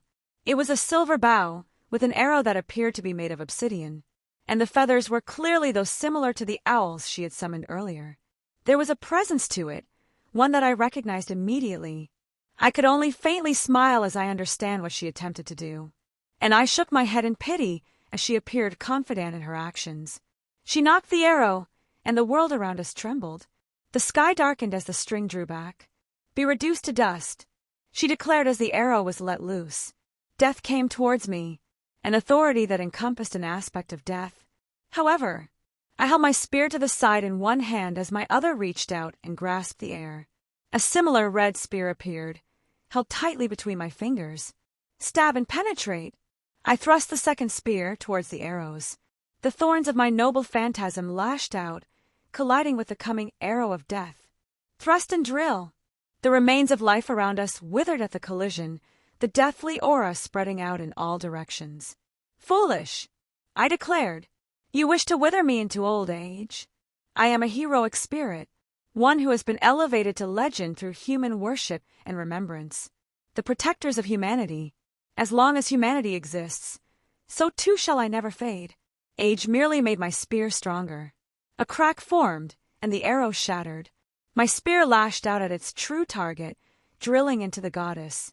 The concepts intertwined with my spear locked her in place, the space around her solidified to not allow any escape. I reeled my hand back, my second spear raised up. Bolg alternative. I threw it with all my might as the world once again shuddered. The streak of light, that was my magical energy, and my bloodlust wrapped around my spear. It sailed through the air like a shooting star, the blackened sky giving way, and my noble phantasm lightening up the false night. The goddess screamed as my spear tore through her. Her form flickered, the divine power that had enveloped her visibly began to fall apart as her true face was revealed once more. The beautiful woman was not who fell to the ground, but the child from before. She held a hand over her stomach where a hole could be seen. Blood flowed relentlessly. I couldn't help but frown and click my tongue as my spear returned to my hand. You have lost, goddess, I stated, putting my spear head on her shoulder. Do not think. I did not let her finish as I swiped and beheaded her. I did not react as her body turned to a familiar clump of feathers. No, I had noticed it a moment prior. To escape so readily in that brief moment after my noble phantasm had assailed her and her true form had returned to the diminished state. It was a move befitting of her status as a goddess of war, to use even that opportunity to retreat. With a hole in her chest, she had been able to pull off such a maneuver. A goddess is still a goddess, even if reduced. I sighed. Oh, well, perhaps she will return in that completed form again at some point. I swung my spear, flinging the blood away. Would I have allowed that to happen had I still been living? It is likely I had been having too much fun and was caught up in the moment. I could only shake my head with a small laugh. An old woman like me had gotten lost in her own enjoyment, something I used to get after Satanta about all the time. I suppose there is no need to dwell on it. Perhaps she will return with her full power and give me a real fight. Today has been a wonderful day. I smiled lightly, even finding it in myself to hum a tune I had remembered some years ago. Now, where did the others get off to? Chapter 216. Susanu's surprised expression, as the invisible force ripped apart the space between us and flung him back into his house, brought a smile to my face. The shabby walls that supported it were utterly demolished, and everything collapsed onto itself. Though I couldn't admire my handiwork much longer. Reinforcement, ebony flesh, lightning armor. I called out my main enhancement abilities. Reinforcement filled my body, filling in the gaps and conceptually enhancing the existence of my body parts. Ebony flesh was cast over me physically, like an invisible armor. Lightning armor, what I had named the application of my lightning skills that Sir Wiggles had managed to deduce before me. My limbs had a thin layer of lightning crackling over them. I flexed my fingers, feeling the ring of Cagiat that Meridia had given me. Avalon had the tiniest bit of magical energy remaining within it as it slept within my body, yet the feeling of it was still warm. The rubble of the house moved, the god's towering form pushing through the rubble. He had a look of sadness on his face as he held the broken bottle of sake that he was drinking from earlier.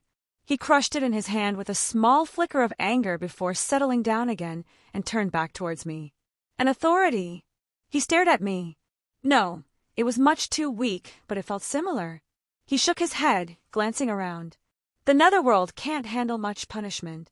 The Netherworld? Is that where we are? I questioned.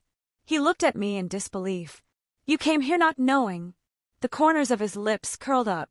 I regret that I must kill you. I'm sure I would have enjoyed your company.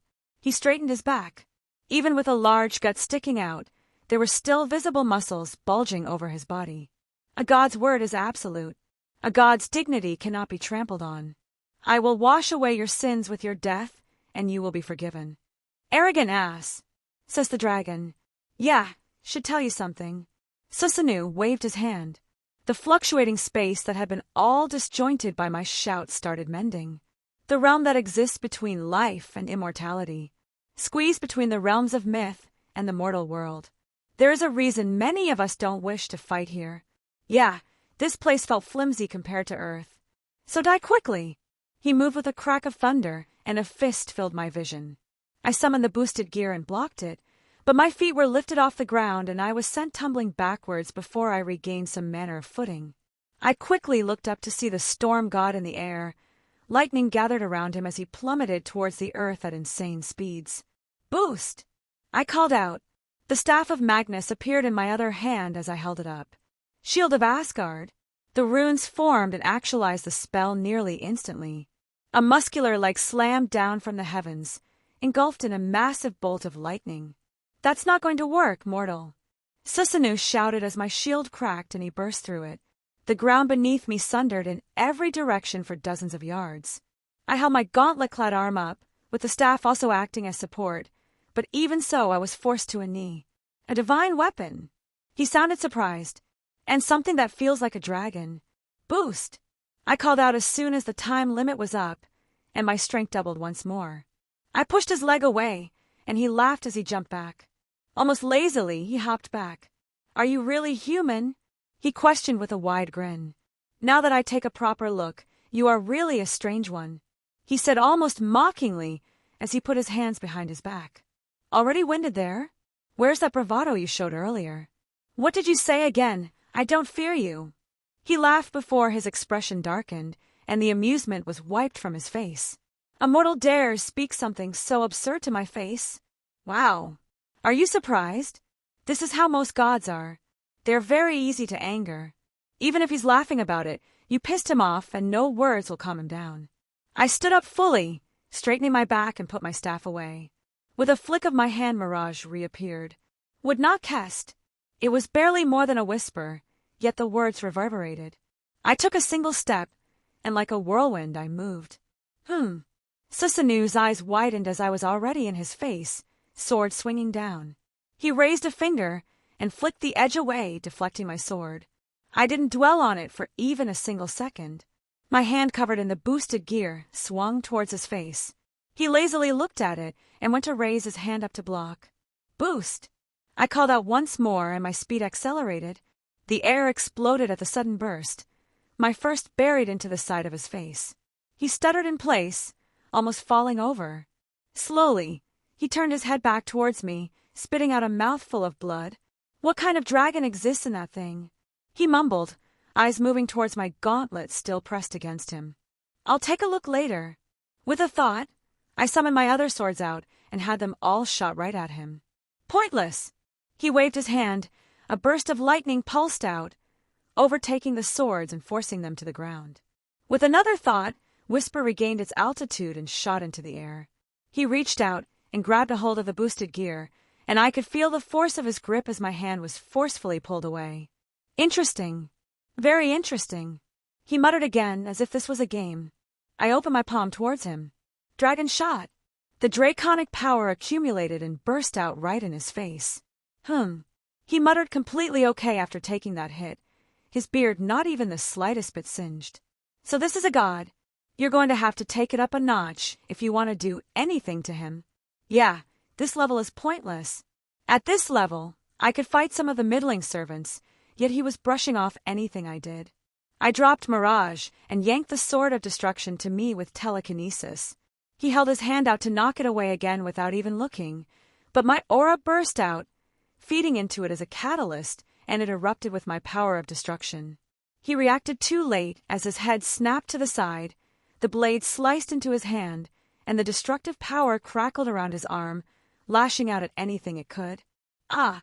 He let out a confused, but pained noise, forcing him to let go of the boosted gear. What is this?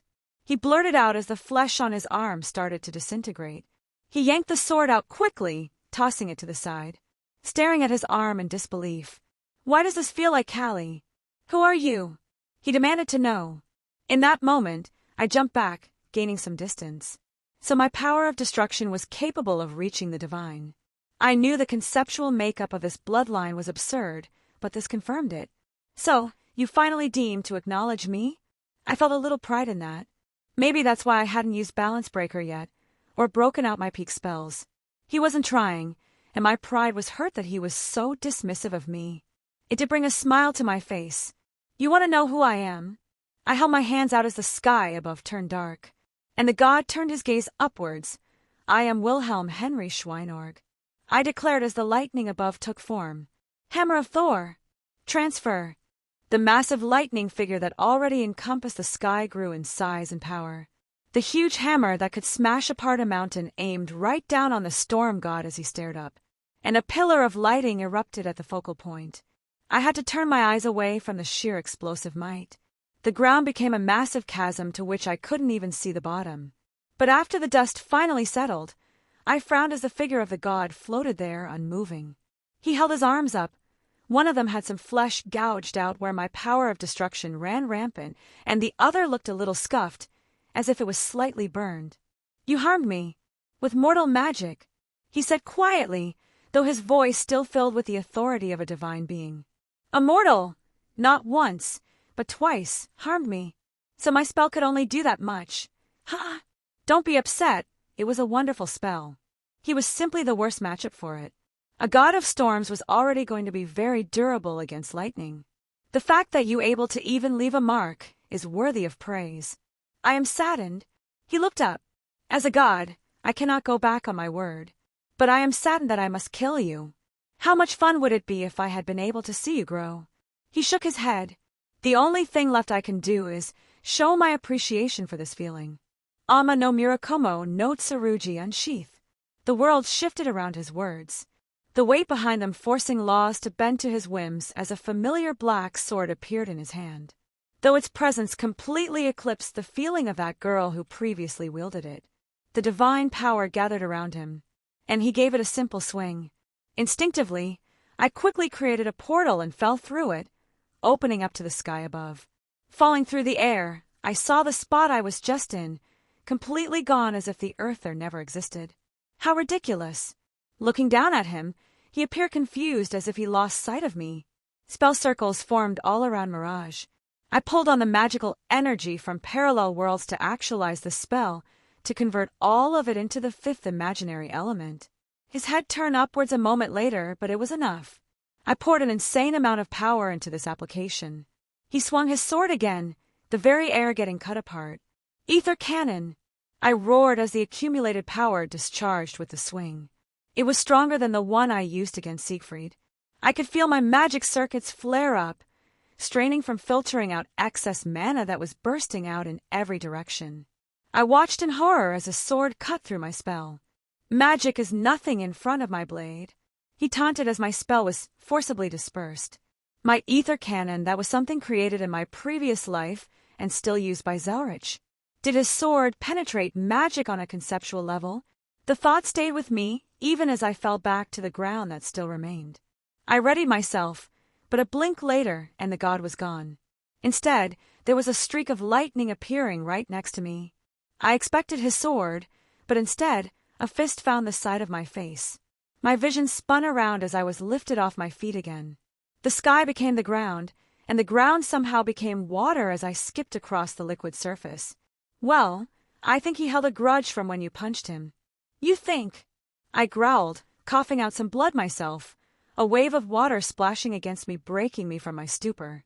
I could taste the saltiness in the air as I stared up at the sky. We're back on Earth. Did he punch you through a dimension?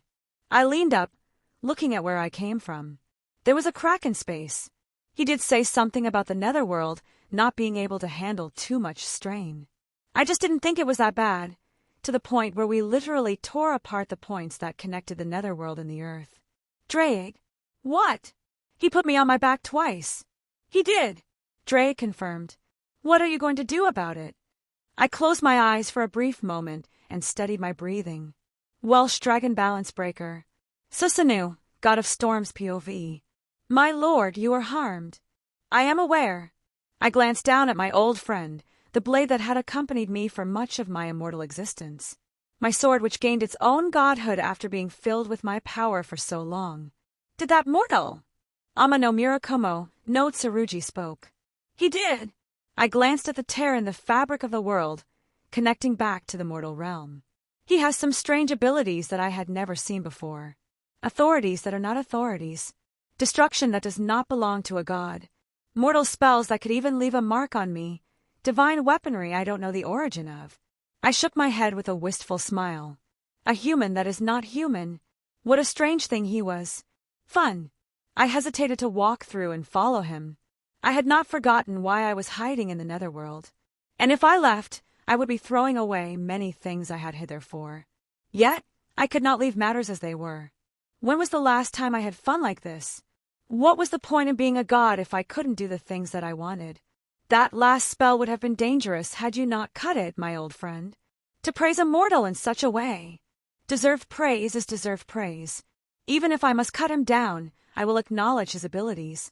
I am a warrior, and thus as a warrior I will meet him as such. It was time to stop playing around and fight truly. Without a second thought, I descended upon the mortal world, and the familiar laws encircled me. I paid them no heed as the object of my desire was in the distance. Looking around, I could see that we were off the coast of Japan. A wonderful place for our final exchange. Where is? I paused as a large amount of magic gathered to the side, and to my confusion, a massive tree began to appear, growing on top of the waves. A hint of uncertainty appeared in my heart as I recognized the origin, but refused to believe it. My confusion turned into shock as I felt the power pulsing off the newly grown foliage. Master, that is not a normal tree. Yes, I can feel it too. But it's impossible for that thing to appear in the mortal world like this, especially at behest of a mortal. A golden light shimmered in front of it, and I quickly brought up my blade. The clash of steel meeting steel, the scraping of the metals as I stopped myself from being knocked back. A large golden spear was pressed against my blade. Odin! I roared in fury as I could recognize the old god's signature weapon. You old fool, how dare you! I continued to shout, looking for the fool who dared interrupt my fight. It flew away just as quickly as it appeared, streaking across the sky before stopping, hovering nearby a person I recognized, donned in a red armor that looked similar to the gauntlet he wielded before. But the stench of a dragon was much stronger, and his power had taken a qualitative and quantitative increase. Wings sprout from his back as he floated above the waves. Ready for round 2. He beckoned me with a renewed confidence. I had no clue as to what was going on. More strange things had appeared around me, but I felt a flicker of excitement in my heart. This god will give you a quick death. I grinned in response. Chapter 217. Reiku POV. That son of mine, always doing such things. I should be prepared to assist should the situation call for it. Student and teacher were so alike that they would jump into a potential fight with nothing more than a whim. Was he being considerate in not dragging me into the fight? I had expressed my desire not to wield arms if I was not required to, and now he ran off by himself once more. However, I was glad he trusted me enough to hold on to such an artifact of power. Looking down at the stone amulet, I could feel it more clearly in my hand. It was as if my own divinity was stirring because of it. I felt conflict about this object's identity. To know what it represents, the division of a person, the separation of a piece of them that they wished to regain. The goddess, Athena, wished to acquire this and claim back her true powers. I sympathized to a degree. To wish to be able to live as their true self, and not what they had become. I wondered if Master would accept me if I truly became an Oni and gave in to my baser desires. A different set of circumstances, and there might have been a different ending to this whole conflict. A peaceful ending to our meeting, with the goddess returned her power and her leaving the mortal realm back to whence she came. Even if I realize such a thing is unrealistic. Alas, all sympathy I had for her seemed to evaporate upon threatening my son. If Scathach had not stepped forward to do battle, I may have taken the role myself. Despite not wishing to come to blows, I will not allow such behavior towards my master. I would fulfill my duty that he entrusted me with and keep this object safe. Though I had nowhere to put it, these clothes did not have proper space in these pockets. I pulled on my loose shirt and dropped it between my breasts. Certainly, only my master would be the only one allowed to retrieve it from there. Where did he go? I turned my attention back to the young girl whom Master had been playing around with previously. Her eyes swept the surroundings before turning back towards me. She wobbled back towards that divine sword left in the ground and pulled it back out. I can still feel it. Hand over the Gorgonean. She hefted the blade up and aligned it against me. Aina, stop! The man from before came running back over, looking worse for wear as his clothes were little more than rags. But she has it, the girl called Aina proclaimed. We need to hide it away before the goddess returns. Aina! The man all but growled. Stand down, he said pointedly, making the girl deflate with a huff of annoyance. I could take her, she said under her breath. No, you could not, I said firmly. Wielding a divine weapon only does so much when you can neither bring out its full power nor possess the proper experience in true fights. My master was correct in his words that you lack real combat experience. The girl grit her teeth and shook in annoyance. How about? The sword in her hand suddenly had a torrent of power surge around it. I prepared myself to summon my sword, but it suddenly disappeared from her hand. She looked at her now empty hand. We apologized for the misunderstanding. He apologized, putting a hand on the young girl's hand and forced her head down as well. You apologize for accosting us and attacking someone I hold dear? I was not quite as loose with my temper since Master had corrected that part of me. However, such words made my expression darken. His head visibly lowered. Please understand. We were told that a god was coming to our land in search of that object you hold. A calamity that would have taken an uncountable number of lives. We tried to act quickly to limit the damages. We didn't know who you were accompanied by. Please, allow us to officially apologize to Her Majesty, Scathach. I was annoyed, but their explanation was a worthy one. Looking at it from their perspective, we were standing in the way of them in protecting our country. They recognized Master's teacher. Yes, her name should hold weight with these campioni running around. I was slightly surprised they took it at face value, but I suppose the number of those able to assail gods are lacking, so the evidence was in her favor. Raise your heads, I sighed. I am still upset, but your intentions were noble, so we will not hold a grudge. I do not believe my son would be upset with me for speaking on his behalf. This is my country as well. I do not wish to see it suffer. It would be more trouble than it is worth to continue this conflict. Thank you for your understanding, he replied with a strange hint of sincerity. I was expecting him to push his anger down and only pay lip service, but I detected no deceit in his reactions. The young woman with the sword seemed to scowl but didn't speak, taking a back seat to her superior. He properly stood up straight.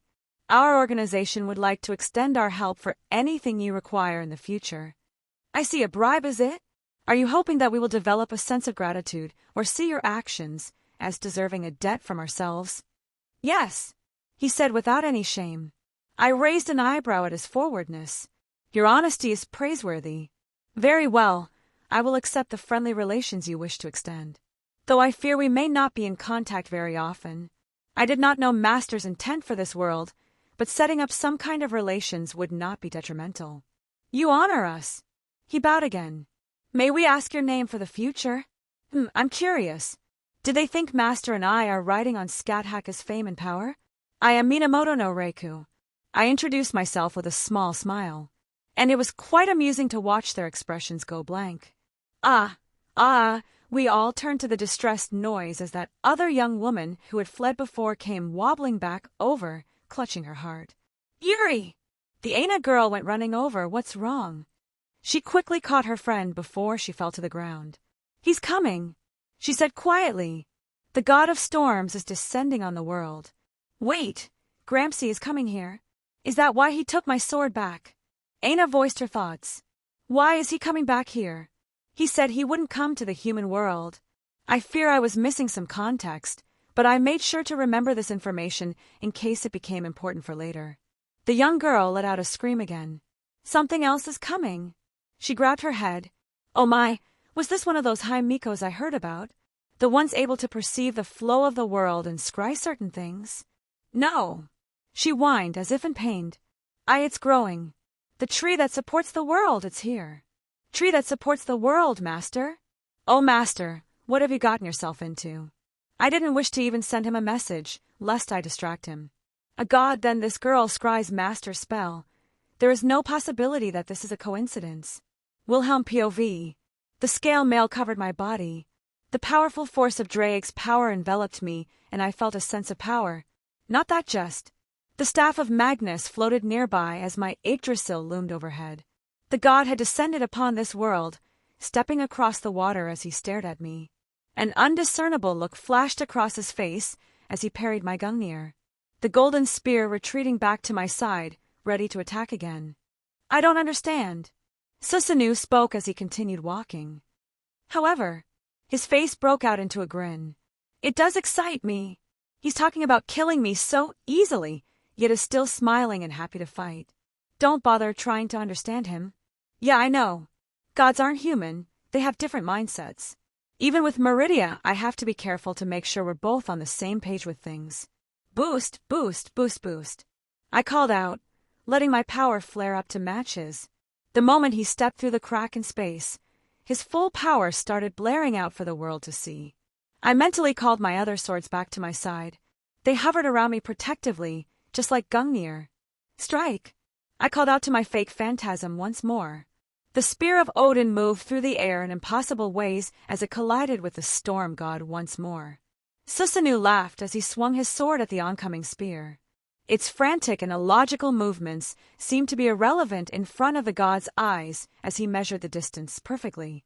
Every time his sword struck my Gungnir, part of the magics that held it together were torn apart, revealing Gibolg underneath. My Yggdrasil mended the concepts, but it was clear that his sword was somehow able to cut away at my spells. My draconic wings flapped, and I burst forward to also engage. The storm god jerked his head towards me, his eyes gleaming as he watched my movement. His divine sword knocked Gungnir to the side as I was upon him, mirage in hand. I swung down, meeting his blade head-on. The collision sent waves in every direction, the force blowing away the water for dozens of meters. Wielding the power of a dragon. Boy, did you forget? I killed the Yamata no Orochi. He laughed, his sword flashing out at insane speeds. Killing serpents in my specialty. Shit! He probably did have some anti-dragon capabilities conceptualized in both his sword and himself. Please, like I can be compared to that pitiful snake. Drake voiced his dissatisfaction out loud. Oh. Susanoo raised an eyebrow as my sword swung past his head with a near dodge on his end. You just keep showing me interesting things. A large amount of magical power was gathered on his blade as he swung it down. My noble phantasm entered my hand. Ascalon! I called out. To the horizon, the ocean had been cleaved in two. I grit my teeth under the force of the blow. His sword, a manifestation of his authority, it was not something to trifle with. But my noble phantasm managed to offset most of the force behind it due to the underlying concepts. What? He looked down, surprised. A continued reaction from the storm god. Where are you getting all these things? I ignored him and commanded my swords as they all flew towards him. Whisper left runes in its wake, actualizing spells that began to bombard the god as I took a step back. He merely raised his arm as they impacted his body, to no avail except as a distraction. Dawnbreaker burst out in its golden light, slashing through the air as he knocked it to the side. His attention was more on my sword of destruction as it was cloaked in my bloodline, crackling the aura of destruction. This damn power! He growled, grabbing his divine sword with both hands and swung towards it. The divine power discharged, completely dissipating my power of destruction that had accumulated around my sword, making it fall into the water as if its strings had been cut. This was getting me nowhere. I grabbed at my sword of destruction once more and had it fly towards my Yggdrasil. Let the fires of Muspelheim gather once more. The flames of destruction will wipe away the gods, I declared as the familiar sword began to take shape over my own. This? How is that thing appearing here? Susanoo actually looked startled. More so than when I revealed anything else. I let out a laugh.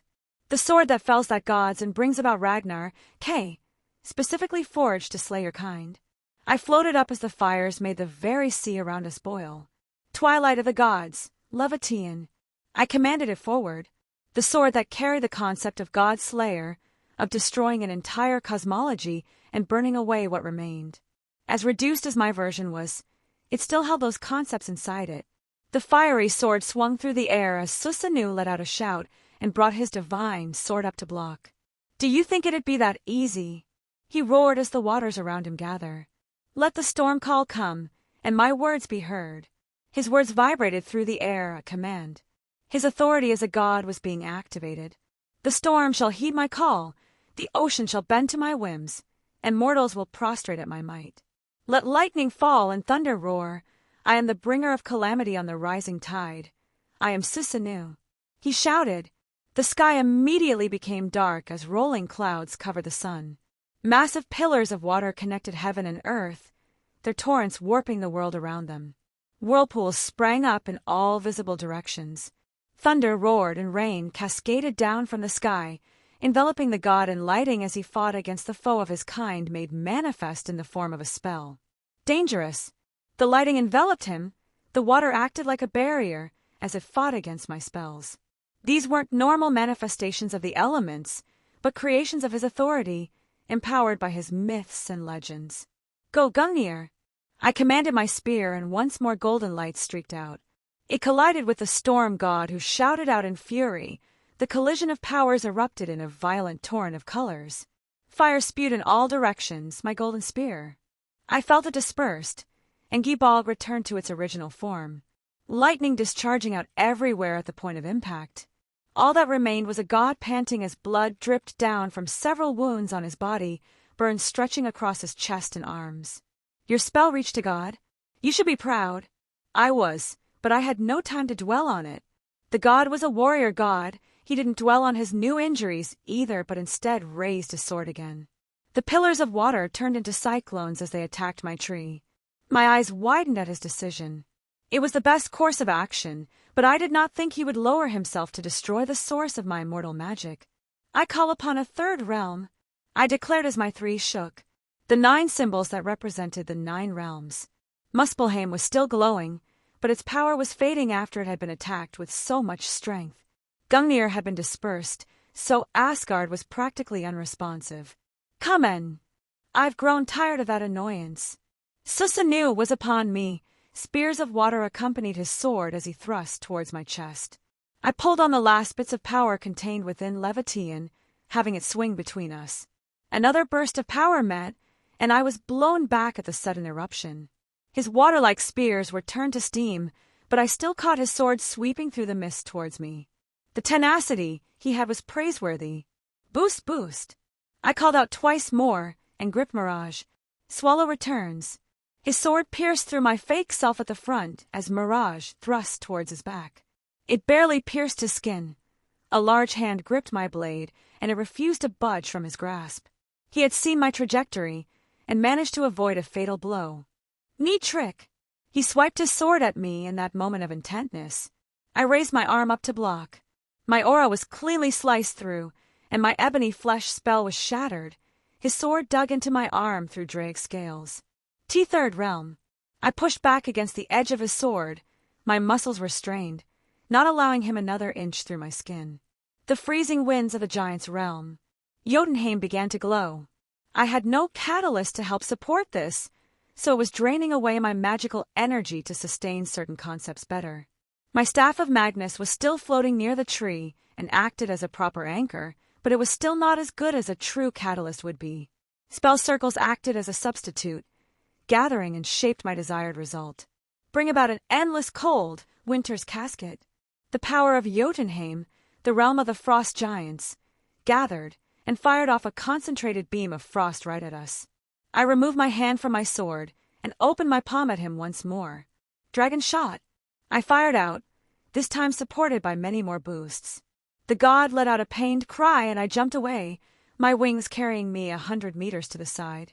The condensed beam of cold tore through the spot I was just in, assailing the god of storms and freezing the ocean itself. There was no thought in my mind that it was over, and the falling lightning bolts were just a reminder of that as I ducked and weaved out of the way as they fell from the sky. I saw the god emerge, a cold air of breath leaving his body as the ice around him cracked and shattered as he let out a shout. The power around him swirled visibly, and he clutched his hand towards my tree once more. The pillars of water that had been connected to the ocean and sky began to bend and all moved towards my tree. I commanded my winter's casket to fire off at them. The condensed cold collided with the oncoming tides. Parts of them were frozen in shatters, but they immediately reformed and resumed their attack. The powerful frozen air swept in every direction, but the ice couldn't hold back the tide. Maybe if I had a catalyst, the results would have been different. I could only look on as the pillars reshaped into spear-like tips and pierced through my tree. The magics around it started to shimmer and break apart, unwinding at the seams, and ultimately fell apart. I turned back towards the god who hefted his sword over his shoulder and looked rather pleased with himself. Despite the wounds I had put on his body, he had a big grin on his face. My spell had been destroyed, the world tree dispersed from the world. But his authority still remained. The very ocean around me was his weapon. You have a plan. I have something resembling a plan, I confirmed, letting out a few heavy breaths. I took out a health potion and quickly downed it, but I didn't think my arm would stop hurting anytime soon. It was a deep cut where I could see down to the bone, and my aura was pretty low at this point. Avalon was doing what it could, but mere vapors of Artoria's magical energy was left. Remember that book I picked out of Gramps' library before going to the Land of Shadows? Splitting the Sky or something. Yeah, I read it randomly, and while I didn't really reproduce the effects or train it in any way, but it did give me an idea I've been wanting to try out. Ignoring the pain in my arm, I called back my most trusted sword. The familiar blade flew through the air, and I gripped Mirage with both hands. 1,000 birds. The sword phantasms fired off towards Susanu. The pillars of water reshaped once more, coming to his defense. Like discs of razor-sharp blades, the shape-Ned water fired off, intercepting every one of my sword phantoms. The sky above me rumbled, and a massive bolt of lightning slammed down from above. I gathered the lightning armor that was still around my limbs and discharged it all right above, meeting the blowhead up. I didn't get a moment of respite as Susanu moved on me, his divine sword swiping through the air. I brought up Mirage to block, and the force of it made me shudder, but I held firm. Boost! I grit out again, feeling my stamina getting depleted. Ha! I shouted, knocking his sword back. Raising my gauntlet hand up, I aimed at him again. Penetrate! I let go of all the boosts I had to power this attack. The power tore through his stomach, blood was coughed up, but he only took a single step back before his divine sword stabbed into me. My scale mail gave way as the blade pierced right through, and my aura couldn't hold up. I expected pain, as my flesh is cut, but I felt nothing except a little tingling sensation. I looked at him, and his eyes stared down at my wound. His sword was impaled through me yet. The skin that should have been cut apart and the blood that should be seeping out was instead crackling and had turned to lightning. And I felt a noticeable drain on my little remaining aura. Well, how about that? I muttered in surprise as I realized I had discovered my semblance. I kneed him in the wound I had just inflicted upon him, making him stagger for a moment as all my other swords swung towards him. Boost, boost, boost, boost, boost. I swung Mirage, only for him to haphazardly block, but my fist moved forward too, collided with his cheek, sending him rocketing back. The god skipped across the water before jumping back to his feet. Burns were scattered across his body, cuts could be seen everywhere. He had a large hole from my penetrate, and other noticeable wounds from where I stabbed him with both Mirage and Gungnir, yet he was still in fighting condition. What a monster! Definitely the strongest foe other than Scat-Hack I've fought thus far. He raised his hand and clenched it towards me. The rolling clouds moved, and as if copying my Thor's hammer, they formed into a figure themselves, more reminiscent of the storm god. The waters around me began to conglomerate and cut off any route to escape, forming a barrier in every direction. Aim no Murakumo no Tsurgi. Susanoo held the sword up, become the storm and return to origin. The beast of disaster, the serpent of 8 heads and 8 tails will devour my foe. They took on the form of the Yamato no Orochi from legend. Brat, be careful of that thing. Yeah, I could feel the power from it.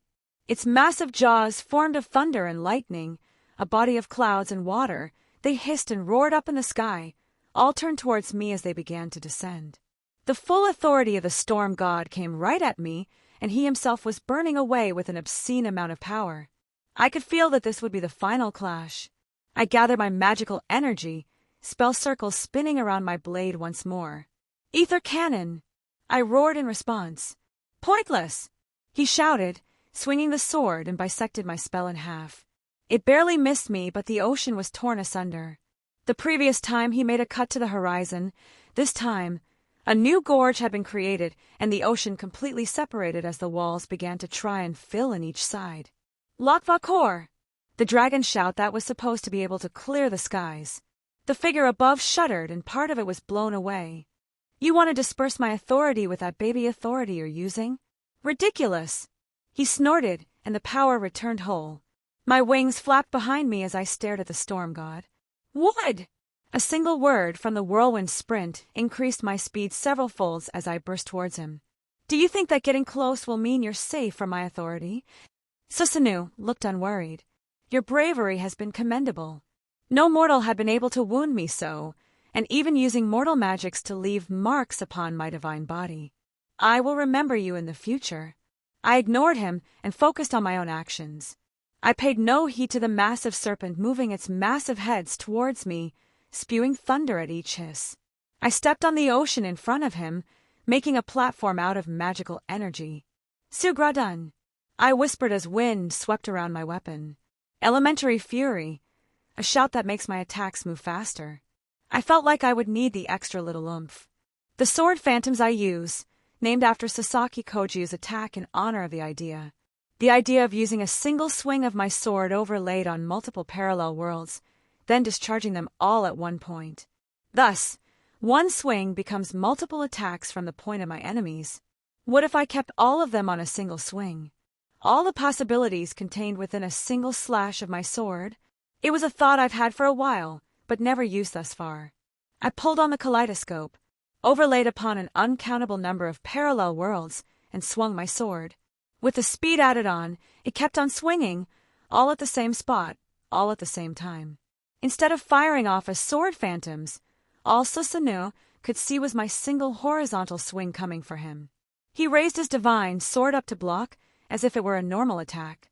His eyes only widened in worry when it was too late to react. My sword did not touch his. As if passing through, his sword didn't move, and they didn't connect.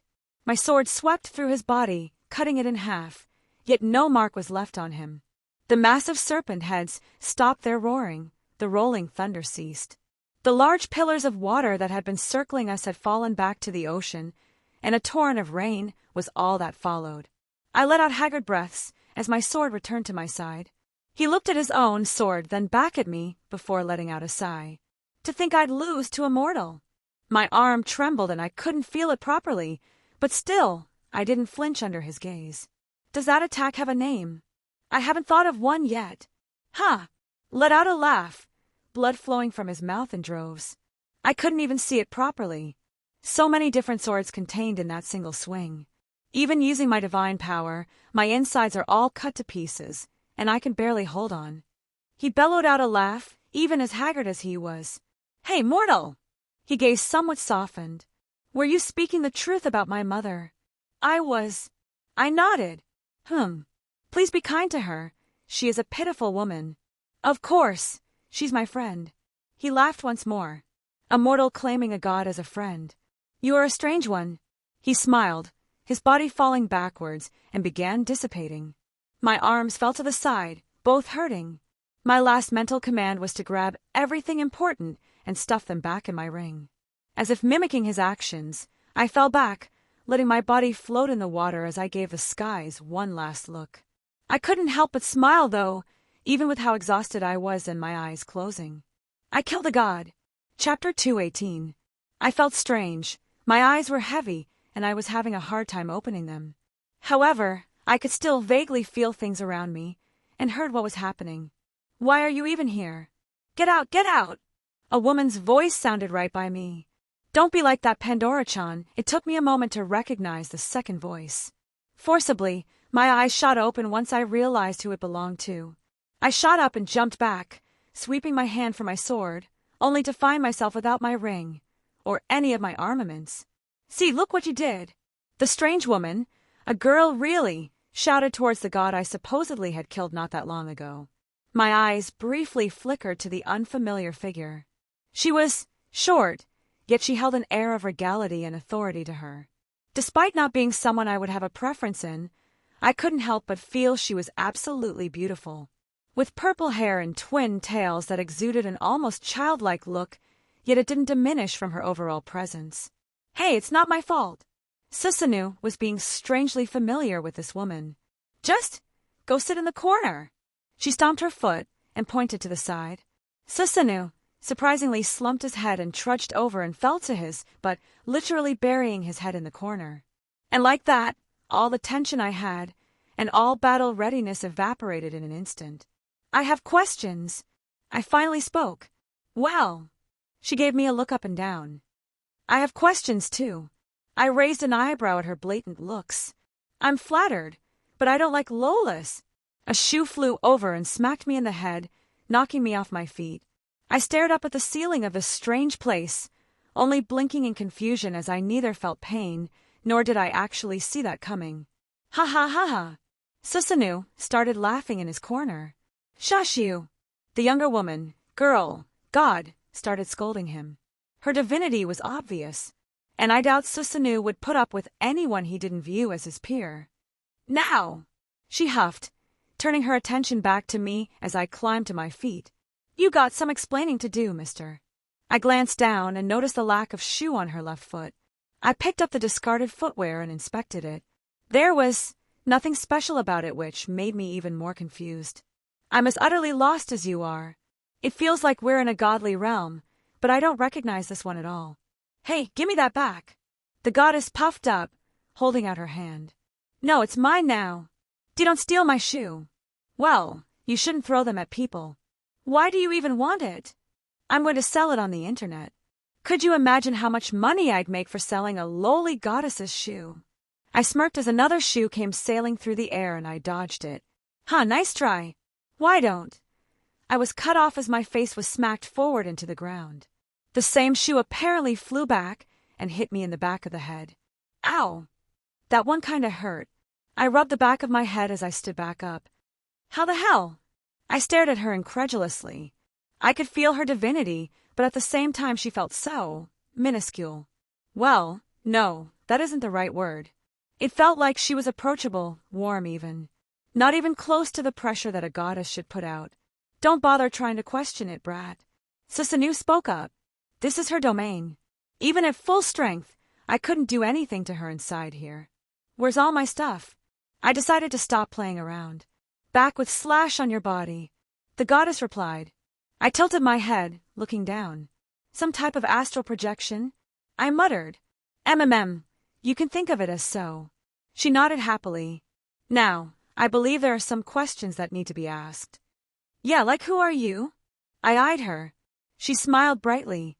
I am Pandora, the all-giving woman, she declared. Pandora, I repeated, remembering Susanu's name he called her a few moments ago while I was still delirious. I read some vague things about you. That makes things easier. She nodded again. You killed this idiot over here. She jerked her thumb towards the god in the corner. Pandora-chan, why are you so mean to me? Susanu whined. I once again blinked at his behavior. Do I get an authority? I questioned, ignoring the supposedly dead god. She pursed her lips. I'm still deciding. How does it even work? Do you just snip off a piece of a god's soul when they die? Do they even let you do it? How are you not hunted down by other gods? Like any of them could do anything to me. She puffed up proudly. So how does becoming a Campione work? I decided if the god they defeated was a worthy foe for them to attain an authority. All right, hit me with it. I held my arms out. Yeah, make him a Campione. Susanu voiced as well. Quiet. She snapped towards the god. And you. She turned back to me. I'm still deciding. What's there to decide about? I fought him fairly and I beat him. I think, why is he still around? I pointed towards Susanu. I wanted to watch. The god laughed. The sacred right of usurpation is powered by the soul of a god. What do you think happens when I deliver an authority? Though most just won't stop shouting and screaming when I perform the ritual, so I keep them separated. This idiot wanted to watch me tear away one of his authorities and give it to you. Ha! Hey, don't look at me like that. He beat me fair and square. I'll get him in the rematch. Susanu looked completely nonchalant about the whole thing. Is this normal for how a god reacts when they die? Nope. She popped the pea. I said before, they're usually overcome with rage and won't be quiet. Though the last one didn't seem too upset, and was also looking forward to the rematch too. She shook her head. Huh. I repeated again. So my authority, you. She walked up, poking me in the chest. Are not entirely human. She gave a few more pokes. You could tell. Wait, really? Susanu turned around in surprise. He had something strange about him, but I didn't think he'd be that strange. Whose bastard is he? That lightning he used. Don't tell me he's one of mine. The god's eyes widened. I'm sorry you had to find out like this, Dad. No. Susanu threw his hands up. Will you two be serious? The small goddess huffed. I don't know why, but my urge to tease was running rampant. All right. I put my hands up in surrender. So, what's the issue with me not being all human? The ritual was designed to give humanity a fighting chance against heretic gods. It was for the foolish who, through a miracle among miracles, managed to slay a god by their own strength of will. She explained. Technically, my mom was fully human, thus I am half human. I pointed out. I can sense your humanity, otherwise I would not be speaking with you. She acknowledged. And then there's the manner of your fight. What was wrong with my fight? You borrowed the power of other entities. She replied. Was she talking about Draig, or maybe my 9 realms leaning on Norse mythology? I acquired everything I have by my own hands. By that logic, a Campione can't acquire other authorities from new heretic gods since their own authorities were borrowed. I countered. He has a point, Pandora-chan. Susanu seemed to agree. You're not part of this conversation. She threw her shoe at the back of his head. Shouldn't the god I killed agreeing with me mean something? He's an idiot. His opinion doesn't count. She huffed before letting out a sigh. However, I can't disagree with your point either. It's just a strange circumstance. I don't know who you are or where you came from. Even when I attempted to pull that information from the void, I came up empty. Athena was getting annoyed about that too. I laughed. Oh, you ran into another goddess. Susanu stroked his beard. How'd that go? My woman was fighting her before I left. Athena's no pushover, even if she lost the majority of her power.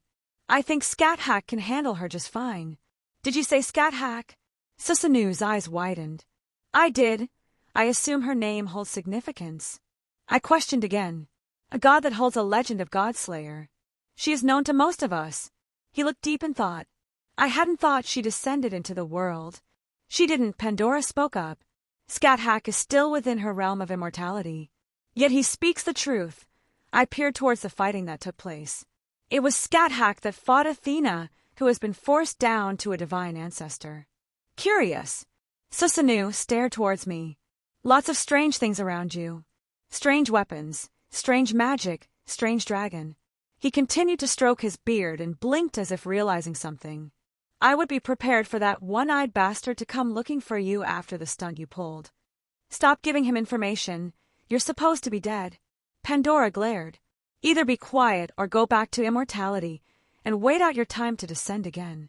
Don't be like that, Pandora-chan. I'm just speaking some random things. He slumped down. Besides, I don't want to get scolded by everyone when I finally go back to Takamagara. The stunt I pulled, huh? It's obvious what he's talking about, but I'll probably be long gone before he came down to the mortal world. Oi, don't forget to visit Izzy. I made sure to speak up before getting lost in my thoughts. Don't tell me what to do, brat. I'm gonna tell Izzy you've tried to kill me. Please don't. Mom's scary when she gets mad. Sounds like a you problem. I'll give you my sword if you keep your mouth shut. Done. I instantly accepted. We have a deal. You heard him, Pandora-chan. Susanoo stated. You both. She threw her hands up. It's strange how familiar he's being with me now. Does he view me as an existence that is worthy of his time? He probably acknowledges you. The goddess stared at me some more before taking a deep breath. Technically, you hadn't broken any of the rules I set and even fit into the parameters of the ritual. Woo, new sword, I cheered. I have a feeling you're going to be my child. That's the biggest headache. She shook her head. Pardon. It means she accepted, brat. Hee hee. Pandora giggled. I shall announce. As the words left her mouth, her presence shifted. Her words seemed to carry beyond this place and echo through all corners of creation. The black art that Epimetheus and I left, the sacred birth of an illegitimate child, shrouded in darkness, born of a fool and a witch. A secret rite of usurpation, only possible through the death of a god. The requirements have been fulfilled. A god has been slain, thus a god-slayer shall rise. Pandora walked over to me, arms wide open as they wrapped around my chest. Therefore, I, Pandora, the all-giving woman, the foolish which you both cursed and blessed the world, hereby proclaim this child as my newest son. What? I blinked in confusion. The place started trembling. I could feel many, many different presences try and assail this realm. Pandora didn't even flinch. Releasing me from her grasp, she stared up towards the heavens. Whine all you want, but I've made my decision. The rules haven't been broken, so your complaints are ignored. She flicked one of her twin tails over her shoulder. Let everyone grant my newest child their blessing, and their hatred for the 8th Campione has been born. She declared as the rumbling stopped. I don't feel any different. I looked down at myself. It's not over yet. The process will begin once you return to your body. Susanoo answered. Usually, this is the part one send them back at, but this is anything but an ordinary situation. Pandora mused. What a troublesome son I have. Son! Yup, you're my 8th. She beamed. Even if they don't recognize me, they're still my adopted children, the other 7 Campiones. Wait, just like that you adopted them and consider them your children? Pandora let out a laugh. Why not? They were foolish enough to fight a god. Why can't I be foolish enough to adopt such pitiful souls? That last woman who called herself my mom, I did lewd things to. Pandora blinked. Don't do lewd things to your mother. Your mother is happily married. Ha ha ha. Susanoo broke out in laughter. Meh, you're not my type. I prefer grown. MOM kick. The small goddess went flying and kicked me in the face. Once again, I found myself on my back and my head spinning. I sat up staring at the red-faced goddess. Your mother is a mature and beautiful woman, she declared, pulling me up by my shirt and shook me. I looked down at the petite goddess and bit my lip. The genuineness that she proclaimed it with, I couldn't deny that it was touching. Reaching out, I attempted to hug her. Kaya! She squeaked out but soon settled down. It's the first time one of my children hugged me. She sounded almost giddy. It was warm. It felt like how I remembered Mom. My mom died when I was young. I said quietly, You poor thing. She whispered, Even if it's for a short time, I'll let you feel a mother's touch again. Lewd jokes could be made, but I couldn't bring myself to do it. I didn't realize how much I missed this feeling, even if it wasn't someone I acknowledged yet. Ahem. Susanoo cleared his throat. I don't want to interrupt, but I can't stay here forever. Read the mood, you idiot. Pandora huffed. It's okay, I said awkwardly as we broke apart. Let's get on with this. Yeah, let's forget that happened. Don't know why I was so easy to sway there. So this is the part where I decide which authority I give out, but the idiot seems to have decided already. Yeah, give him my sword. Susanoo nodded. Your sword is a subordinate god. It's not that easy. I'll have to... She looked at Susanoo and paused. I'll have to remove the ego to make it work. That's fine. Susanoo lazily lay down, propping his head up. I'll keep aim no Murakumo no Tsurugi's ego with me. He can just get the authority that goes along with it. The god waved off her concerns. Fine. Pandora sighed. Are you ready? She turned to look at me. Sure. I couldn't help but smile. Her bright grin was hard to not feel some kind of warmth from. It was short, but I'm glad you were here. Even if you forget about me, I'll watch over you until the end. Pandora said softly. Pardon, what do you mean? Forget. Campioni tend not to remember her when they return.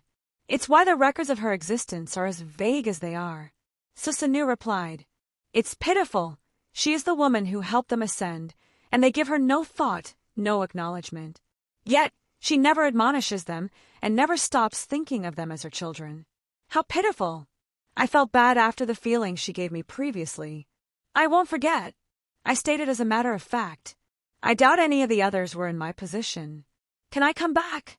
I questioned. Susanoo laughed, but Pandora answered. I'm not allowed to bring my children here unless I'm performing the ritual. She shook her head with a sad look. If I break the rules, bad things can happen. So, Seichi's not allowed to bring people here.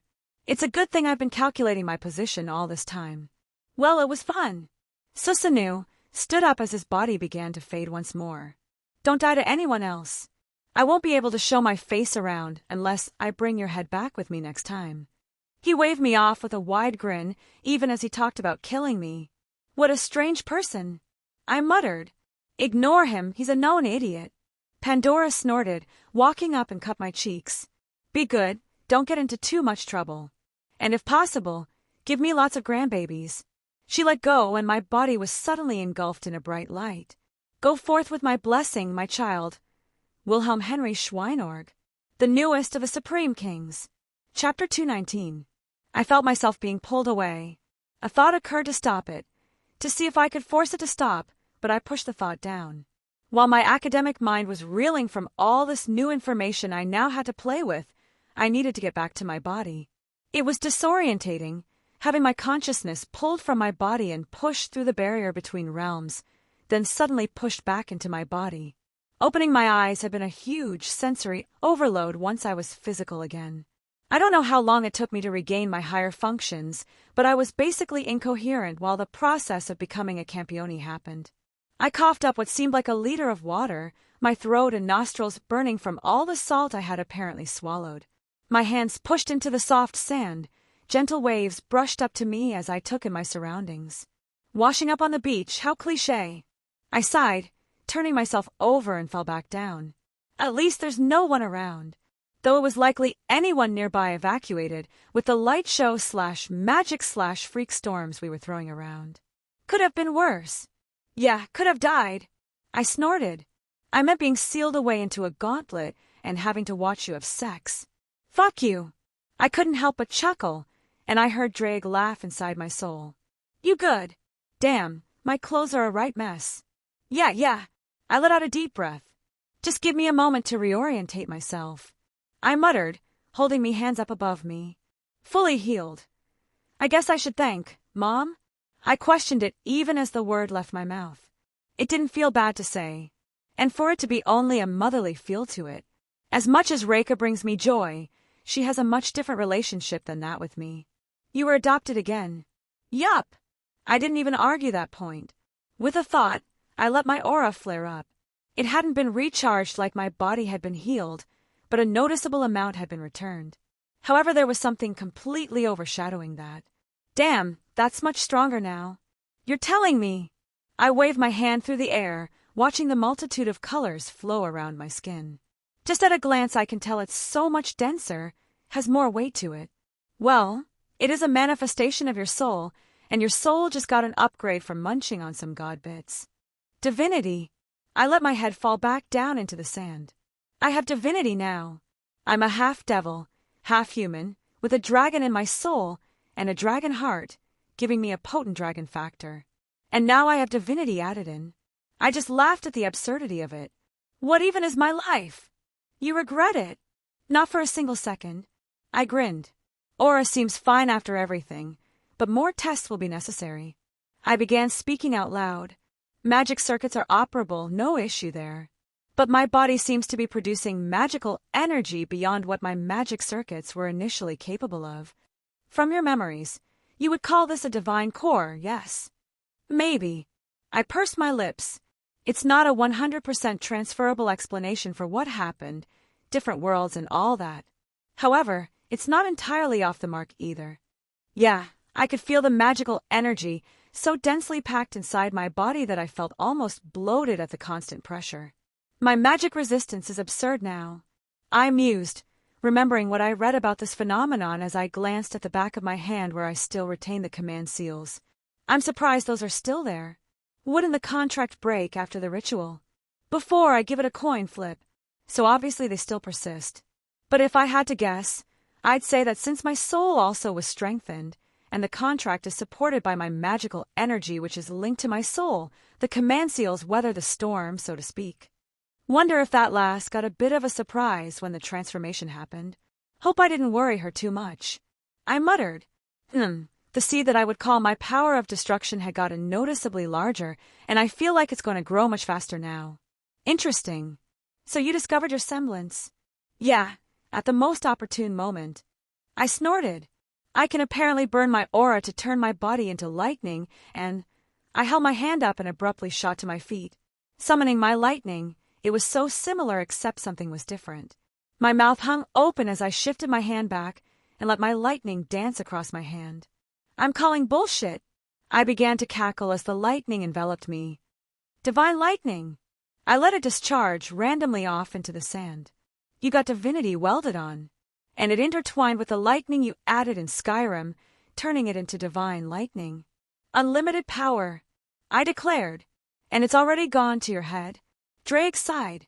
With everything that changed, you might be highly resistant to holy power now. I paused in my self-indulgence. That's an interesting thought. I rubbed my chin. Difficult to test, unless a certain spear wants to be useful. I waited a moment to see if the true Longinus would react. It didn't, and no way was I going to test myself on that, especially now that I am part divine. That spear, funnily enough, just got more dangerous if used against me. My physical abilities are much higher as well. I flex my fingers, but it comes at a cost. What do you mean? Spells like ebony skin won't work on my any longer. I was a little sad about that. My magical resistance affects beneficial things, unlike Artoria's, which is more conceptual in nature. I attempted to cast ebony skin over myself, and it puttered out before I could even get it solidified. Does reinforcement still work? It should. I nodded, feeling my body and slowly reinforcing it to the level I was accustomed. Yet, I felt like there was more I could do with it now. Since I'm casting it within myself, my new magic resistance doesn't block the effects. Yeah, my magic resistance was literally skin deep. I paused again and couldn't help but feel melancholic. My ring doesn't work anymore either. I held up my hand that still had the ring of the Cagiate on it. It's not able to penetrate my magic resistance to give me the effects. Not that I'm at a net negative here. With my new boosts, I was still far above than if I had both my ebony skin and the ring active. It's lesser than the sword she gave you, so it's not that surprising. I'll have to reevaluate some of my spells and discard what's no longer usable. Still, the benefits far outweighed the detriments of this little change. So, what was that with your final blow against Sisanu? The corners of my lips curled up. Instead of letting a single swing become 1,000 phantoms, I kept them all contained on the same slash. I gave my swing an uncountable number of possibilities. I began to explain. It went right through his sword and didn't even leave a mark on him. Who knows how many he actually blocked, how many failed to leave a mark on his body, or how many I just failed to utilize. But there was an equally unknowable number that slipped past his guard, that cleaved right through him, that severed his heart. I was so focused on finishing it in that moment, that once my attack was completed, I made sure all the lethal possibilities became true. Meaning, you basically sliced him all up inside. Drake replied with an understanding in his tone. It was a good application. I'll refine it more in the future. While it's not absolute, I do believe it's not something one can block normally. I think it's possible that Susanoo may have been able to do something in response if he had known about the ability beforehand. I mused out loud. Regardless, it's a powerful technique that I'll be looking to better. What are you going to call it? It needs something elegant and sufficiently provocative. How about Infinite Origins, Boundless Possibility Kaleidoblade? I know I even startle myself at my own genius sometimes. No, I refuse. Come up with something else. Fine. How about True Dragon Omni Emperor / Dear God, deliver me from this cringe. Didn't he seal you inside the gauntlet in the first place? Yes, that should tell you something. Eternal Darkness, Infinite Parallel Sword. It physically hurts. Limitless Heaven, Vast Sundering Sword. Just kill me. Stop this torment.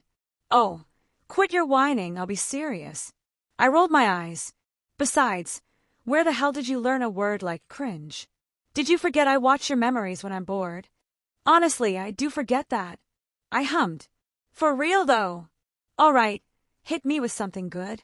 I was thinking Myriad Sword. Huh, I like it. Drake seemed to give his approval. Well, now that we've finished messing around, ready to talk about your new authority. It's strange. I muttered. I can feel it inside me, ready to be called upon. Almost like it's been a part of me since birth. I even know its general use and abilities after absorbing it from Susanoo. I couldn't help but chuckle. Funnily enough, had I been a Campione already, or a divine being, Susanoo would have been much harder to defeat.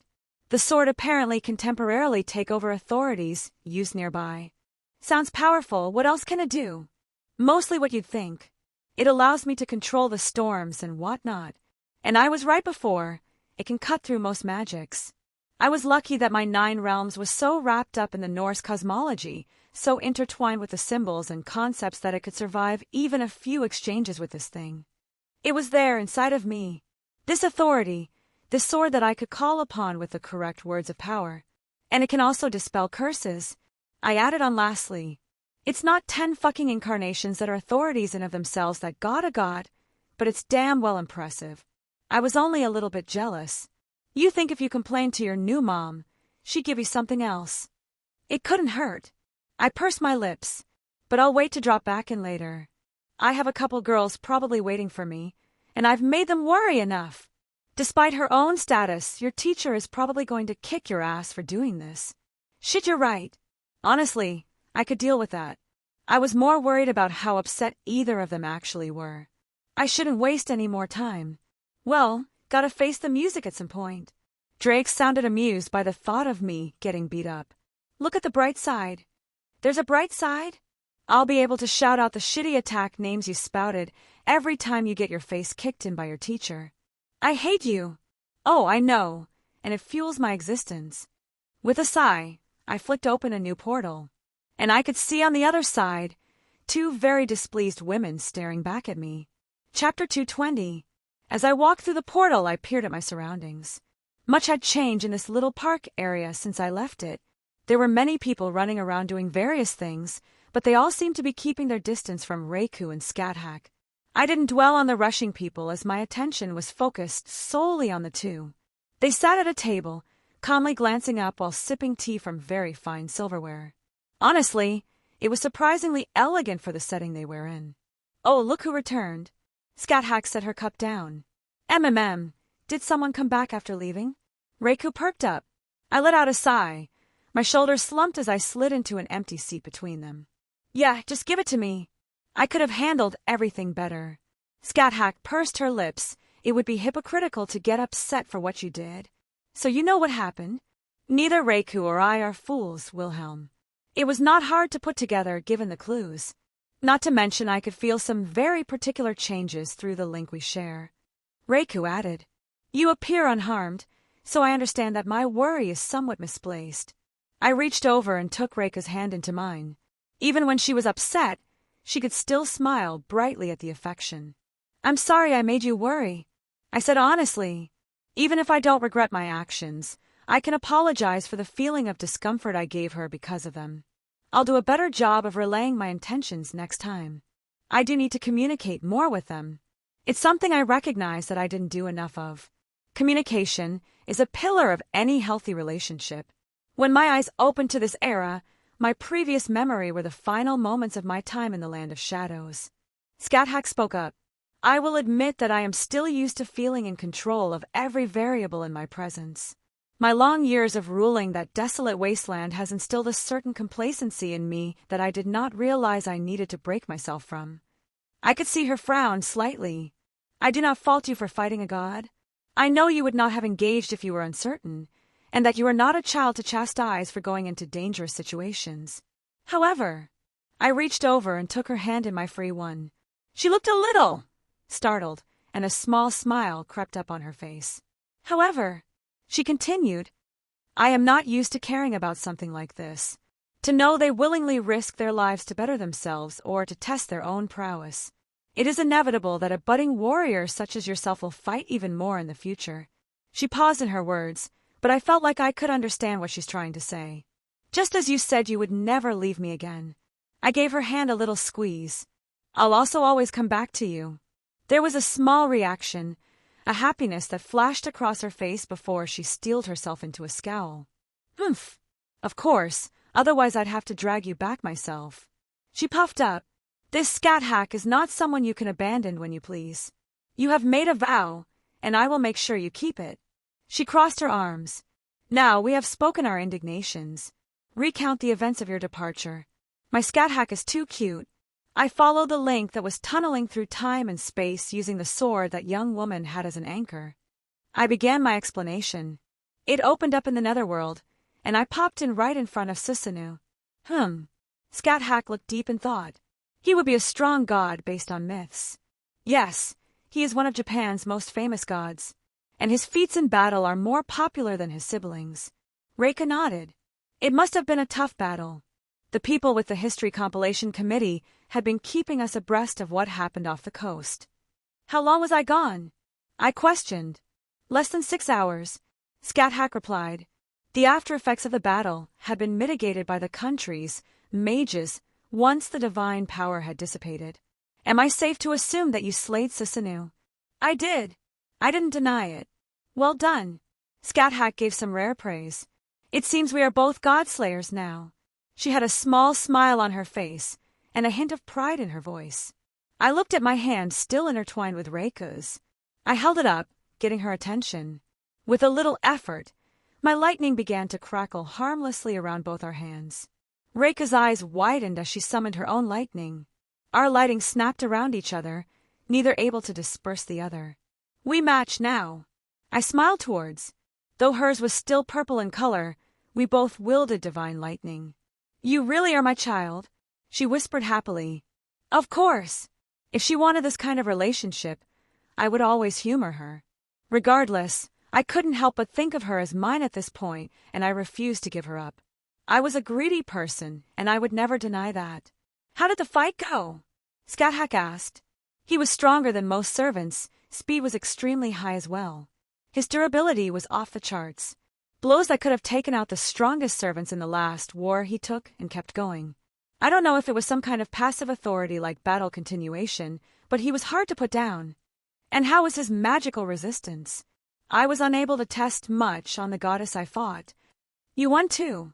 Yes, I defeated that goddess, but she escaped after suffering my noble phantasm. Whether she survives or not is up to fate. It isn't like you to let your prey escape. I was surprised at that. As I spoke before, I have become noticeably complacent, and I got so caught up in my own enjoyment that she was able to slip through my fingers. Well, Scathach wasn't one for mincing words, even at her own detriment. She was probably kicking herself for that, and I didn't want to rub any salt in the wound. Well, it's as you'd expect. My runic spells just splashed against his body like water. I shook my head. And he was able to treat most of my other spells like they were made of paper. My shield of Asgard got shattered by a kick. Still annoyed at that, but what could I do? Though, the completed form of my 9 realms was able to bring him harm. Oh, you managed to complete that? She blinked. Yes, they did mention the appearance of a large tree in the middle of the water. She smiled lightly. It's completed but not finished. If that makes sense. It's difficult to produce more than a few realms simultaneously, and even more difficult to actualize them without a good symbol to focus the mystery properly. I will need to see it in action before I give advice.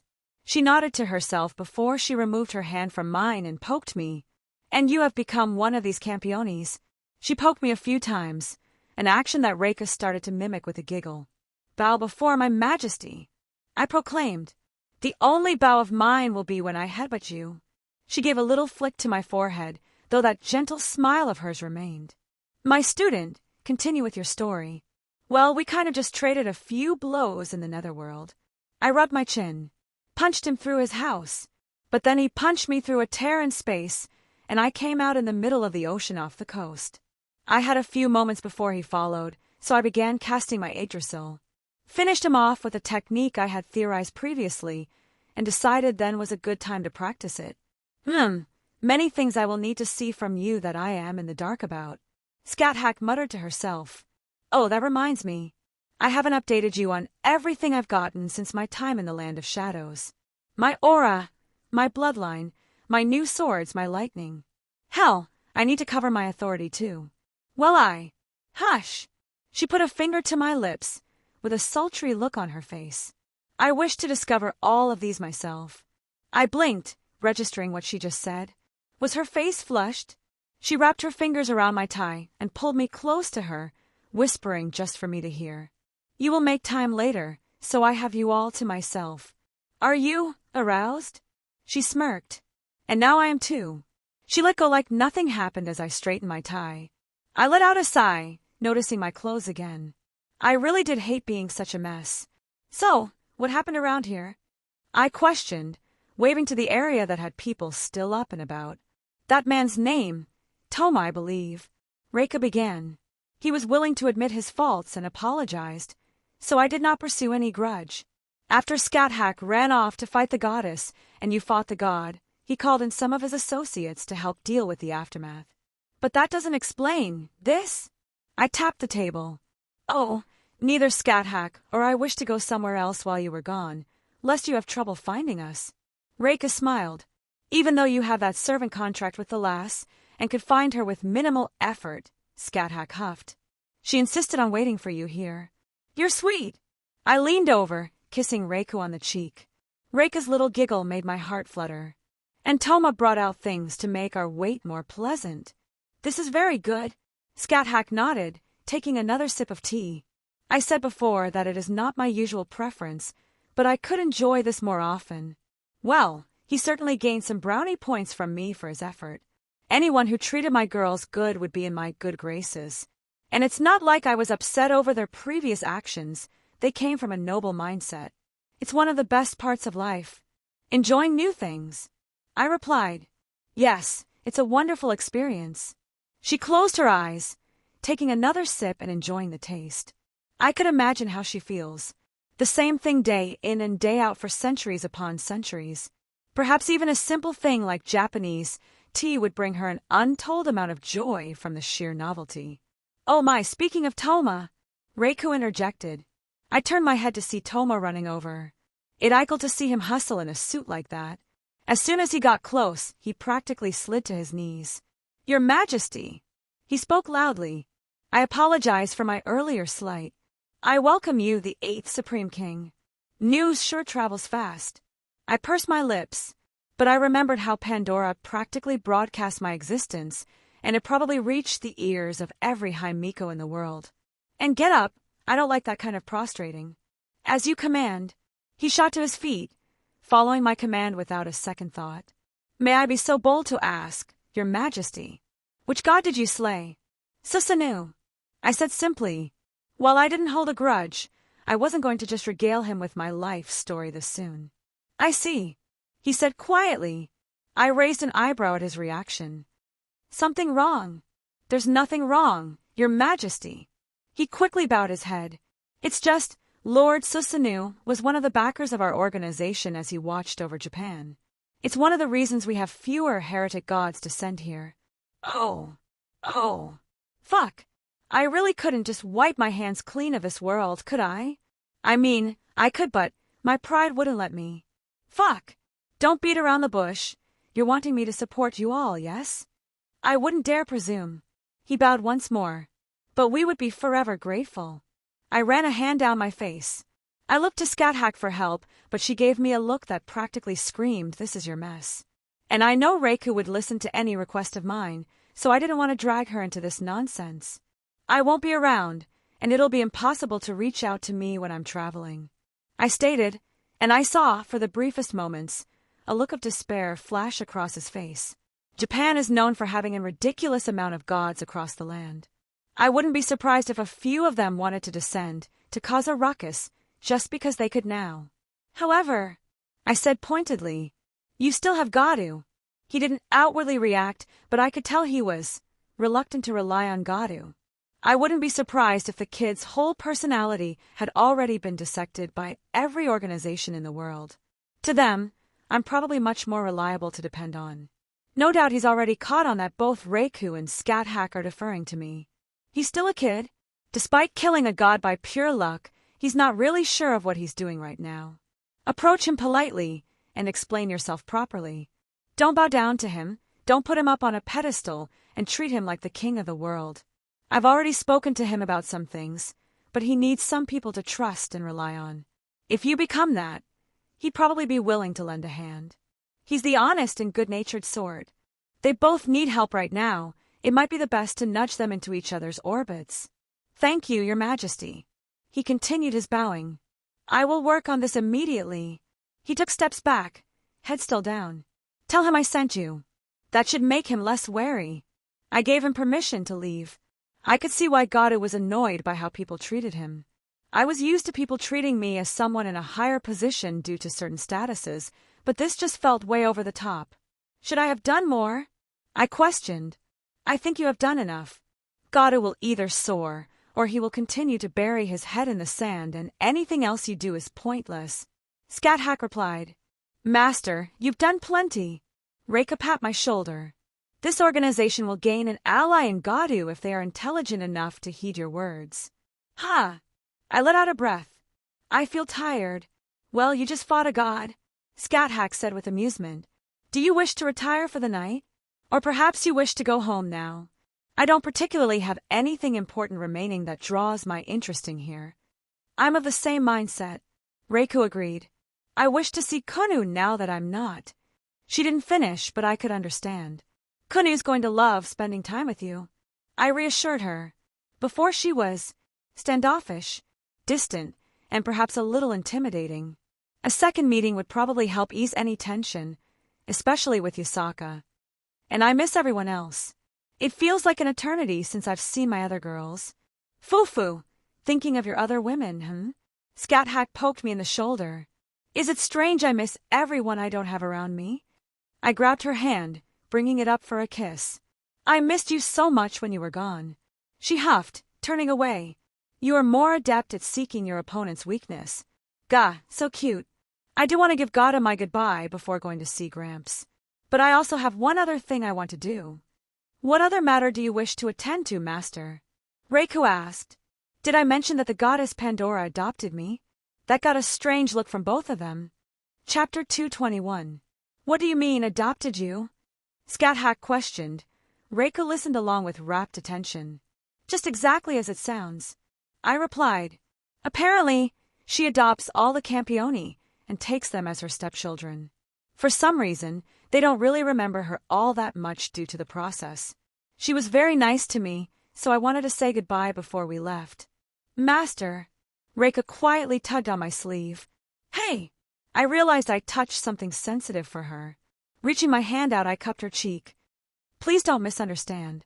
You're invaluable to me, and no one can take that away. She's not a replacement, nor is she going to steal any kind of position from you.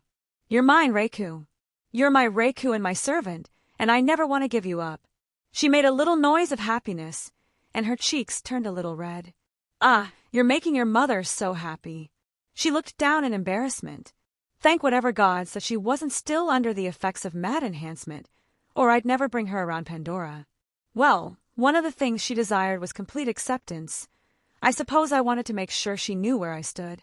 Even if I said it before, sometimes some people needed it to be repeated from time to time. I was worried that you were stretching yourself too thin by grabbing so many women to your side, not giving any of them the attention they deserved. But I see I am merely worried for no true reason. Scat walked up and locked her arm with Reiku's, making me raise an eyebrow at the closeness they had apparently formed. Make no mistake, if you had not properly relayed such words, I would have given you a thorough beating. I refuse to be the woman of a horned dog who cannot look after the ones he had already stolen something precious from. Reika looked so happy to have Scat acting like a sort of friend to her. I don't know if they truly bonded in these past few days, but it was at least a step in the right direction. I think Scat also wanted to perhaps reach out herself. The loneliness she suffered in life had certainly done her no favors. He's gotten very good at his honeyed words, has he not? Scat looked at Reiku. He sure has. We should be wary of any more approaching women, lest they also fall to his seductive words. Reika nodded, seemingly adopting an amused smile that was mimicked by my teacher, an endeavor that may beyond my far from insignificant abilities. Scat pursed her lips. Would killing a god be an easier labor, I wonder? Era, I'm sure if you just exude that bloodlust of yours, no one will dare approach. Full, or we can just keep you around. Scat snorted. With these large udders of yours, who would think to usurp your position, Yes, I'm sure jealousy is a powerful deterrent. You think the Scat is jealous? Scat puffed up her own chest. Shall we have my student pick his target of desire? She let go, and instead went to drape herself over my arm. Tell me, my student, for whom do your eyes linger on the most? Master, your mother wants your attention. Reiku grabbed my other arm. Tell this old hag who you really prefer. She took my other side. I glanced at both of them, who held a gaze of expectancy. This is a trap, I said without any hesitation. They both started giggling at my expense. He has learned well. Scat grinned. My son has good sense. She pushed her cheek against mine. They were teasing me. Gods, they were practically acting like sisters at this point. See how I give you both a spanking later. How bold of you, my student. Is that a promise? Scat laughed, unperturbed. Be gentle on your mother, Reika smiled brightly. I could only shake my head at their antics. Words couldn't describe how happy it made me that they were both getting along like this. Shall we head over? I do want to go home soon. I really miss my other girls as well. Let's go meet your goddess. Scat expression turned neutral. Yes, let's go meet your new mother, Reika said dryly. I guess she's still annoyed, for lack of a better word. Though as it was not the product of her cursed mindset, I didn't dwell on it. People were allowed to have their own opinions, their own dislikes and whatnot. With another thought, I opened a portal to the place I had calculated before. The strange place, the room I had been in, had changed slightly. I saw the familiar goddess. She was laying on the ground as she lazily watched a TV playing in front of her and a bowl of snacks she was munching from. There was silence as she stopped what she was doing, staring at us incredulously. Hi, Mom, I'm back. I stated. Ah, she threw the bowl at me. I blinked as it bounced off my aura. There was silence for another moment. Are you going to throw your shoe again? And no, who would do something like that? She quickly jumped to her feet. Maybe a lowly god. A shoe smacked me in the face, somehow bypassing my aura. I'm a mature and beautiful goddess. She huffed before she settled down. Her eyes roamed all over us, as if inspecting us individually. As happy I am to see you again. You have questions? Yes. First question. She cleared her throat. What? Second question. Second question. She nodded. What? I think I can guess your third question. I snorted. Explain. She appeared in front of me, eyes practically bugging out of her head. Introductions first? I offered. She looked at my companions around. Introductions. She quickly repeated. I've never had any other proper guests before. It's usually some stupid god that comes to try and make trouble, or one of my children. What am I supposed to do? Oh no, it's all a mess. She started to whine, and immediately ran around the room throwing stuff every which way to make it look tidier. She moved like a whirlwind, and soon the place looked much cleaner when she jumped back in front of us. Welcome to my nice, clean home. I am Pandora, the all-giving mother. I noticed Scat-Hack and Reka glance at each other. I am Scat-Hack, my teacher simply introduced. Scat-Hack, who isn't Scat-Hack? Pandora repeated. Strange, strange. Who are you really? She narrowed her eyes. I'm this fool's woman. She jabbed her thumb towards me, ignoring the obvious meaning in her words. Kaya! Pandora let out a small squeal, erasing the tension she previously introduced. Call me mother! Scat-Hack blinked at how easily Pandora changed her attitude. What a strange goddess you are. I'm the best goddess. She puffed up proudly before turning back to Reiku, waiting expectantly. I am Minamoto no Reiku. I'm Master's mother. She looked rather smug at her declaration. She's also my woman. I added. Ah, my son is so sweet. She smiled brightly. Mother is also your woman. She repeated. It was Pandora's turn to give a blank look. I don't even know where to begin with that. She pursed her lips. However, grandbabies, I'm going to have so many. She threw her hands up excitedly. See children. Reka blurted out. My son wants to have children with me. She seemed to go off in her own little world. I actually think I blushed at that. And I believe Scat-Hack noticed because the corners of her lips curled up. Foo-foo, Wilhelm, my precious student. Could it be that you wish to have me bear your children? She looked towards me with clear humor in her eyes. Do you wish to impregnate the Scat-Hack, She moved her mouth close to my ear and spoke with a whisper. Do you desire to see me with a large and round belly? I just groaned at her teasing, covering my face. Having you all meet was a terrible idea. I never really had the proper talk about children with any of my girls except Meridia, and that wasn't really a full talk. For some reason it was making me flustered now that it was brought up. Pandora started giggling to herself. I like them. She seemed to approve. Not like those stuffy old fogies from the realm of immortality. I don't know where they came from, but your mother approves. You really can't tell what they are? I questioned. I was curious about how much insight a goddess would have. She gave them another look over. They both have divinity, which is strange because they are neither campioni nor gods. I can understand where it comes from for both of them, yet they don't appear to be match what I know. They are also not normal humans, and now that I look closely, they don't seem to be properly living. It's frighteningly close to how us gods exist, yet at the same time, extremely different. Not bad, Scat-Hack nodded. For being able to glean such information, your insight is commendable. However, she turned to me. Is it wise to discuss such things here? Well, I scratched my cheek. No being in this world can peer into my realm right now. I made sure of that as soon as you three entered. She waved Scat-Hack off. If you're speaking about telling me things, I won't pry. She gave a small smile. Your mother will wait for you to tell her when you're ready. You are a strange goddess, Scat-Hack muttered. I'll take that as a compliment. Pandora smiled brightly. However, I will need to know how you entered here. It's not something even a god can accomplish unless some drastic measures were taken under some intricate circumstances. Magic. She smacked me on the head. Ow, wow. I rubbed my head where she bopped me. I saw nothing. Reka hummed. You deserve that, Scat-Hack said dryly. If she didn't do it, I would have. Yeah. I huffed. To be more specific, I have a very unique magic available to me that allows me some control and operation over dimensions and space. There are very few places I can actually go to. Pandora was silent as she apparently mulled over my words. It's how you entered the netherworld before. She muttered. I see. She nodded to herself. Tell me, are you able to enter the realm of immortality? Technically, I can if I wanted to. Never go there. She quickly followed up. Promise me you will never enter the realm of immortality. She grabbed my shirt and looked at me intently. I promise, I said without any fanfare. I never had the intention of doing so anyways. Good. She nodded. I fear what would happen to you if you went there. The gods would tear you apart, and there's nothing I could do. Yeah, I wouldn't want to fight every god in existence at the same time. Why are you such an enigma? Pandora got right in my face. I can't understand your origins at all, nor that of your companions. It's both infuriating and interesting. I've never been so clueless before. It's a new experience.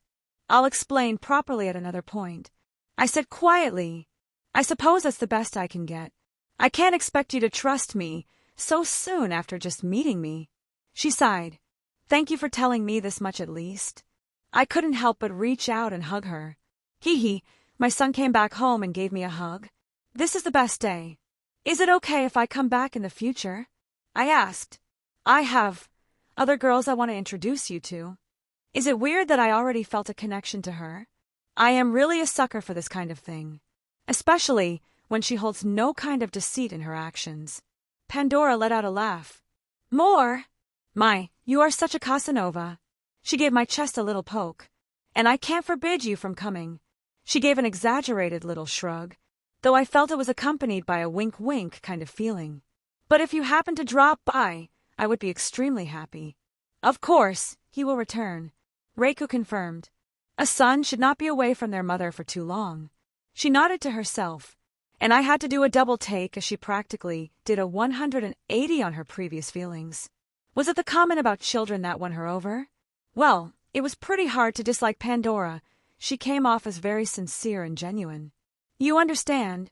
Pandora flew over, grabbing Reika's hands. As expected of my daughter-in-law. Mother! Reika was practically giddy in response. Scathach turned to me. You surround yourself with strange people. I can't deny that. But it's nice. She added. I wouldn't trade it for anything. Chapter 222. No. Pandora whined. Don't go. She grabbed onto my shirt with a pitiful look on her face. It made me feel bad seeing her like this. It's not like I won't ever come back. I reassured her. Wah, I never get people visiting me. Pandora pouted. You're the first one to even call me Mom. At least stay for a few more hours. You only stopped by for a couple minutes. I just wanted to see you before I go on a little adventure. I smiled wryly. I promise to come back when I'm done with my business. I'll even see if Gato wants to come around. Oh. Her eyes widened. Yes. Bring my youngest here too. He needs a firm hand, that boy. She huffed. I already met him. I replied. Already made sure to give him a kick on the rear to get him into gear. Though whether he starts taking the appropriate steps is up to him. Thank you. She reached out, wrapping her arms around me. I'd hate to see such a nice boy like him die early. Of course. I reassured her again. I felt bad at the trouble he was having. She let out a sigh. I can't convince you to stay a little longer. I really do need to head out. Fine. She huffed. But you better come back safe and healthy next time. You hear me, mister? She poked my chest. Don't worry. Scathach spoke up. I will make sure he doesn't die before he returns. What a good daughter-in-law I have. Pandora perked up. I too will make sure he stays out of as much trouble as possible. Reiku added. Pandora let out a little giggle. Campiones can't help but get into trouble. Please keep him safe, she said with a small smile. Reiku wrapped up the smaller woman in her arms. It was pretty cute to see. You better come back soon. Pandora let go, giving me one last look. Now that I know you can come back whenever you want. I expect visits. I don't know why seeing her acting like this made me smile so much. We'll be back soon, I said one last time. Again, I felt bad about having to leave so soon, but this was more of a test than anything else. I just wanted to make sure nothing unfortunate would happen if I just popped in. With Scathach and Reiku at my side, I had been confident in dealing with most potential consequences if there had been any. Pandora seemed ecstatic about me being here and returning in the future, so I took that as confirmation that I could come and go as I please. I wanted to give her a chance. I know it was strange to have this thought, but I wanted to see if there could be sort of bond that could form between us. I had no romantic interest in her, but maybe we could be more than strangers? Without dragging things out, I created a new portal and sort of slingshot a few more over the planet to disrupt any attempts at tracking me. I didn't know what methods were available here, and I didn't fear anyone following us, but simply seeing How we left could raise some questions that I didn't wish to answer. With one last look, Pandora smiled and waved towards me. I gave my own little smile, and one last wave before my companions/women/girls, and I all walked through my portal. The myriad colors flashed around us as we entered a familiar room. Home sweet home. I let out a long breath. It had been a very long few days. Oh, you're back. I saw a head poke over the nearby couch. Hello, Lucretia. I gave a wave. Hello, Wilhelm. She giggled. It's good to be back. I'm a little sweaty. I shall take a shower and clean myself. Scat Hack walked by, brushing her hand against my shoulder. It's good to see you, Lucretia Zola. And you, Scat Hack. She sort of half-heartedly waved her hand. Have you eaten, Lucretia? Reiku asked. I haven't, she shook her head. Then shall I prepare something to eat? She offered. That would be lovely. The old witch smiled. And you, master? I'll love whatever you make. Something to eat sounded great right now. Then I shall get started. She nodded, walking towards the kitchen. I reached out and grabbed her hand before she could get too far away. She made a cute little surprised sound as I pulled her back towards me. Before she could speak, I placed my lips to hers. She was being too cute earlier. I just had to. Shall we give you some privacy? I blinked, hearing Zelretch's voice as he stood in the doorway. Reika gave a cute, bashful look as we pulled away. I will go prepare a meal, she said quickly, scurrying off towards the kitchen with a healthy shade of red adorning her neck. Oh, to be young again! Lucretia laughed. To do such things so boldly in front of your grandfather. Zelretch shared her amusement. Oh, so you want to play, huh? So is it safe to touch anything? I looked around. Did you make sure to wipe everything down? Zelretch blinked and Lucretia threw herself backwards on the couch and started laughing. Oh, so you have jokes. Zelretch gave a dry look. I do have jokes. Want to hear another? I offered. I'm all ears. It's called I Killed a God. I deadpanned. Imagine that. A whole process to kill gods and usurp their power. Sure would have been nice to learn that before I stepped into that world. I'm pretty sure he could take the hint with the sarcasm in my voice. Perhaps we should have a chat in my office. Zelretch sort of gained a thoughtful look, which quickly turned into something more serious. Go have your boy talk. Lucretia waved at us, flopping back down on the couch. I just gestured for him to lead the way. You know, this is practically a tradition now. I took the glass of whiskey he poured me. Do you dislike it? No. I shook my head. I enjoy these talks. It helps me unwind, and something I just need to vent or have someone offer their opinion who isn't a romantic partner. Zelretch hummed, taking a sip of his own drink. Should we get into the heavy stuff, or? So, what's up with you and Lucretia? I wanted to get this out of the way. Zelretch let out a long-winded sigh. We're something, he muttered. I'm still debating if I should thank you or throttle you for helping her bulldoze her way into my home. Please, like you wouldn't have done the exact same thing in my position. I can't deny that. He nodded. We are so much alike in some ways, due to the obvious. Perhaps if you hadn't just taken the most direct approach, I would have fumbled around this whole thing for who knows how long. She deserved better than what you gave her, Gramps. Brat. He snorted with a sad smile on his face. I'm well aware of that. He thumbed the rim of his glass. It's gotten so much more noisy around here these days. It's a fear of mine that things will become quiet once more. Well, you don't have to worry. I'll be here to keep annoying you for the rest of my life, or yours. Is that supposed to reassure me? It reassures me, I replied with a cheeky smile. So, do I call her grandmother yet? Zelretch let out another snort. I'm sure she'd love that, but we're taking things slow. Taking things slow, huh? You're aware that I saw her pack her bags. One thing you should learn about Lucretia. She loves to make people uncomfortable. Zelretch laughed. Well, tell her she succeeded. A thought I didn't want to have about her and the old man. So I killed a god. I might as well pull this band-aid off.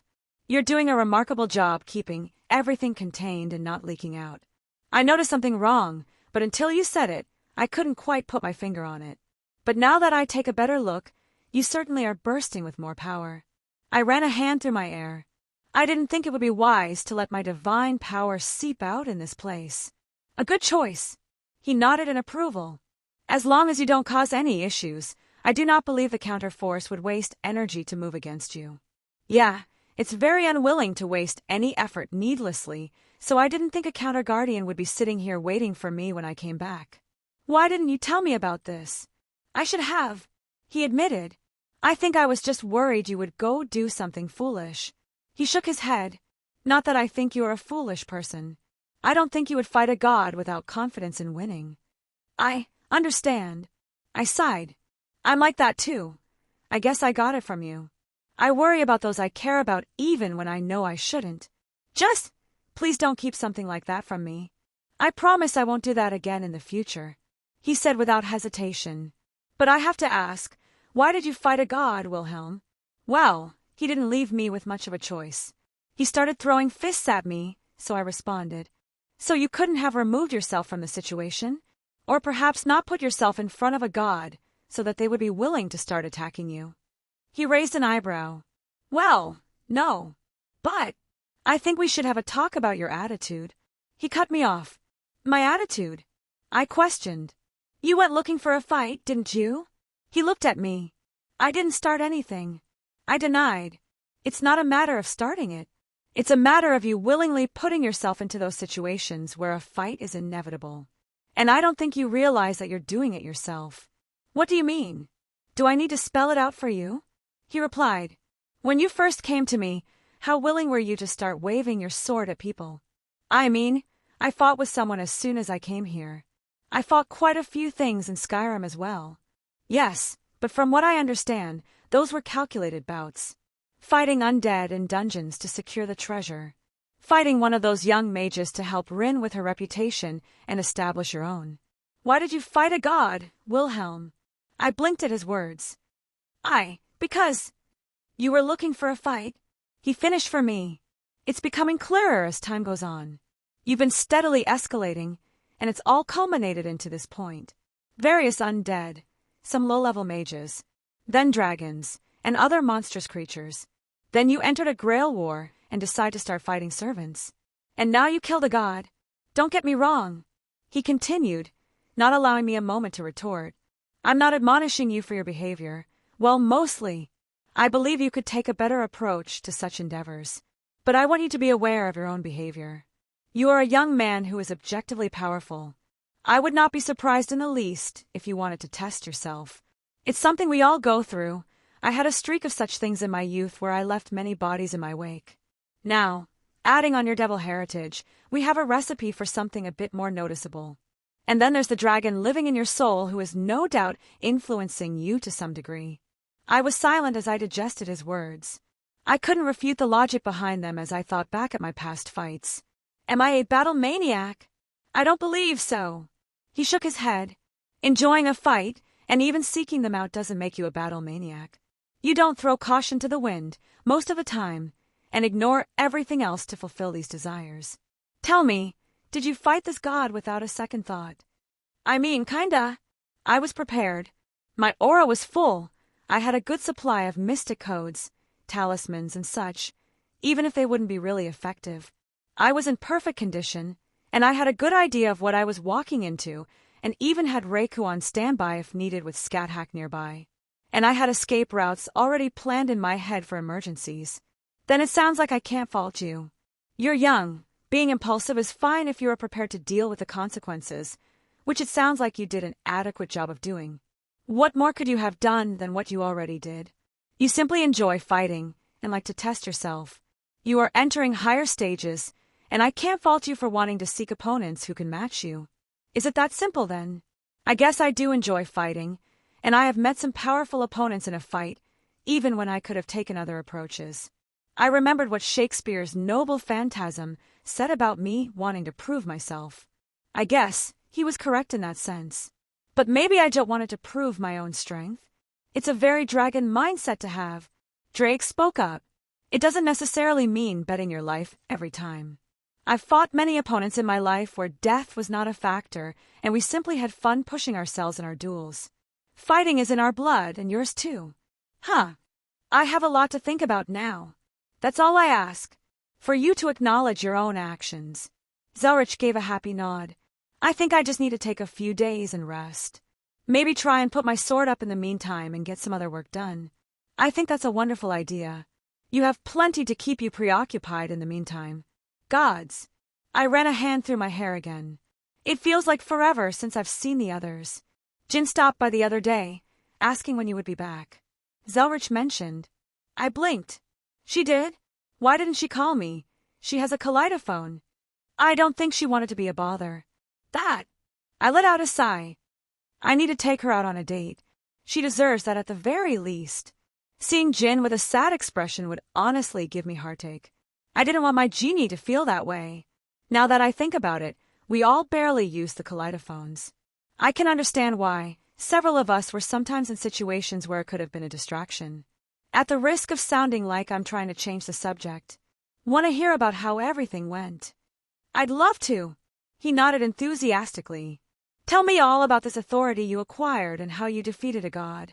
How to devil. I don't understand how I got roped into this. I sighed, leaning back in my chair. This makes no sense. You don't know how to behave like a devil. I sat up a little straighter, staring at the origin of the voice as she sat behind her desk.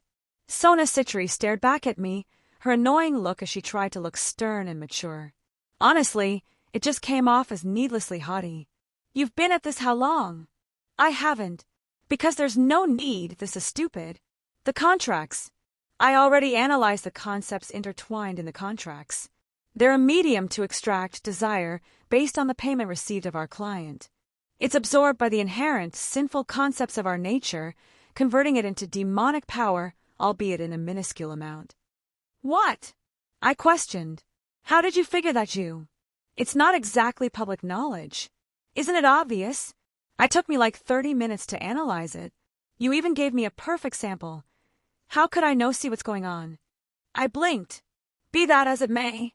Wait, how long did it take you to figure out? Not important. She huffed. Now, moving on. I'm going to teach you how to complete contracts. I already know how. I'm going to teach you properly how to read, because that's literally all there is to this. I don't know why you lot make such a big deal out of this nonsense. Take contract, get summoned, complete request, receive payment. Should I make a PowerPoint presentation and start hosting a TED Talk to the devils on how to not be idiots? Sona let out a little growl. There's more to it than that. Like that. I leaned back, crossing my arms. What if you can't complete the contract? She shot back. Then you say, I'm sorry, this is beyond my ability to complete. Would you like something else? I said very dryly. It's not like they're hard to complete anyways. You want to bet on that? Oh, do you actually have something worth betting? One command. She raised her finger up. Loser has to listen to one command of the winner. No ridiculous requests, obviously. A gentleman's agreement, then. I hummed. Fine, whatever. I guess I can get you to dress up as something fun for a single day at school. She scowled, shifting through her drawers before slamming a contract in front of me. Complete this one. I stared at her, standing up and slapping my hand on the paper, activating the summoning magics. I didn't blink as it overtook me, and she looked at me with an arrogant smile. With a flash of light, I was in the living room of a house I didn't recognize. Are you the one who answered my request, Neo? I turned to look at the very deep voice that spoke. A very large man, covered in muscles, with a very skimpy magical girl outfit that barely covered him. Oh, that bitch. With a flash of light, I appeared back in Sona's office, sliding back into my chair. What should I do with my command? Sona looked rather smug. I raised an eyebrow. What's wrong? No more retorts. She smiled. Nothing to say. No more smart-ass remarks. Are you going to accept that I can properly teach you how to be a devil? I didn't respond but flicked my hand, separating the curtains at the window. She turned to look at my action with confusion, only before she noticed something strange, and her eyes were transfixed on the figure flying around the school. Never fear, magical girl Kaleida Miltan is here. A very deep voice boomed all around. And Kaleidostic Opal. The wand in his hand spoke as well. Sona's mouth hung open as she slowly turned towards me. I stood up. What did you do? What does it look like? I snorted. By the way, I sent a video to your sister. Why, you didn't? She looked horrified. And I think I'll be using my command. You still have a pawn piece that you haven't used yet? I think Miltan would be a wonderful addition to your peerage. No, you wouldn't, she gasped. That's the difference between us, Sona. I straightened my tie. When someone asks me to turn them into a magical girl, I turn them into a goddamn magical girl. I flicked a peace sign as I walked out of her office. How's that for being a devil? Author's note. Well, interlude next, then entering DXD proper, as I said last chapter. The interlude is actually 4 disconnected POVs that I've had trouble fitting in, so I just decided to clump them all together in one large interlude. Chapter 223. Interlude 9. Akatosh, Dragon God of Time. POV Skyrim. Strange. The flow of the world had shifted ever so slightly. The river of time moved in a way that I was unfamiliar with. Something occurred, something I did not foresee. Branching paths that no longer all reached towards the end that I had perceived. They were small ripples, but they were becoming more noticeable as the world progressed. I looked towards my youngest, the one destined to battle my oldest for the fate of the world. I could see the same ripples surrounding him as he had been, changed. His soul shining brighter and enveloping him as a protective shield in the form of the dragon aspect, as the mortals called it, something he should not have learned to do for many moons. Nor did he learn to do it, but the ripples surrounded him, and it had been done by accident. I exhaled. Time froze. Reaching through the river, I retrieved the strange sword my youngest wielded. I lowered my head, staring at the sword that was impaled in the ground. My wing reached out to tap it, an inconspicuous action, yet the sword reacted violently. I allowed it its little tantrum as I was curious about the sword that had no presence in the world until recently. The years rolled off the blade, centuries upon centuries of existence held within, yet this is the first time it has ever existed within the flow of history. I attempted to unravel the memories of its existence, to view the years it has lived and witness its birth, but my attempts ended in failure.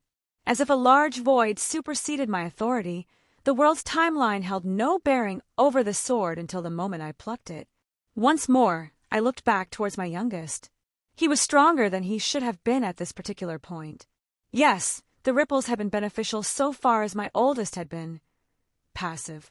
The declaration of a child, not of mine, sent him into confusion. Amusing. My eldest thought some trap laid by me, so he was cautious. I reached out to my other child in his divine realm. Curiosity.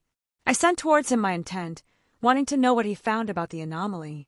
Confusion. He boomed back towards me, relaying everything he had discovered thus far. Even he is unsure of what's going on. I took a moment to filter through the information I received. Interesting. With a thought, I returned the sword to my youngest at the exact moment it was taken. It seems that Meridnunda and this mortal are rather close. Had a mortal managed to sway her heart enough to invoke such emotions? The thought was almost too absurd to believe, yet the information I was given had supported such a conclusion. My gaze turned towards the colored rooms, the realm that Meridnunda resided in. The vessel Meridnunda created opened its eyes, staring at my intrusion. Explain. She demanded to know my reason for coming, defensive in her statement, but she allowed me entry when she sensed my presence. Meridnunda was one of the ones we had the least conflict with. I suppose our relationship could be construed as tolerant. Anomaly. Questions. I asked her about the strange person that appeared around my youngest, and I asked her for clarification on certain matters. Mine. She all but shouted back her claim over him, and that I will not harm him. I paused at the emotion behind her exclamation. It was very uncharacteristic of her. Relationship. I wanted to know if there truly was something more going on. Private. Her vessel huffed in annoyance and seemingly turned a little red at my question. Amusement. I set my laughter back as I retreated from her realm, lest she blasts me away out of embarrassment. I had never seen this side of Meridnunda before. Our interactions in the past had been minimal, even before the creation of Mundus. After speaking with her, my thoughts about what to do with the anomaly had changed. Consideration for removing it from existence had been my initial priority, but now I see it has caused no intentional troubles. On the contrary, it has moved forward my own plans by its own desire. To use another term, the mortals would call it good. Morality, a concept derived from a minuscule understanding of creation, Yet is it wrong for them to come to those conclusions based on their own fleeting lives? His actions bring consequences they cannot perceive, yet they will hail him as a hero. And I cannot fault their decision based on their own interpretation. Lastly, I peer through the river of time and gaze upon the other anomalous figures that appeared around him. A strange girl with an interesting perspective on the world, watching her learn the more esoteric arts.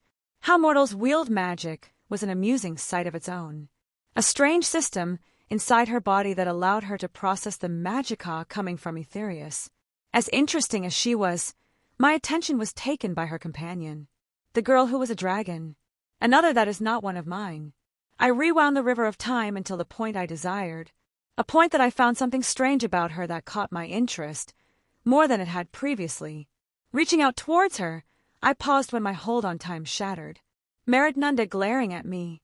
Protection, she declared, stopping my actions, though she was exerting enough power to strain against the protections on Nirn. If she pushed any further, she would be expelled, and I could quite easily continue my investigations. But she declared the mortal girl under her protection, and was being oddly sentimental once more. I did not wish a feud with her if I did not need one, even if she was unable to threaten me as she is now. Peace, I sent back, relaying that I would not harm the girl in any capacity. She stared at me as the eons passed, and the river of time began to flow again. Acquiescence, she replied, accepting my promise. A promise between beings of our level was more than just mere words on the wind that mortals convey. Though she accepted my action, she still did not move and watched me intently. I was curious to see how the others would react if they saw the usual stoic and unwavering Meridnunda act in such a way. Reaching out, I did not take hold of the girl, but instead sought out an item in her bag that space folded around. A strange spear that pulsed with a feeling that no mortal could mimic. I gave one last look at Meridnunda and gave her a thankful nod. She appeared appeased in my actions and didn't meander any longer. Withdrawing my focus on the dragon that is not a dragon, my attention was once more back to my main form. The strange spear now floating in front of me. The spear itself was an interesting weapon. I could only think of a handful of others currently in the mortal world that could surpass it, and it was in no way created by mortal hands, yet I did not recognize which being had created such a thing. It appeared wholly foreign to my senses, but what took my attention the most was a small presence inside the spear. It appeared as if it would be snuffed out by a passing gust of wind if not careful. I grabbed hold of the river of time and focused on the spear, on the small presence that so tightly clung to its continued existence. The presence didn't change, even after thousands of years of time that I tried to reverse its origin. With a small bit of annoyance, I put forth more and more power into my actions. The spear trembled, and a bright light erupted from it. My realm shuddered under the burst of power as the light began to conglomerate and form into a mass in the form of a man. The figure looked confused. It looked around at the surroundings and down at itself. Staring at this new presence, the confusion I had about the anomaly began to clear, and I could guess some of its origin. "Hello there." I spoke my words as I would towards a mortal. I feared that this form I forced into cohesion would disperse if I were not careful. The figure's form settled down, the bright light slowly simmering down. He took the form of a man in his later years with white hair and a beard. An interesting form for a divine being such as him to take. "Where?" He appeared lost as I was but a moment ago. "You are a long way from home, my friend." I gave a mirthful chuckle. "Yes," I replied slowly. "It appears that I am. My memories are foggy, but I can remember my time as I took in the surroundings while bound to the true Longinus." "Careful," I said as he attempted to draw upon power. "I can barely hold you together in this form as is. If you attempt to do any more, I'm afraid my tenuous hold on your existence may unravel." "I apologize. I appear to have been getting ahead of myself. I did not think I would be alive once more." He looked down at himself again. "I'm afraid that what I did could not be counted as a second life. I am merely staving off the time of death from your existence. Indeed, your control on time is something I've never had the pleasure of experiencing before. I can see that my existence is still fleeting and will disperse with a thought on your end. I am dead. I died and I am still dead. A remnant of my previous self that could remember a time when I was alive. A mere dying will." The body he appeared in smiled happily. Did I take this form because the idea of this look was so ingrained on those who worshipped me? He muttered to himself. You allowed me this gift. I am forever grateful for this. Gift? I mused. It's nothing worth noting. I was just curious about the one who brought you to my world. He shook his head with a smile. I died. But now I have lived after my supposed death. The concept of existing beyond my death is now attached to this piece of me, even if only for a brief moment and through a trick on time. Thanks to you, I may be able to use this as a catalyst for my rebirth if the correct conditions are met. You have given me a small bit of hope to see my children again. A fascinating idea. I understood his words well enough. I wish to converse with you if you don't mind. I have not experienced something new in quite some time. I let out a small chuckle at my own joke. I would be delighted to exchange knowledge. He replied without hesitation. But I do have a question. And please forgive me manners, but I never asked your name. Oh, yes. I have forgotten such things as most know of my existence in this universe. Dealing with an outsider, the idea had never crossed my name before this moment. I go by many names, but I believe Akatosh is the one most spoken of by mortals in this era. Akatosh, your name will forever be ingrained in my mind. The divine being spoke. As you have said, I also have been given many names over my existence. But I believe my most popular one is Yahweh. Amakusa Toma Pov Campioni. Elders, per your summons, I present myself to you. I bowed towards the 4 shrouded figures who stood at the top of the history compilation committee. Amakusa Toma. The first elder spoke. As the others, his form was shrouded, only a number depicting his difference from the others. Report. Yes, elder. I stood up straighter. As per my orders, I attempted to retrieve the Gorgonian that was revealed through our Heimicus after it left the Lord Campioni's hands. It was an abrupt mission, so certain information was unavailable at time of deployment. Understandable. You worked well with what little you had been provided. The second elder praised. We aren't here to speak ill of your actions. We just wish to hear everything in your own words. Please continue. Yes, elder. I bowed again, thankful that this was not a disciplinary hearing. I made contact with the individual who acquired it, and he refused to hand it over. It was during our negotiations that Athena appeared. As I have been informed now, she was under the status of a divine ancestor, which we were ignorant of before. The third elder snorted. Only a divine ancestor. As if we could do much to her to being with. Third, don't interrupt. The fourth said lightly. We asked for his words, not your opinions on the matter. Again, please continue, young Toma. I bowed once more. It was one of the companions to the one who held the Gorgonian that engaged Athena in battle. She was revealed to be the legendary scat hack from the Ulster cycle. There were whispers between them as they conversed. I held my tongue as I dared not interrupt them. And what have our Heimicus said? The first elder asked. They are unable to divine anything about the group. We are working under the assumption that they are able to block all attempts at gathering their information. I explained. Yes, that makes sense. Scat Hack is a powerful witch in her legends. It wouldn't be far-fetched to assume she can block such things. The first nodded. But even so, we have no knowledge of a new heretic god descending. Even if she hid herself, her presence should have alerted everyone when she came to the mortal world. That I cannot answer, elder. I replied hesitantly. I can only make some uneducated guesses that perhaps she has sealed herself away here some centuries ago and only recently awoken. Not an impossible explanation. The fourth muttered, but nearly just as impossible. The third dismissed outright. What was the outcome of the fight, beyond the obvious? Scat Hack defeated Athena without any noticeable wounds to herself. According to her own words, when politely asked, she's quoted as saying, I cleared my throat. The little loss ran away after suffering my spear. If she lives, call it a miracle. Legends state that her spear is cursed. This could line up with what she said. The second spoke up. Do we have any proof that this is indeed Scat Hack? Nothing beyond her own words. And at this point, elder, I am inclined to believe her. Why would someone capable of defeating a divine ancestor so easily lie about their name?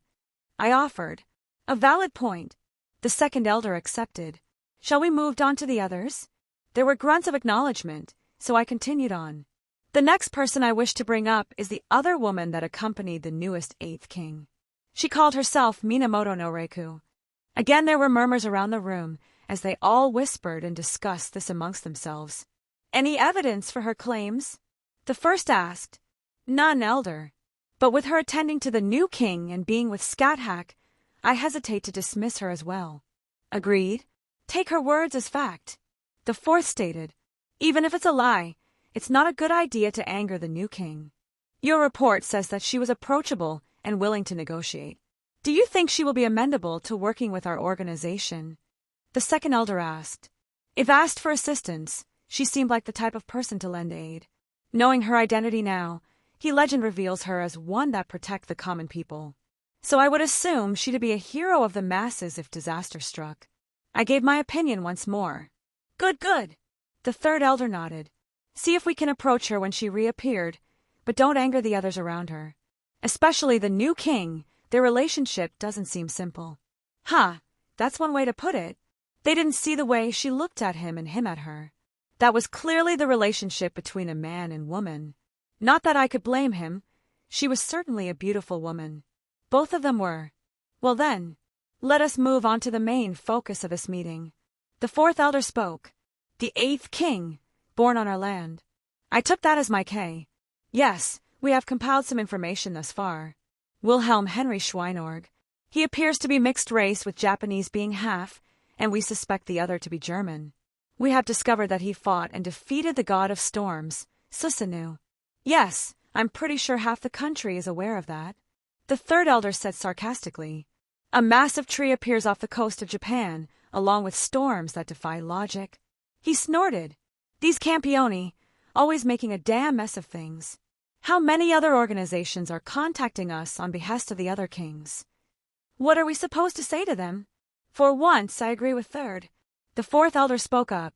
Does he have any idea how much we had to put into making sure the world didn't turn into a mess because of his actions? According to our Heimaikus, he somehow summoned the world tree from Norse legends right off the coast of Japan. And now we lost one of our greatest protectors. The third scoffed. Without Lord Susanoo, who's going to stop other heretic gods from making a mess of things here? His mere presence dissuaded the many gods of our country from descending. I have started taking measures since I've learned of what happened. The first elder replied. I set into motion many cultural repair projects focusing on various shrines and older temples for various gods.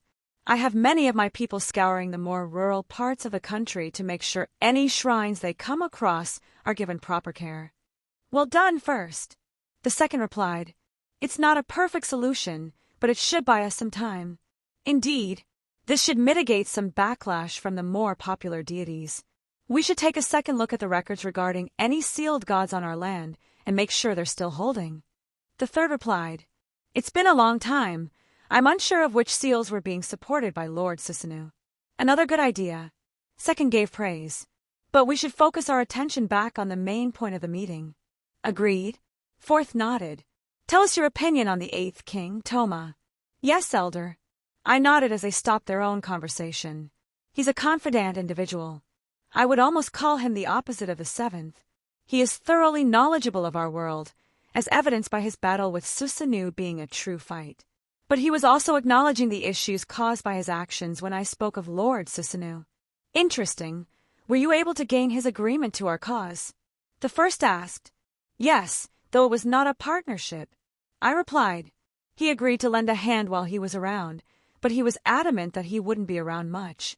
Typical. Why did I expect any different from one of their kind? Skirting responsibilities after causing such a mess. The third elder growled. He didn't leave me without giving something valuable. I spoke up. Oh. The first elder questioned. There was nothing in your report about him leaving you anything, Toma. Yes, elder. I intentionally left it out of my report. He gave me instructions on how to approach Lord Kusanagi Gadu and how to acquire his trust and aid in his place. I feared that such information might make it to the wrong ears, and thus wanted to report it directly. Oh, the fourth elder stated. You have good foresight, young man. Indeed. The third elder nodded. A wise course of action. The first elder cleared his throat. I believe Toma here is perfect for approaching the seventh king.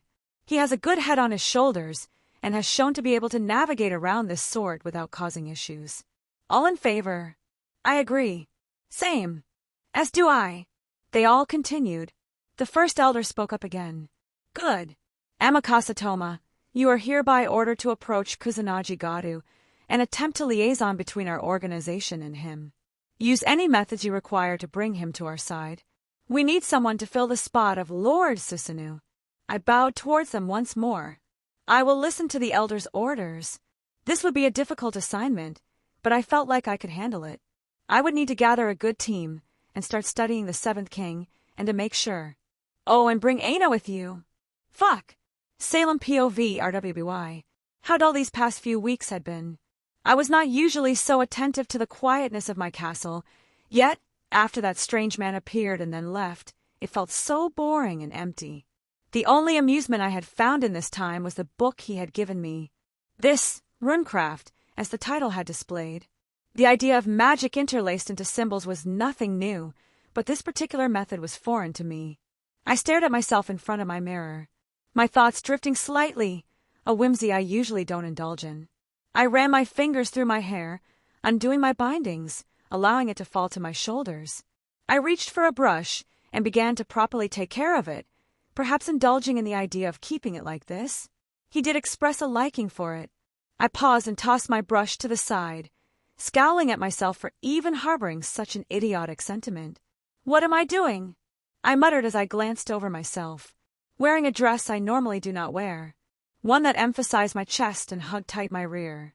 I looked at myself, the red veins that covered my body, the red eyes that looked back at me, the cursed markings that would never fade. I briefly recalled my beautiful blonde hair and my unblemished skin, devoid of its disgusting curse. I hesitantly reached back for my brush and continued using it to clean up my hair, to make myself presentable. I snorted at the thought of prettying myself up for some man I barely knew. No, this was for my own enjoyment. I was merely feeling nostalgic and wished for a change in looks. Even if I chose to wear some lacy undergarments, it was because I felt the desire to. Setting my brush down, I ran a hand down the seam of my dress and gave my rear a little squeeze to see it bounce. Humph, some things never change, I said with a smug smile. I merely need to distract him the next time he comes around, and it will be simple to retrieve the information I desire. He already expressed his inability to look away from my rear. I will be prepared for our next meeting. I pursed my lips, remembering the embarrassment he forced upon me through the game we had played, making me say something so humiliating, such as finding him physically attractive just to inflate his own ego. Had it been any other person, I would have eviscerated them for the sheer audacity. Then he blatantly reveals that he has been undressing me with his eyes the entire time. Never had I ever met someone so bold to say that to my face. However, perhaps a compromise could be reached if he revealed what I wished to know. And he also revealed to have in his possession 2 of the relics, with the others being known whereabouts. I'm sure I could loosen his lips. It has been a very long time, and I am not against the idea, especially since it isn't one of those broken things masquerading as human in this era. The brief insight into magic he revealed was impressive. For someone who appeared so young, he had a thorough understanding of my own spells. Not to mention the show he put on while we displayed our own prowess with the little competition we held. I had not felt that amount of joy in many, many years. Playing around with my magic with someone who could match me. It was a feeling I had all but forgotten in the passing centuries. Yes, and it was only the proverbial tip of the iceberg. After he had left, I used the scroll device to look for information. What a surprise that was to see what transpired. I would admit that his antics brought me laughter. Seeing the ignorant masses not understanding how he ran circles around them using his magic. And then he destroyed one of my sea phalanx with a single, impressive spell. One that bordered the title of ancient. I can only smile at the thought of Ozma going frantic, trying to understand what occurred. As there is no doubt in my mind the old fool will recognize the usage of magic. For once, I am the one knowing, and he will be the one having to search out answers. Should I send a message to taunt him? To reveal that I am acquainted with Wilhelm? Perhaps send something a bit more intimate, such that I have claimed him in more ways than one? I cackled at the thought of Ozma finding out the first true magic user popping up had already been snatched up by me and taken to my bed. The humorous thoughts faded and a scowl returned to my face. It's too good to be true. I said to myself, when had I ever had something good happen to me? A magic user, not one of Ozma's maidens, revealing themselves and showing an interest in me? Ridiculous. I pushed such trite thoughts away and refused to entertain them anymore. I had plans and they would not be stopped by some outsider. Speaking of, I believe I had made my minions wait long enough. I made sure my attire was properly fitted one last time and departed. I made my way to the room. I usually hosted them outside of my throne room. The table already set up and my minions seated appropriately as I entered. They were silent, in reverence of my presence as I took my seat at the head of the table, one befitting my status over them. "My goddess!" Tyrion exclaimed. "Your beauty shines brighter than the moon reflected in the blood I draw on your name." My most fanatic follower gave me a compliment in his own unique way. "Thank you, Tyrion," I said evenly. I chose to ignore his usual ramblings and say just enough to keep him quiet. As competent as he was in his duties, his personality was one I had to force myself to bear with. "Cinder, Hazel."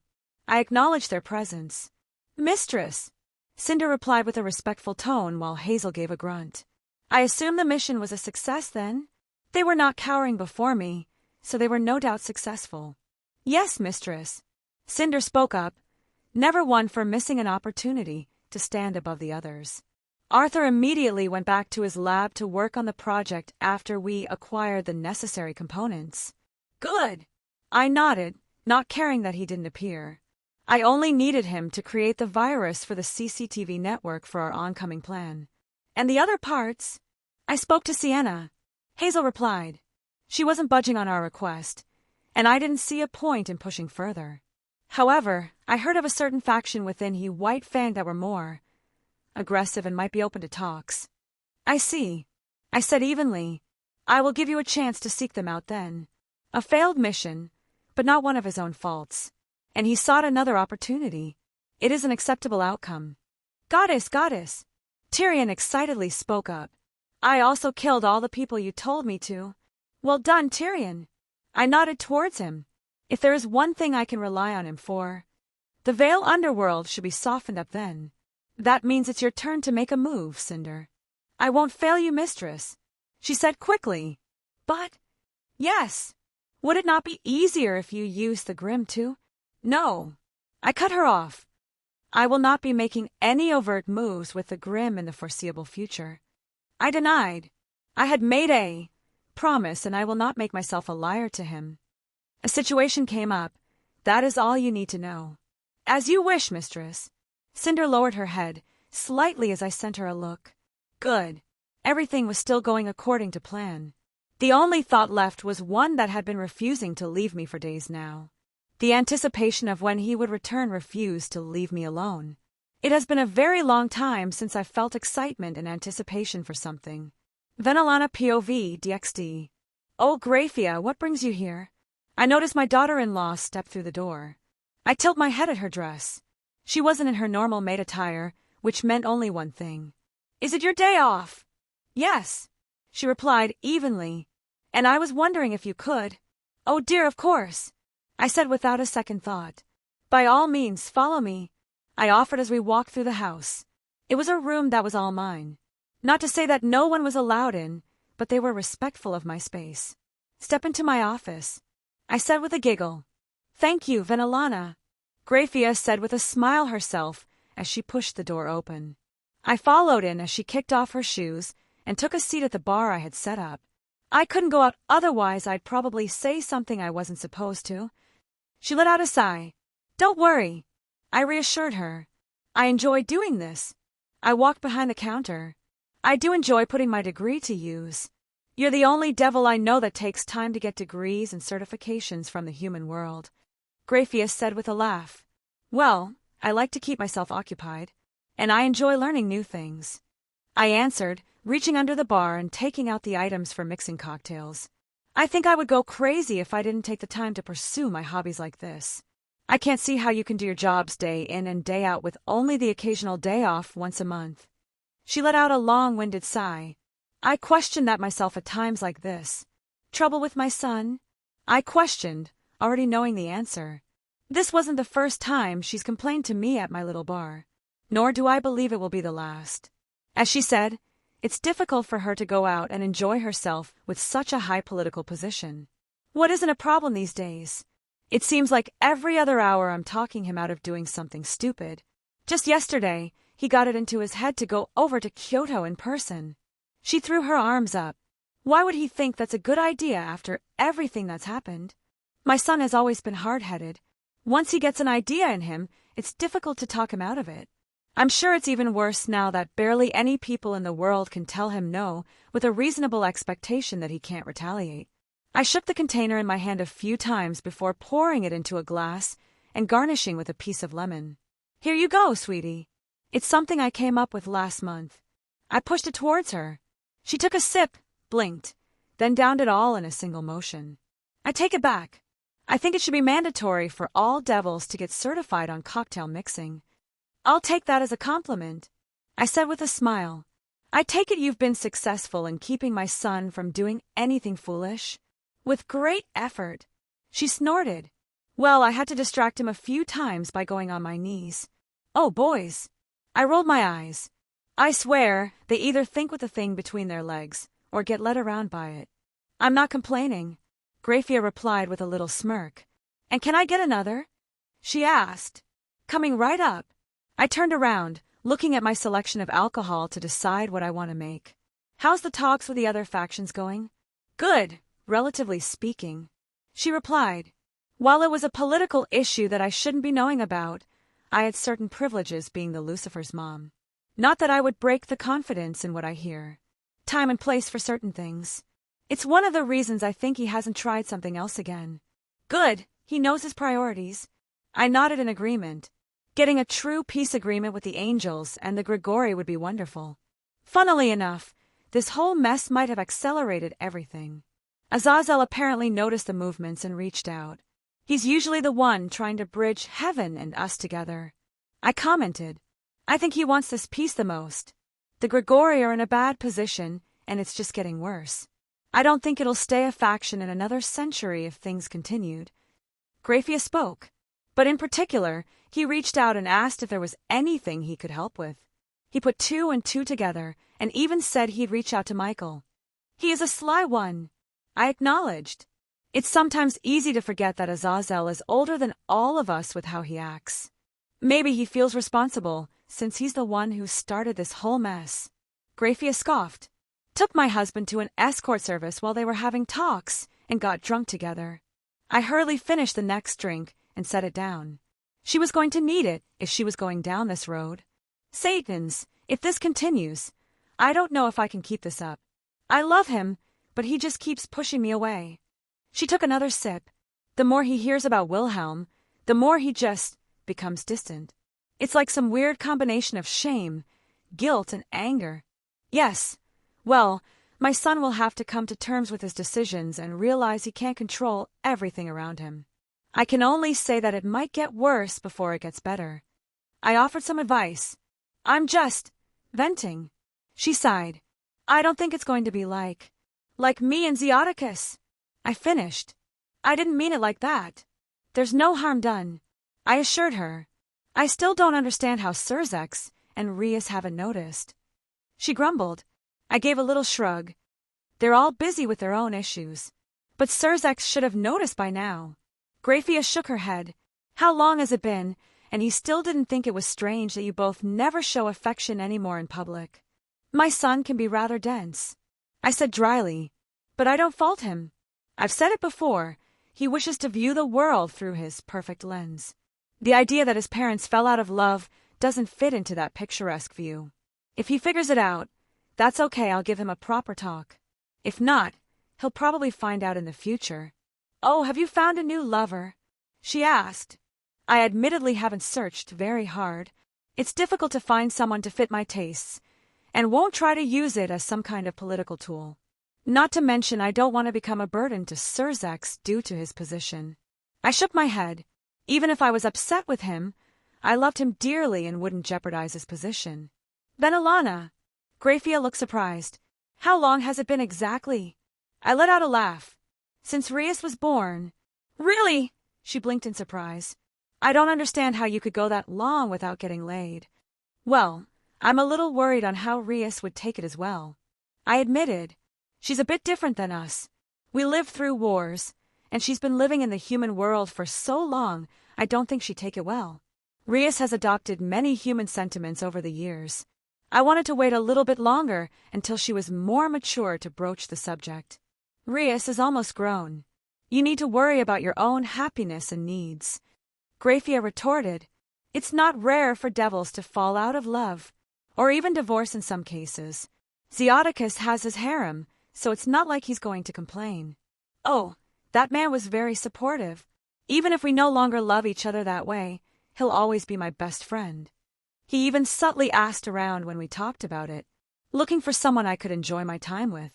Even more a reason. You have nothing holding you back. Find a young man somewhere and teach him everything yourself, she said with a little smirk. Get myself a little boy toy? I laughed. I don't think anyone in the underworld would be brave enough to be my lover with my son as Lucifer. Another point of difficulty. I can't exactly go around and date. You could always answer some of those summons from some horny kids on the surface. Oh, shush you. I'm not that desperate. I huffed with a little smile. Says the woman on an almost 20-year dry spell. All right. I giggled. Enough with my love life. We're here about you. Maybe I should be the one serving you drinks. She snorted, finishing her latest glass. I didn't have much I wanted to get off my chest. It's just been the same thing the past few weeks, and I didn't want to be seen in public like this. Well, I had a thought then. A thought? It's about my grandson. I see. Oh, none of that. I huffed. This needs to get dealt with appropriately. The longer it drags out, the more it's going to cause a mess if it ends up exploding. If you have a method to resolve everything, I'm open to listening. Though her scowl seemed to portray otherwise. I knew she didn't particularly hate my wayward grandson, but it was still a sore spot for her. I was thinking about just sending a letter. Sending a letter? Yes. It's become somewhat public knowledge that Wilhelm and Yasaka are close. So what would be wrong with delivering a letter to Yasaka in a polite and respectful manner? Ask for it to be delivered to Wilhelm, explain myself, and request a meeting. That's it? She questioned. Yes. I nodded. No outlandish scheme, no destroying years of political goodwill. No making our allies even angrier with us and potentially making new enemies. No disrupting plans that have been decades in the making. She began to list. Just send a letter. That is my thought, yes. That just might be crazy enough to work. We shared a look and broke out into a fit of giggles. A/N. Fair warning, my beta hadn't looked over this chapter. So yeah, mistakes are probably more abundant. And a few perspectives that opening some things that will be happening or did happen. Chapter 224. Scat hack, carry me. I put my head on my teacher's shoulder. I'll drag you, she said evenly. It is your fault for working into the late hours of the morning. You had two beauties to share a bed with, yet you decided to coop yourself up in your workshop. I let out a yawn. I wanted to test some things with Gramps. And I didn't get any coffee this morning. Truly a crime. Have you settled your new state? Reiku asked, wrapping her arms around me from behind. He has a better control of his power. His new divinity is no longer leaking out like a faucet, but instead it comes out more as small drips. Scat hack replied to my servant. Gramps helped me direct some things better and make sure I wasn't just broadcasting my new status everywhere I went. I responded, especially back home. I don't think the counterforce would appreciate it if I walked around with my full power for the world to feel. Just existing wasn't usually a reason for the counterforce to start purging. Their modus operandi for it is to use as little energy as possible in all its actions. If the counterforce sees that I'm doing nothing across the timeline, it'll most likely leave me alone and deal with other issues. That, and the fact that I had a good amount of leeway with my actions due to my usage of the kaleidoscope. If Zelretch could claim to have some administrative privileges, I could be called a moderator. With another yawn, I pointed over in the distance. That should be the plot of land the old man told me to use. We casually walked through the streets of Fuyuki City in the early morning hours. You said a powerful witch lives here. Scathach spoke up. Is this her? My teacher jabbed her thumb to the side. Yup. I nodded. Hey, Medea. I waved. She tilted her head. Not the greeting I expect. But good morning. She perched herself atop a nearby building, opting to step off and glide down. Felt some servants nearby and had to investigate. She pulled her hood off. Though I would much rather be in bed with my husband right now. Fiancé. I corrected her. I refuse to acknowledge him as your husband until I see a wedding invitation in my hand. I gave a little grin. You're ridiculous. She snorted, a small smile on her face. I think she was warming up to me. What brings you around, boyo? And some new faces. Scathach. My teacher said simply. Medea. The caster's servant replied as they shared a nod, not caring to deal with certain formalities. Reiku. My servant also spoke up. It's nice to meet you.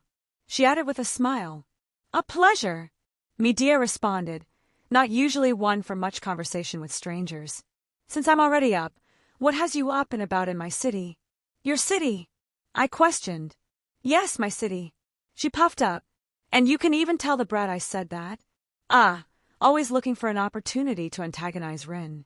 Well, have I told you about my house? She blinked. No, and I am assuming there is a reason you brought it up other than to rub it in my face. I had forgotten she's still living at the temple. They should have a good amount of savings now, unless she spent everything on her clothes. I paused, staring at her. You spend all your money on your clothes, don't you? Gah! She made a weird noise. Oh, of course not. She looked away. Aha! I didn't believe her. Anyways, so, I connected my home to Anchor over multiple world lines. I wanted to set it up here in Fuyuki to make it easier. Easier for what? Are you really going to be obtuse? I questioned. Obviously, I wanted it to be easier to come and see you and for you to come see us if you want. Besides, Atlanta has probably been anxious about seeing you again, too. Besides the obvious situation with Atlanta, I wanted to be better friends with her. I felt like she needed it, and I enjoyed her company. She opened her mouth, then closed it again. She looked rather lost, if I were to be honest. Do what you want. She teleported away. I let out a sigh as I felt her presence disappear. What a pitiful woman. She refuses to be honest with herself. Scathach spoke up. Oh well. I shrugged. Not much I can do except keep doing the same thing I always do. I walked up to the empty lot and stabbed Mirage into the ground. Can you set up some bounded fields? I asked Scathach. It will be no issue. She nodded, going around the perimeter, and drew up runic sentences. I let out another yawn as I leaned against Reiku, who was still by my side. Is there anything I can help with, Master? Reiku asked. Yes, I have a very important task for you. Yes. I need you to keep being amazing. I gave her a cheeky grin, even if it was a cheesy line. She puffed up with a cute little embarrassed smile. Don't tease your mother. She lightly poked me. Yes, please forget I am here and continue your flirtations. Scathach snorted, walking by as she set up some more runes. If you insist. I replied. You will receive a beating in the future. When you do, I hope you recall this moment. She retorted. Master. Reika giggled at our banter. I believe she is serious. She is. I am. Both Scathach and I replied at the same time. She enjoys stepping on people. I stated. He enjoys being stepped on. Scathach retorted without missing a beat. Oof. Still a sharp tongue you have. I clutched my heart. Reiku, my heart is hurt. Will you give me some healing? I looked up at her expectantly. Let your mother kiss it all better, she giggled, pressing her lips to mine. I placed a hand on her cheek, deepening the kiss, enjoying the taste I'd come to associate with her. It's done if you are also finished being foolish. Scathach looked at us, crossing her arms with a huff. Teasing Scathach was fun. Reluctantly, I had to remove myself from Reika's grasp as I walked over to where my sword was stabbed into the ground. Thankfully, I've done this enough times, so it won't take too long. I began running the calculations through it, only having to change a few variables for it all to process.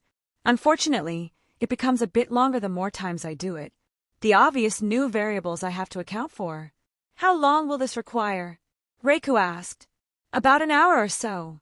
I shrugged, reaching out for a patch of earth just outside the bounded fields. I clutched my hand, forcing the ground to rise up and take the form of a bench. May as well get a little comfy as the calculations run their course. I happily plopped myself down. Reika didn't seem perturbed as she took a seat to my left, scooting in and leaned on me. I looked at Scat-Hack, who looked back, her expression turning into a scowl. I returned it with a warm smile. She huffed again and plopped down to my right without a word. My Scat-Hack is too cute. I laughed. Your Scat-Hack, am I?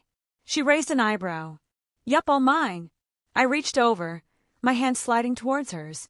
She paused for a moment, but her fingers became interlocked with mine.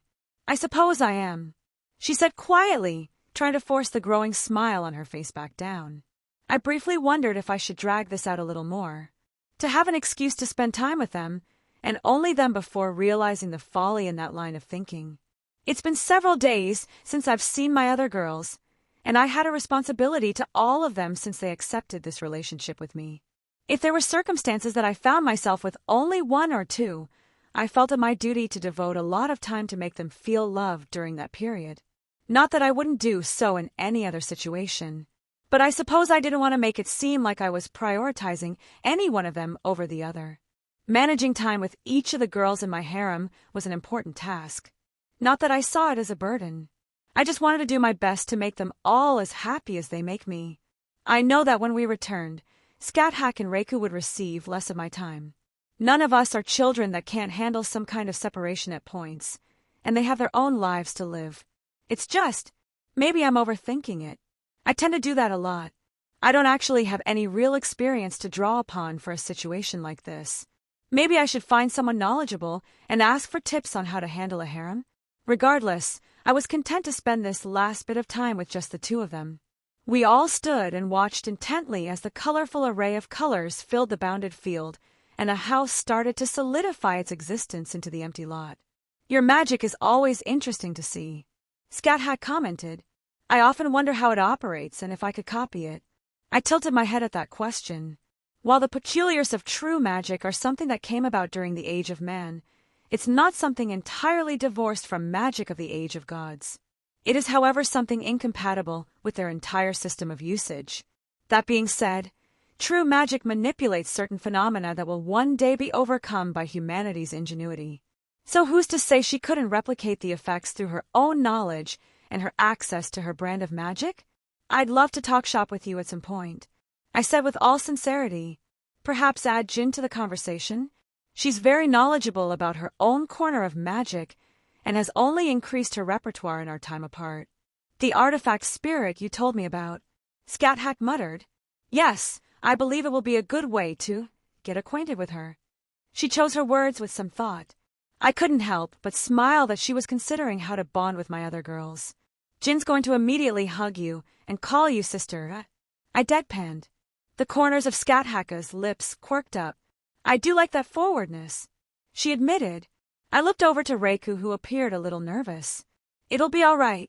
They're all going to love you. I gave her a little nudge, offering her my arm. Reika made a little noise and grabbed onto me for emotional support.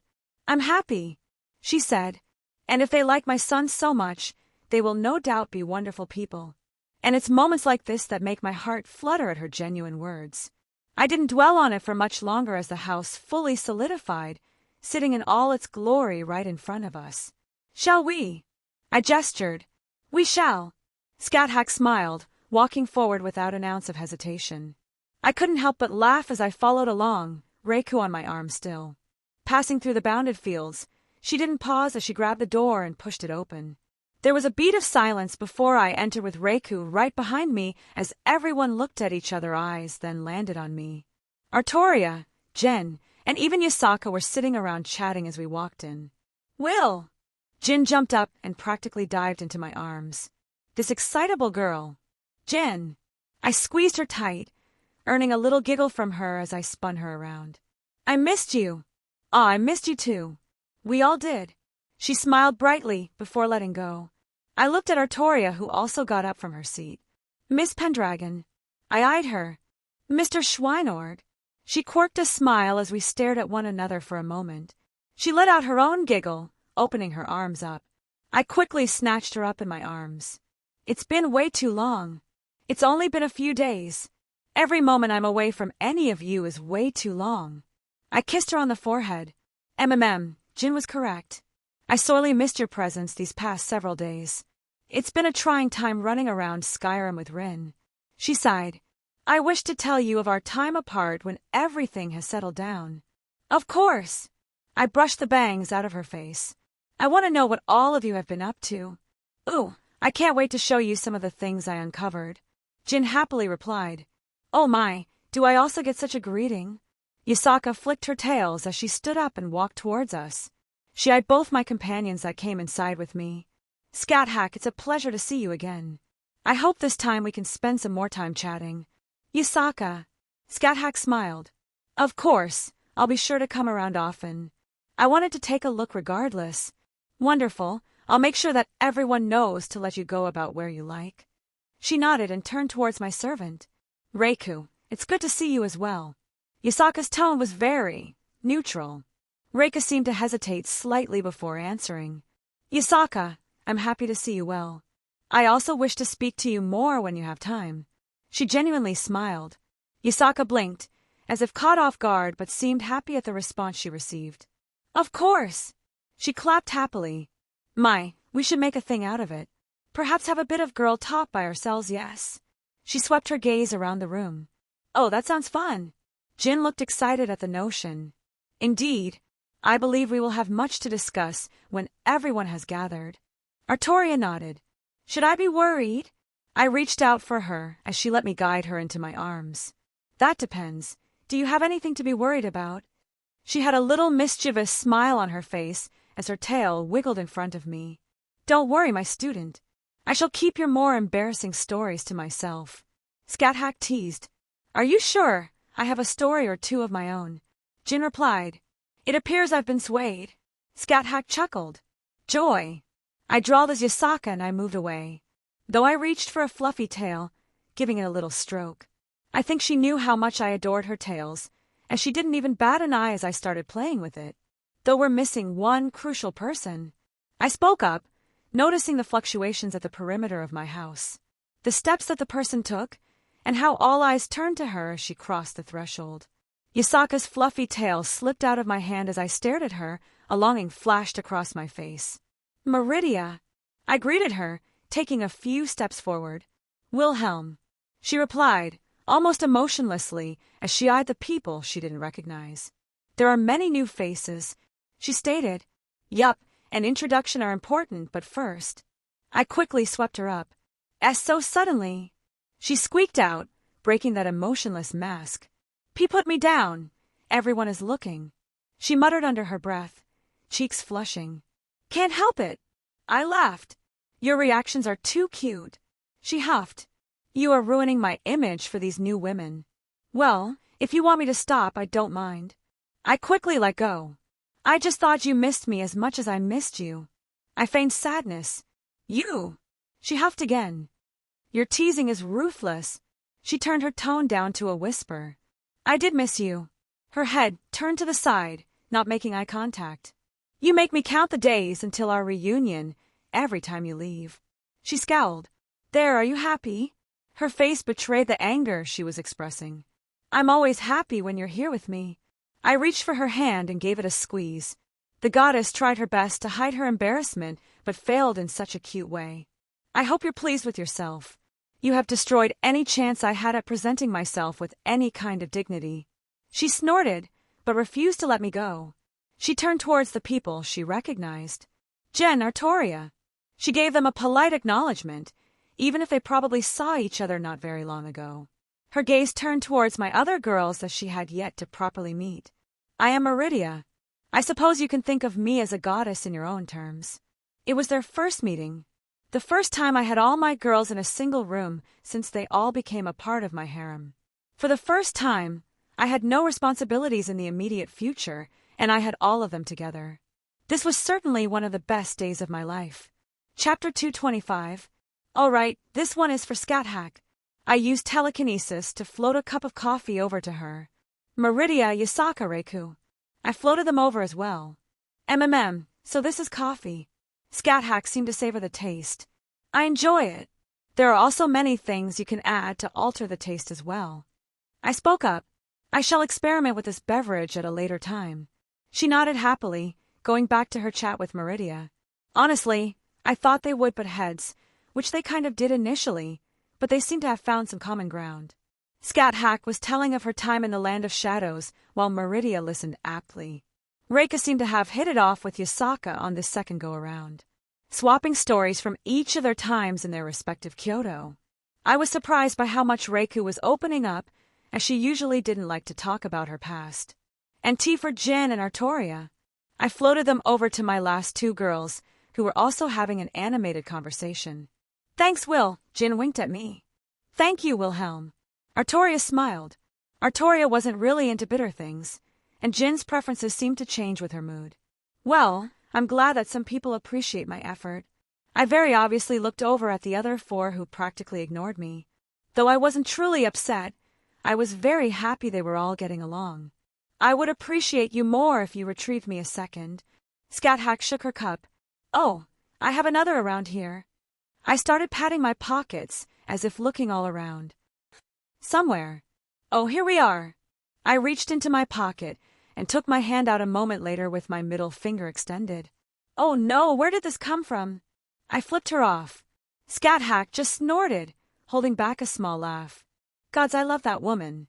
I kinda didn't want to interfere that much and just let them keep going.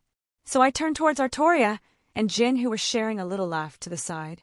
They noticed me as I snuck up and wrapped Artoria up from behind, resting my chin on her head. She was definitely the shortest of my girls, though it in no ways detracted from her beauty. Am I interrupting? I asked. We were just speaking about...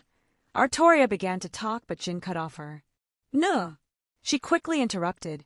I want to show him everything myself. Interesting. Regardless, I always enjoy spending time with her, and she apparently wanted to show me something she'd been working on. My apologies. Artoria nodded with a smile, tilting her head up to see at me. Do you require our assistance with something? She asked as her hands grabbed at mine, though she didn't pull me away, but instead rested hers atop. Well, it's more something I want to speak with you about. I replied. But before that, how have you been? And is Rin around? I haven't seen her in a while, too. I have been very well, Artoria stated. We had been exploring Skyrim's wilderness and diving into some very bleak catacombs, but that has its own excitement. I am, however, glad to be taking a break from such adventures. As for Rin, she relayed the words, I'm going to sleep for the next 10 years, don't wake me up. Before collapsing on her bed. Dungeon diving is fun, lots of loot to take. Yes, I believe that is what drives Rin to continue this endeavor. Artoria said dryly, though we have yet to find the bow we had been searching for.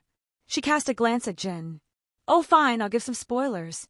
I found something interesting, and I want to show you when you had time. Jin huffed. I would love to see what you've been working on. And how have you been, Jin? No one been bullying you at the college, have they? I questioned. Jin let out a giggle. The Archmage made sure everyone treats me well. And an angry orc is apparently also a good deterrent for most people.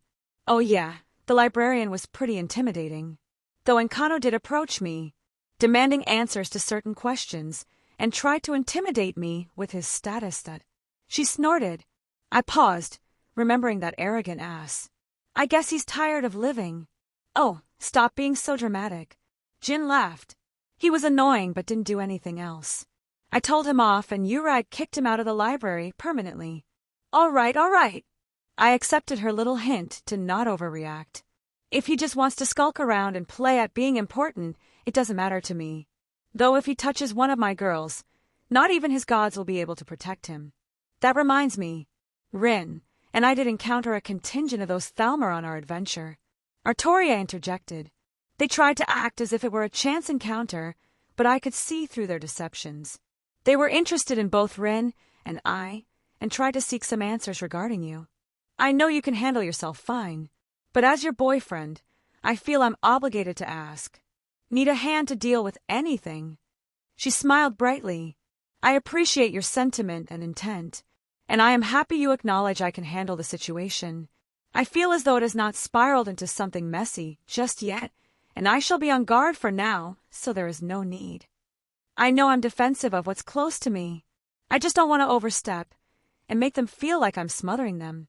And Artoria is good at talking about things she dislikes and what she wants, even if certain romantic nuances are new to her. Communication is key. Besides, Meridia is also watching over them, and I trusted her absolutely. Speaking of, it's been way too long since I've seen those amazing legs of her. Almost as if reading my mind, Meridia looked over and quirked an eyebrow. I grinned at her and mouthed something back. She flushed. All right, stop getting distracted. I suppose I don't need to say it, but I'm always here for anything. Both of you, even if you want to just talk about the inanest of things, I'm always happy to hear from you. I spoke to both Jin and Artoria. They shared a look before smiling. We know and we appreciate it. Jin walked forward, wrapping up Artoria from the front. Artoria looked a little flustered, but in a good way. There is no need to worry, Wilhelm. We are aware that you have your own responsibilities and your own matters that take you far away, just as we have things to focus our attention on. Good. I nodded. I just want to make sure I talk about stuff like this more and don't make assumptions. Managing a harem is looking to be a bit more daunting now that I had all 6 of my girls in one room. You are doing a fine job, Artoria replied. Now, speak what you wish to truly talk about. We have danced around the matter long enough. Fine. I sighed. They always seemed to know when I had something heavier to talk about. I suppose we should talk about the elephant, or rather, small dragon that popped up recently. She realized what I was speaking of immediately. Yes, Mordred. If you want to go somewhere private. Jin offered. No. Artoria said firmly. I do not wish to hide anything from those who will be part of my life, even if I have yet to truly connect with some. It seemed that the others were looking over now. I have to handle this appropriately, and I refuse to put this off any longer. She's the one who wanted Mordred to become a more permanent mainstay when I called her up during the Grail War. I'm proud of you, I whispered. It was an honest sentiment, her confronting something that had no doubt been carried in her heart for a long time now. It was just one of the many things I admired about her.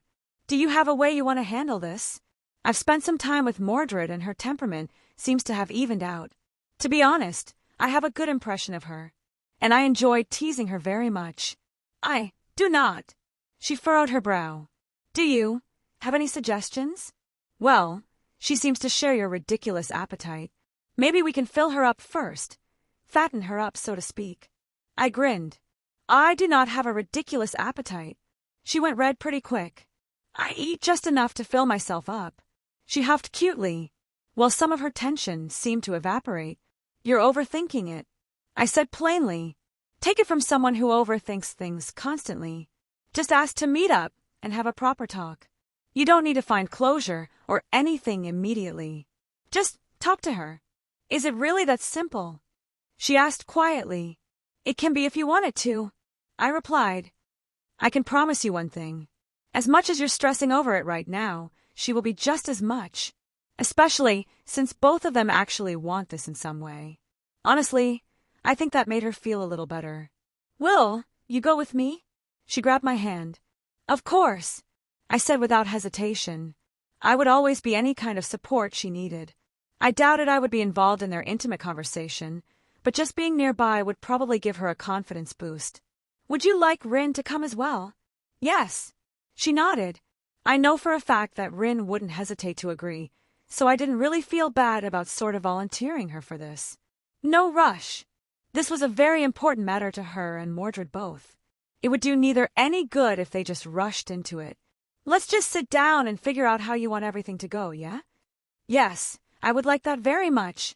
Well, I wanted to talk to Mordred anyways. I can ask her what she's been up to and pass on any message you want. I greatly appreciate your help, Wilhelm. She made sure to express her gratitude. Of course. I gave her a smile. With that, I slowly separated from her. I would give her a little bit to settle her thoughts before bringing it up again in conversation. Instead, I walked over to my foxy mistress.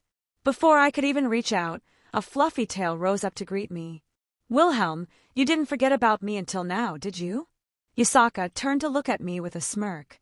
Or are you here to play with my tail some more? Her fluffy appendage waved in front of my face. Well, I can't deny that I adore your tails. I reached out for it, something I tended to do whenever we're together. But I think she enjoys the attention. But I also wanted your company. Master. Reika smiled. You seem much more relaxed since we came here. I am. I blinked. I suppose I am. I nodded at her statement. Well, seeing all my girls together, how could I not be? Am I getting counted among them then? Yasaka questioned. Do you even have to ask at this point? I chuckled. Oh my, it seems this poor old fox has been claimed. She feigned indignance. I'm pretty sure Kunu claimed me first, so it's only fair. You make a good point. She laughed. And you will hear no complaints from me. My fluffy tails. It's strange. I don't have any particular objective in the immediate future as I focused on preparing for Scat Hacker's revival, and now that I finished that, I find myself with quite a bit of free time. Granted, I hadn't stressed over it and gathered some things on the side, but it had always in my sight and something I was building towards. Obviously, I have some very important things to do much further down the line, but nothing that demanded my attention right now. So you find yourself without anything to do?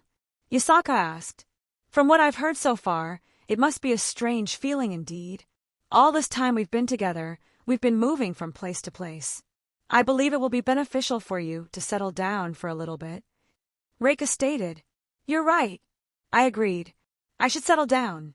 I do have some things I want to take care of to keep myself occupied and such. I ran my fingers through Yasaka's fur.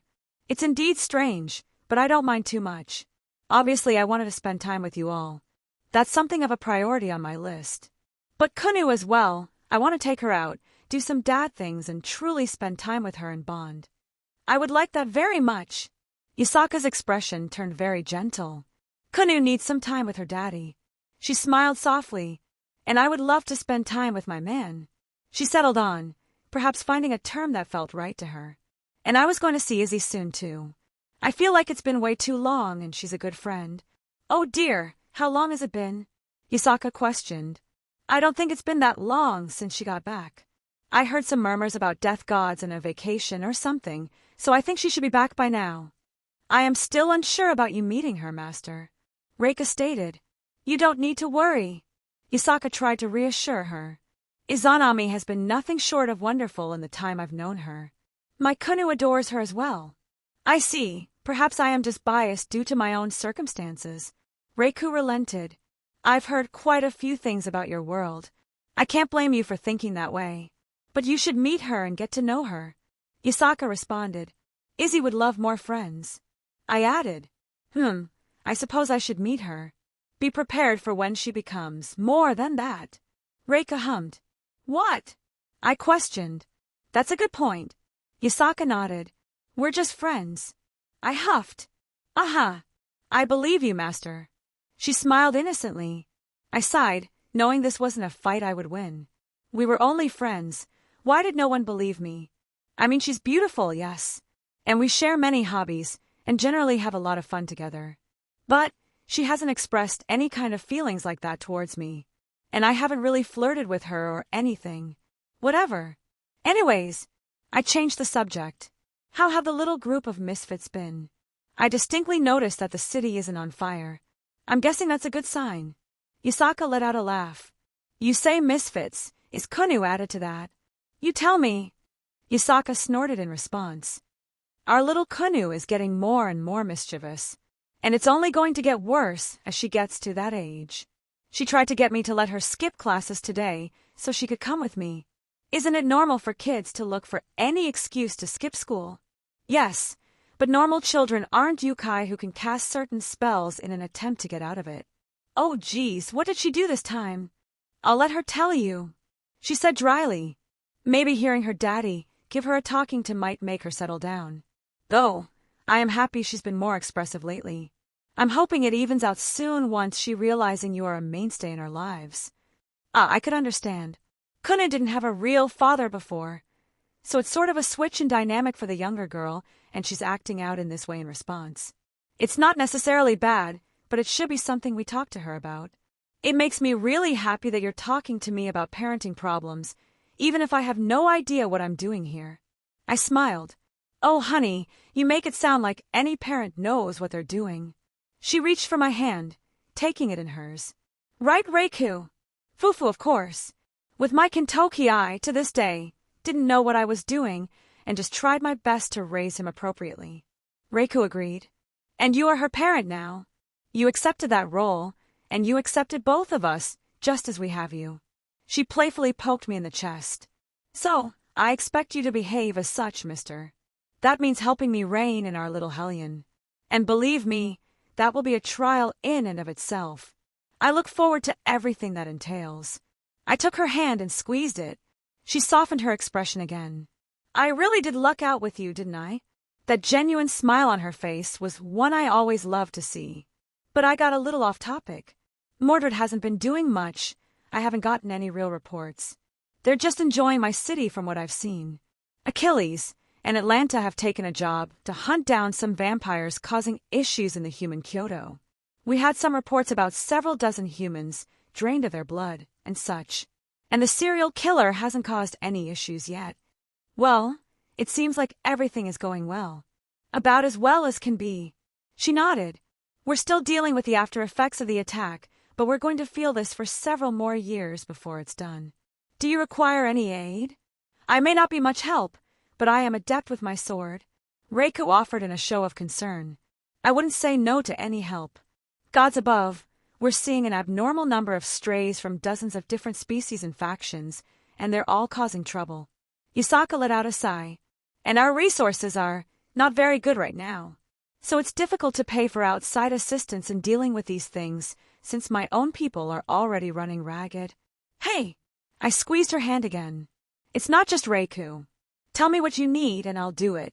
I can get a hold of many things, even the most mundane, in large quantities if needed. Or if you want me to bring my sword to bear against someone. I want to alleviate some of your burden. You're sweet. She smiled brightly. Both of you. She turned towards Reiku.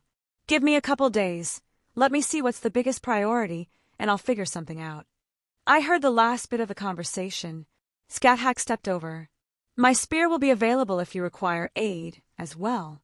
Scat-Hack offered. I'm pretty good at magic. Jin spoke up. I can also help move things back and forth if you need anything. Rin and I were taking a break from exploring the wilderness. I can offer whatever aid I'm able.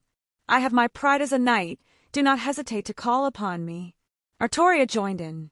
I do not believe it is wise for me to show myself in any blatant manner. But I can call upon my followers if it's merely resources you require. Meridia spoke up in a rare show of concern. Both her and Scat-Hack seemed to be really trying to build bridges here. You all. Yusaka looked like she was about to burst into tears. Thank you. It's been hard dealing with all these messes. I didn't realize how hard she's had it since then. I needed to be more attentive in the future. Well, I have something to work towards now. Help Artoria and Mordred figure things out. Go visit Izzy in the next few days, and help Yusaka clean up the messes from the attack.